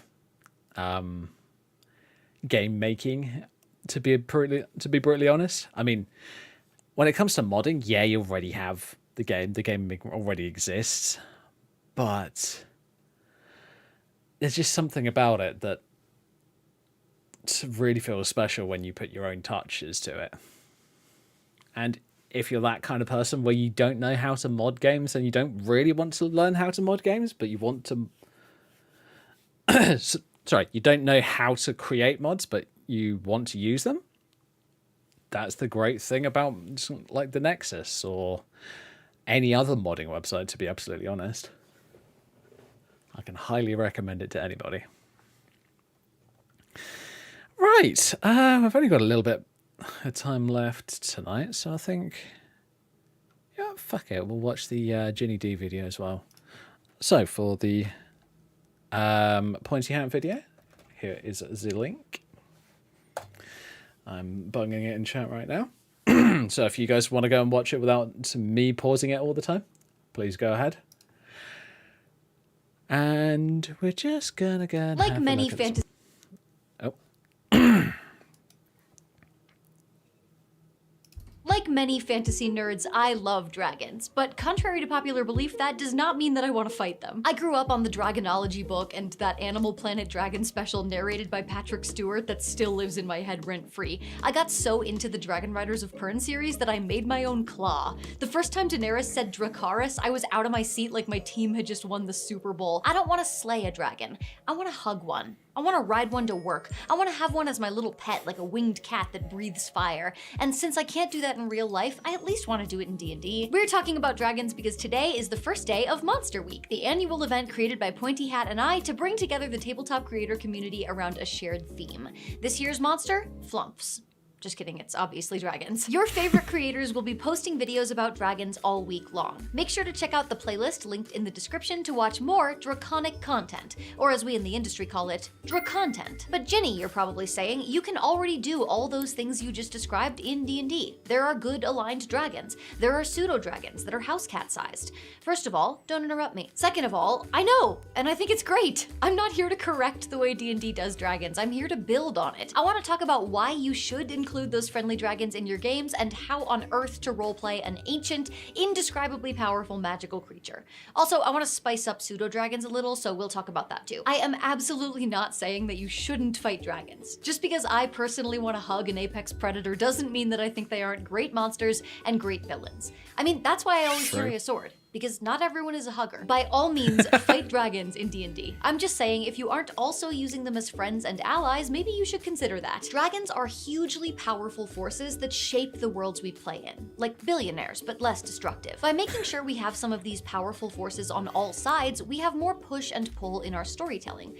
More levers that DMs can use to affect the campaign. Just like we have good gods, evil gods, and neutral gods, sometimes a dragon ally or patron or resource can serve a valuable narrative purpose. Limiting ourselves to dragons only as monsters is like cooking only with garlic powder. Don't get me wrong, I like garlic, but sometimes I'm making a chocolate cake. Plus, if all your NPCs are humanoids, you're missing a whole host of creatures that could make your world feel more magical. Not just dragons, but other intelligent monsters like sphinxes, unicorns, treants. I mean, why not have Grandmother Willow as an NPC in your campaign? No, you're right, that might get too sappy. In my opinion, good storytelling, especially in an interactive medium like tabletop games. Oh god. I detected that pun. That pun hurt. Holy shit. Come on, Ginny, really? Goes hand in hand with complexity. Playing with tropes and cliches can be fun, of course. I love a hooded stranger lurking in the corner of a tavern as much as the next girl, but my favorite games are the ones that challenge me to investigate and problem solve and get creative. If the only dragons your players ever encounter are evil monsters, there's a lot less complexity to those interactions. Friendly dragons challenge players to listen and roleplay and interact, instead of meeting a dragon and immediately rolling initiative. So how do you actually roleplay a dragon? Playing a shopkeeper is pretty easy. Most of us have been stuck working retail at some point. But dragons, a lot fewer of us can relate to being ancient, massive, magical creatures who sleep on mountains of treasure. Unless cat hair counts as treasure, in which case we have a lot in common, and I'm very wealthy. A lot of role-playing dragons can be similar to any other NPC. They should have motivations, backstories, and personalities, but there are a few key differences that really affect how a dragon behaves. First, dragon lifespans are huge. We're not just talking old enough to remember dial-up internet. A great worm alive today could have witnessed the fall of Carthage, if he hadn't been so busy watching the Anglo-Saxons write their first poetry. That must have been some unparalleled 7th century cringe. Imagine the kind of patience that comes with knowing you will still be here when your current problem literally crumbles into dust. Dragons can afford to play the long game, and that should be reflected in how they make their choices. Next on the list, dragons are incredibly powerful. They simply wouldn't have the same sense of vulnerability that most humanoids do. A dragon isn't likely to flinch at a threat. If a mortal starts waving a sword at them, they would probably be amused at best and annoyed at worst. Most of us don't think twice about swatting at a fly, and that's how a lot of mature dragons would probably feel about your typical tier 1 adventurer. This could easily result in dragons. Oh my god, imagine that. Just having a dragon NPC that's giving you a quest just so that one, and I'm going to be brutally honest, this is probably exceedingly common in parties, just that one little idiot who likes to hit everything doesn't do it because they know this thing is going to kill me in one shot. I better not act like a moron. Just saying. that are demanding, overconfident, or self-centered, regardless of their alignment. Also, metallic dragons are natural shapeshifters, which adds a whole extra layer to their experience. This ability allows them to mingle amongst humanoids unnoticed, which also lets you get creative in how they interact with your players. A mysterious informant, a trusted mentor, a beggar on the street, any of them could be a dragon in disguise, especially if your players develop a habit of being mean to beggars. Sometimes karma comes in the form of a breath weapon. Finally, dragons are famously hoarders. If you have a cabinet full of empty jars because they might come in handy someday, you probably have a window into this mentality. Dragons have obsessive interests and will fiercely guard their collections, whether it's gold or magic items or Beanie Babies with the tags still on. Don't give up, guys. They're going to be worth something eventually. And of course, alignment is always worth factoring in. Just remember that it's not a straitjacket. Just because a dragon is evil doesn't mean it can't be open to negotiation. Likewise, good dragons won't automatically agree to become the party's private jet. Just like any other NPC, a dragon has goals and principles. I don't that think guide any its dragon actions. would. Alignment isn't just a binary switch between kill party and help party. Other than dragon turtles, the monster manual doesn't really have neutral dragons, but Fizzbands has plenty, and I highly recommend using some, or just making some kinds of dragons neutral in your game. Again, the more variety you can have, the more varied stories you can tell. A neutral dragon is a less predictable force, and there's nothing more fun than an unpredictable dragon. Oh, did I say fun? I meant dangerous. Close enough, though. Let's do a quick summary, just in case you've relegated me to second screen content today. When creating a dragon NPC, you'll think about motivation, backstory, personality, and alignment, just like with any other NPC. But you should also consider some key draconic factors: their age, their power, whether or not they ever take a humanoid form, and their horde. Let's put all this into practice with an example dragon NPC. May I introduce Pithiarmai the Silver Sage. This ancient silver dragon lives high atop Mount Agairo in a gleaming white stone palace. She's over 1,000 years old and known for her prophetic dreams, visions of the future that draw hopeful pilgrims from across the world. She is well known to arcane and divine scholars, and several temples and universities have sprung up on the slopes of the mountain, hoping the proximity of such a creature might amplify their own power. Those who seek her counsel leave offerings at shrines along the mountain path, hoping this will help them become one of the lucky few who are actually granted an audience with the Silver Sage. Silver dragons are typically lawful good, so I've created Pithiarmai to fill the role of a sort of helpful, mystical grandma, but the kind of grandma that you're still a little scared of. She knows the future can't be changed, but she still believes that knowing what's coming can help people grow, or heal, or at least brace themselves before walking face first into a metaphorical sliding glass door. The law she follows is the law of destiny. She sees it as her responsibility to get the right visions to the right people. As an ancient dragon, her centuries of life have absolutely shaped her perspective. She's seen civilizations rise and fall, prophecies fulfilled and forgotten, trends come and go. Pithiarmai would never stop wearing skinny jeans just because Gen Z thinks they're millennial cringe. She's an inspiration to us all. To the Silver Sage, mortal concerns are fleeting, and unless you've brought a truly meaningful question, she does not want to be interrupted. Her dreams are how she glimpses the future, so she spends as little time awake as she can. And like, girl, same. As for her power, she does not need to prove herself to anyone. If a farmer and a king appear at her palace doors, she treats both exactly the same. She's more blasé than serene and is completely unfazed by threats, mainly because she could vaporize you with a yawn if she felt like it, but also because her belief that the future is set in stone means that she has reached total acceptance.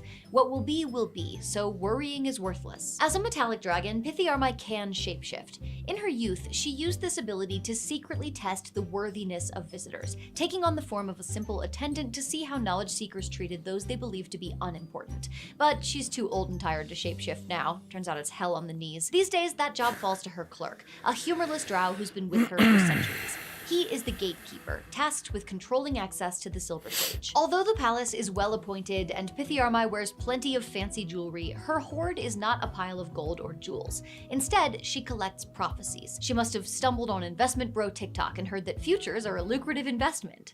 So, finance humor for ya. Every vision she receives is carefully preserved in the unassailable vault of her draconic mind, kept safe until the right seeker comes along. These are precious, powerful glimpses of what might come to pass, and she guards them just as fiercely as a red dragon would its treasure. Ta-da! There's a dragon NPC that takes all those factors into account, leaving you with a creature that feels distinctly draconic but has her own unique role to fill. And the real beauty of dragons is that thanks to all the colors and types and the wide range of ages they can occupy, you can easily create multiple dragon NPCs that are nothing alike. Pithiarmai is one of 3 dragon NPCs that I created for the Monster Week Dragons Folio, which is a collaboration with Pointy Hat available as a digital download at the link in the description. But there are 2 more that are nothing like her, like Zivril, the Masked Merchant, a young copper dragon who hides his true form in order to live as a human, running a luxury import business and living it up amongst the mortal elite on the piles of gold that it earns him.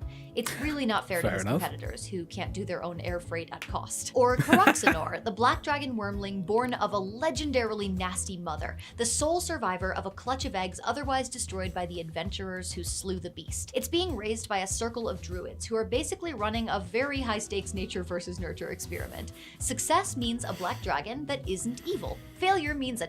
I seem to remember a certain dragon doing that with a bunch of druids in Critical Role, and seem to remember it didn't end up particularly well. toxic plague swamp that kills thousands. What could go wrong? These 3 dragons could not be more different. You can follow the same basic principles and end up with a cranky old prophet, a startup bro who loves to party, and a stinky danger toddler. It's the best. Now, you're probably thinking, Ginny, these NPCs sound fun and everything, but how do I actually incorporate them into adventures? And you know what? I'm sick of it. Do I have to do everything around here? I'm the only one carrying my weight. Don't you have like 20 clones trapped in your basement? You can't prove that. Come back with a warrant. Settle down. I'll come up with an adventure for your dragon. I mean, I already made an entire video for my own channel about dragons, plus a playable dragon species and like 5 warden dragons for the Monster Week folio we made. And I did it all with just 1 human familiar to help me out. And he's not even very smart. So this is really a big favor. What if I come help out with your video for Friday? Then we're even. Fine. I can't believe I have to come out of the closet again for this. Let's use Karoxenor as an example. The little black dragon wormling that a whole druid circle accidentally adopted. I'm not judging. Whomst amongst us hasn't seen a cute stray and ended up bringing home a creature that can spit acid 60 feet. We want an adventure that plays on this conflict between the wormling being innocent, but still very much super dangerous. Like, maybe the little guy has been having nightmares. You know how dogs kick their little feet while they sleep? When they're dreaming about finally apprehending that force of absolute evil, the mailman. Well, imagine that, but the dog can spew acid everywhere. The grove is getting damaged every single night, and some of the druids have gotten hurt. The thing is, Karoxenor doesn't remember its dreams. It just remembers feeling scared. Normally, the circle's dream specialist could step into somebody else's consciousness and investigate this problem, but draconic minds are just too complex and different from humanoid ones. Her magic is just not strong enough to let her see what's haunting the little wormling. But don't worry, it is strong enough to project people into the dream, where they can see what's going on, and hopefully fix it. The only catch is, say it with me, if you die in the dream, you die in real life. Which is why the druids ask the party to undertake the journey. You know, because the party is so strong and capable. Oh, well, excuse me. I'm sure there's a D&D party out there that's strong and capable. Somewhere. Anyway, this gives you a pretty good chance to invent some fun dream world mechanics. Maybe all the damage here is psychic, or everyone can fly, or the landscape can be changed with your mind. But whatever it is, the characters soon find the source of Karoxenor's fear. Maybe it's the little wormling's legendary evil mother, disappointed at how weak her spawn turned out. What do you mean? No, I'm not projecting. Shut up. Maybe it's the party of heroes who destroyed the rest of the eggs in Karoxenor's clutch, stomping them underfoot and heading for Karoxenor next. It might even be the druids themselves, having an existential argument about whether adopting a baby acid-spraying monster was a responsible life choice. And Survey says probably not.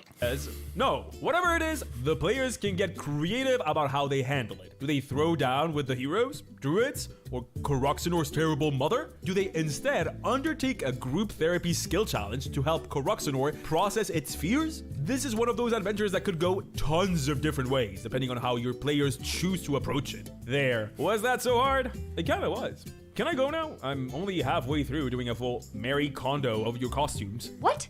Are you getting rid of my stuff? Only if it doesn't spark joy. Okay, we'll talk about that later. Anyway, each of the 3 dragon NPCs in the Monster Week folio has 3 related quest hooks, just like that one, to make it super... I gotta admit, I love how those two have that dynamic. They are hilarious.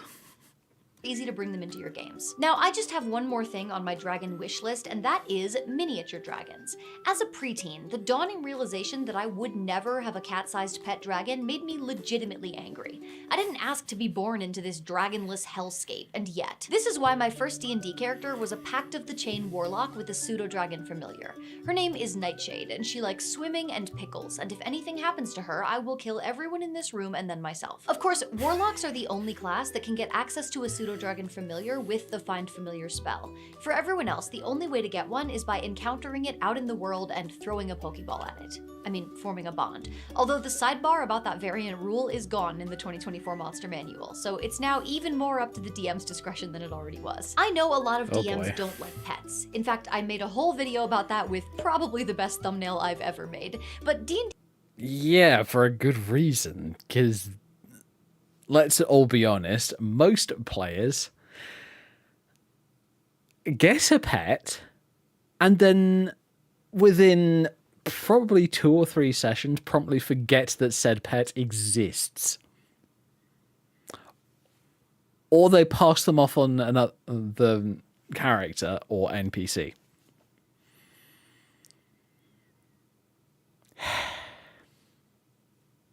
What are people like? D&D is all about the fantasy. Being a powerful hero who defeats evil and becomes the subject of epic songs and stories is one of those fantasies. But having a flight of tiny little dragons try to steal your rations while you camp, or seeing one locked away in a little magical cage in the marketplace just waiting for you to rescue it, these are all appealing fantasies too. That's why pet dragons perched on somebody's shoulder are such a staple in fantasy. We want that. I want that. Give me that! That's why even if none of your players get a familiar through their character build, I think you should consider finding ways to include pseudo-dragons in your world anyway, as wild creatures, as exotic pets for sale, or even as familiars for your NPCs. And while pseudo-dragons are ridiculously cute, they're also pretty limited, especially when compared to the huge range of full-size dragons in the worlds of D&D. I reskinned Nightshade to have a different look than the classic pseudo-dragon, but I was pretty new to D&D at the time and wasn't experienced enough to mess with any stat blocks. But it's been almost 7 years, and these days I have... Oh my god. Can you imagine a newbie D&D player wanting to mess with the stat blocks of a creature that, let's be honest, is basically a pet? No, you cannot make them as powerful as a proper dragon, because they're not, first of all, they're not big enough, and second of all, that is overpowered to the point where it's ridiculous. No. Oh, God. And the only way that you actually learn this kind of shit is by actually playing the damn game. Zero qualms about f***ing with some game mechanics. So here are 3 pitches for variant pseudo-dragons to give them a little more interest for your games. These might be naturally occurring variations, or maybe there's some sort of dragon-obsessed mad scientist doing genetic experiments or something. Feel free to give her blue hair and make her the pseudo-dragon equivalent of a crazy cat lady. I won't be offended. First things first, if there are chromatic and metallic dragons, why not chromatic and metallic pseudo-dragons? Let's assume that the standard pseudo-dragon is neither chromatic nor metallic, so both of those versions are offshoots from the original. In full size, chromatic dragons are marked mainly by flat colors and evil alignments. But we want these to be little buddies, so we're gonna use Tinkerbell logic and say that since their bodies are so small, they just can't hold as much evil. So instead of being actually malicious, chromatic pseudo-dragons are lovable little terrors, like a cat that's a little too smart. Fed your chromatic pseudo-dragon a food she doesn't like, she's gonna make eye contact with you while she pushes a potion bottle off of the shelf. I don't want them to just be small-scale copies of real chromatic dragons, so I'm thinking these ones have a... Oh my god, when she said that, I could literally just imagine this dragon going... and it just crashing onto the floor. Perfect. It's an idea, Jenny. Love it.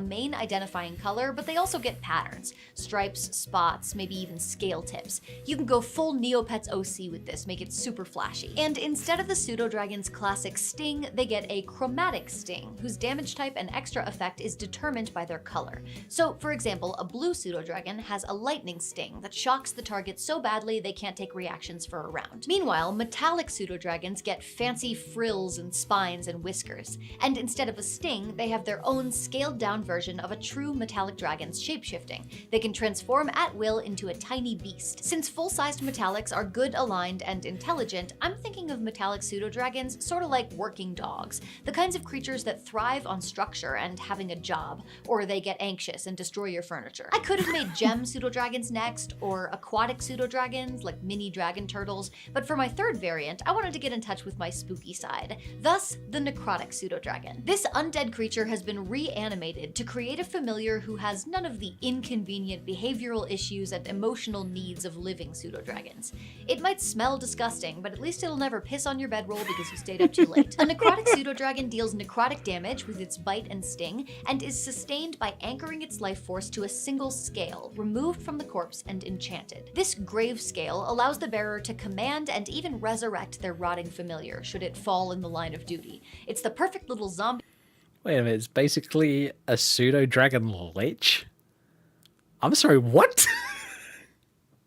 Assistant for the mage with a strong stomach. If you think pseudo-dragons won't appear more than once in your campaign, you probably don't need more than the standard stat block. But if you have a player like me who wants flavorful new familiar options, or if you want to make pseudo-dragons as common as squirrels in your world and could benefit from some rarer and more interesting options, then feel free to take these ideas and run with them. If you don't want to homebrew these kinds of changes by yourself, I've written up all 3 of these variants with descriptions and stat blocks in the Monster Week Dragons Folio, available as a PDF at the link in the description. Listen, you can slay dragons. Of course you can. It's fun to slay dragons. I'm not at all saying that you shouldn't. But even if you want to use dragons as villains, or maybe even especially if you want to use dragons as villains, I really hope you'll consider including friendly and neutral dragons too. Things get so much more exciting if your players can come face to snout with a dragon and not immediately know if they're in danger.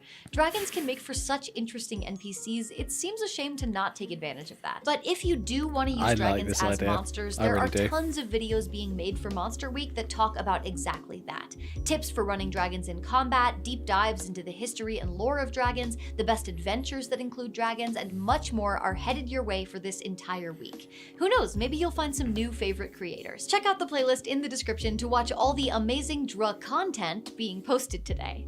I know, I need to stop trying to make Dra content happen. It's not gonna happen. Stay tuned for the rest of this week because there will be new videos and a new playlist every day. And I think you're gonna be really excited to see all the creators who are participating this year. Now, if you'll excuse me, I'm gonna go rewatch that Patrick Stewart Dragon special and try to recapture the joy of being too young and stupid to know it wasn't real. Okay, another good video by Jenny D. I love the idea, I really do, because here's the thing, every single goddamn dragon that's ever existed in most D&D games is a bad guy. Or some extremely aloof, quote-unquote, good guy who doesn't really give much of a shit about what the adventuring party does, just as long as they do the job that they were contracted to do. And I kind of like the idea of them just being an ally rather than being like dragon that is in its own dragon lair number 7492. Very boring. I mean, I even had an idea once that I wanted to do, I'd love to do in like a game or maybe even in a D&D campaign where you have this type of dragon that doesn't just breathe fire. They basically, there's this spell effect that it's called darkness, where it will just make an entire area pitch black. Like you cannot see more than like a foot in front of you, kind of pitch black. And I was thinking, I wonder if I could make that into like an alternate breath weapon. Like, so the dragon's got a normal flame breath weapon, but you can recolor it to whatever you like. And then they've got a more unique breath weapon. Not sure how well that would work. It might be ridiculously overpowered. It might not be. I have no idea because I have never run a D&D campaign. But anyway, folks, enough of me nerding out. Let me just quickly give you guys the link to that video. This one is the Ginny D video. So yeah, hope you guys enjoyed. Hope you guys stayed for the reaction stuff. I want to do this a bit more often. I want it to be as part of the stream as just normal gameplay, because it's fun. It's interesting to see what other people come up with, and sometimes to cringe at it, especially. Oh, especially with some people. But hey ho. Anyway, folks, thank you all very much for watching. Feel free to follow if you haven't already. Like, subscribe, and all that wonderful stuff over on YouTube. And hopefully by tomorrow afternoon, when I do my next stream, I'm thinking I'm either going to do it like... I'm either going to start it before dinner or after dinner. I'm not 100% sure. But we're going to be playing a fair bit of Oblivion, because I am going to get it, because I cannot stop myself from wanting to get it. But anyway, thanks for watching, guys, and I will see you tomorrow. So good night, stay safe, have fun, and I'll see you tomorrow. Bye, everybody.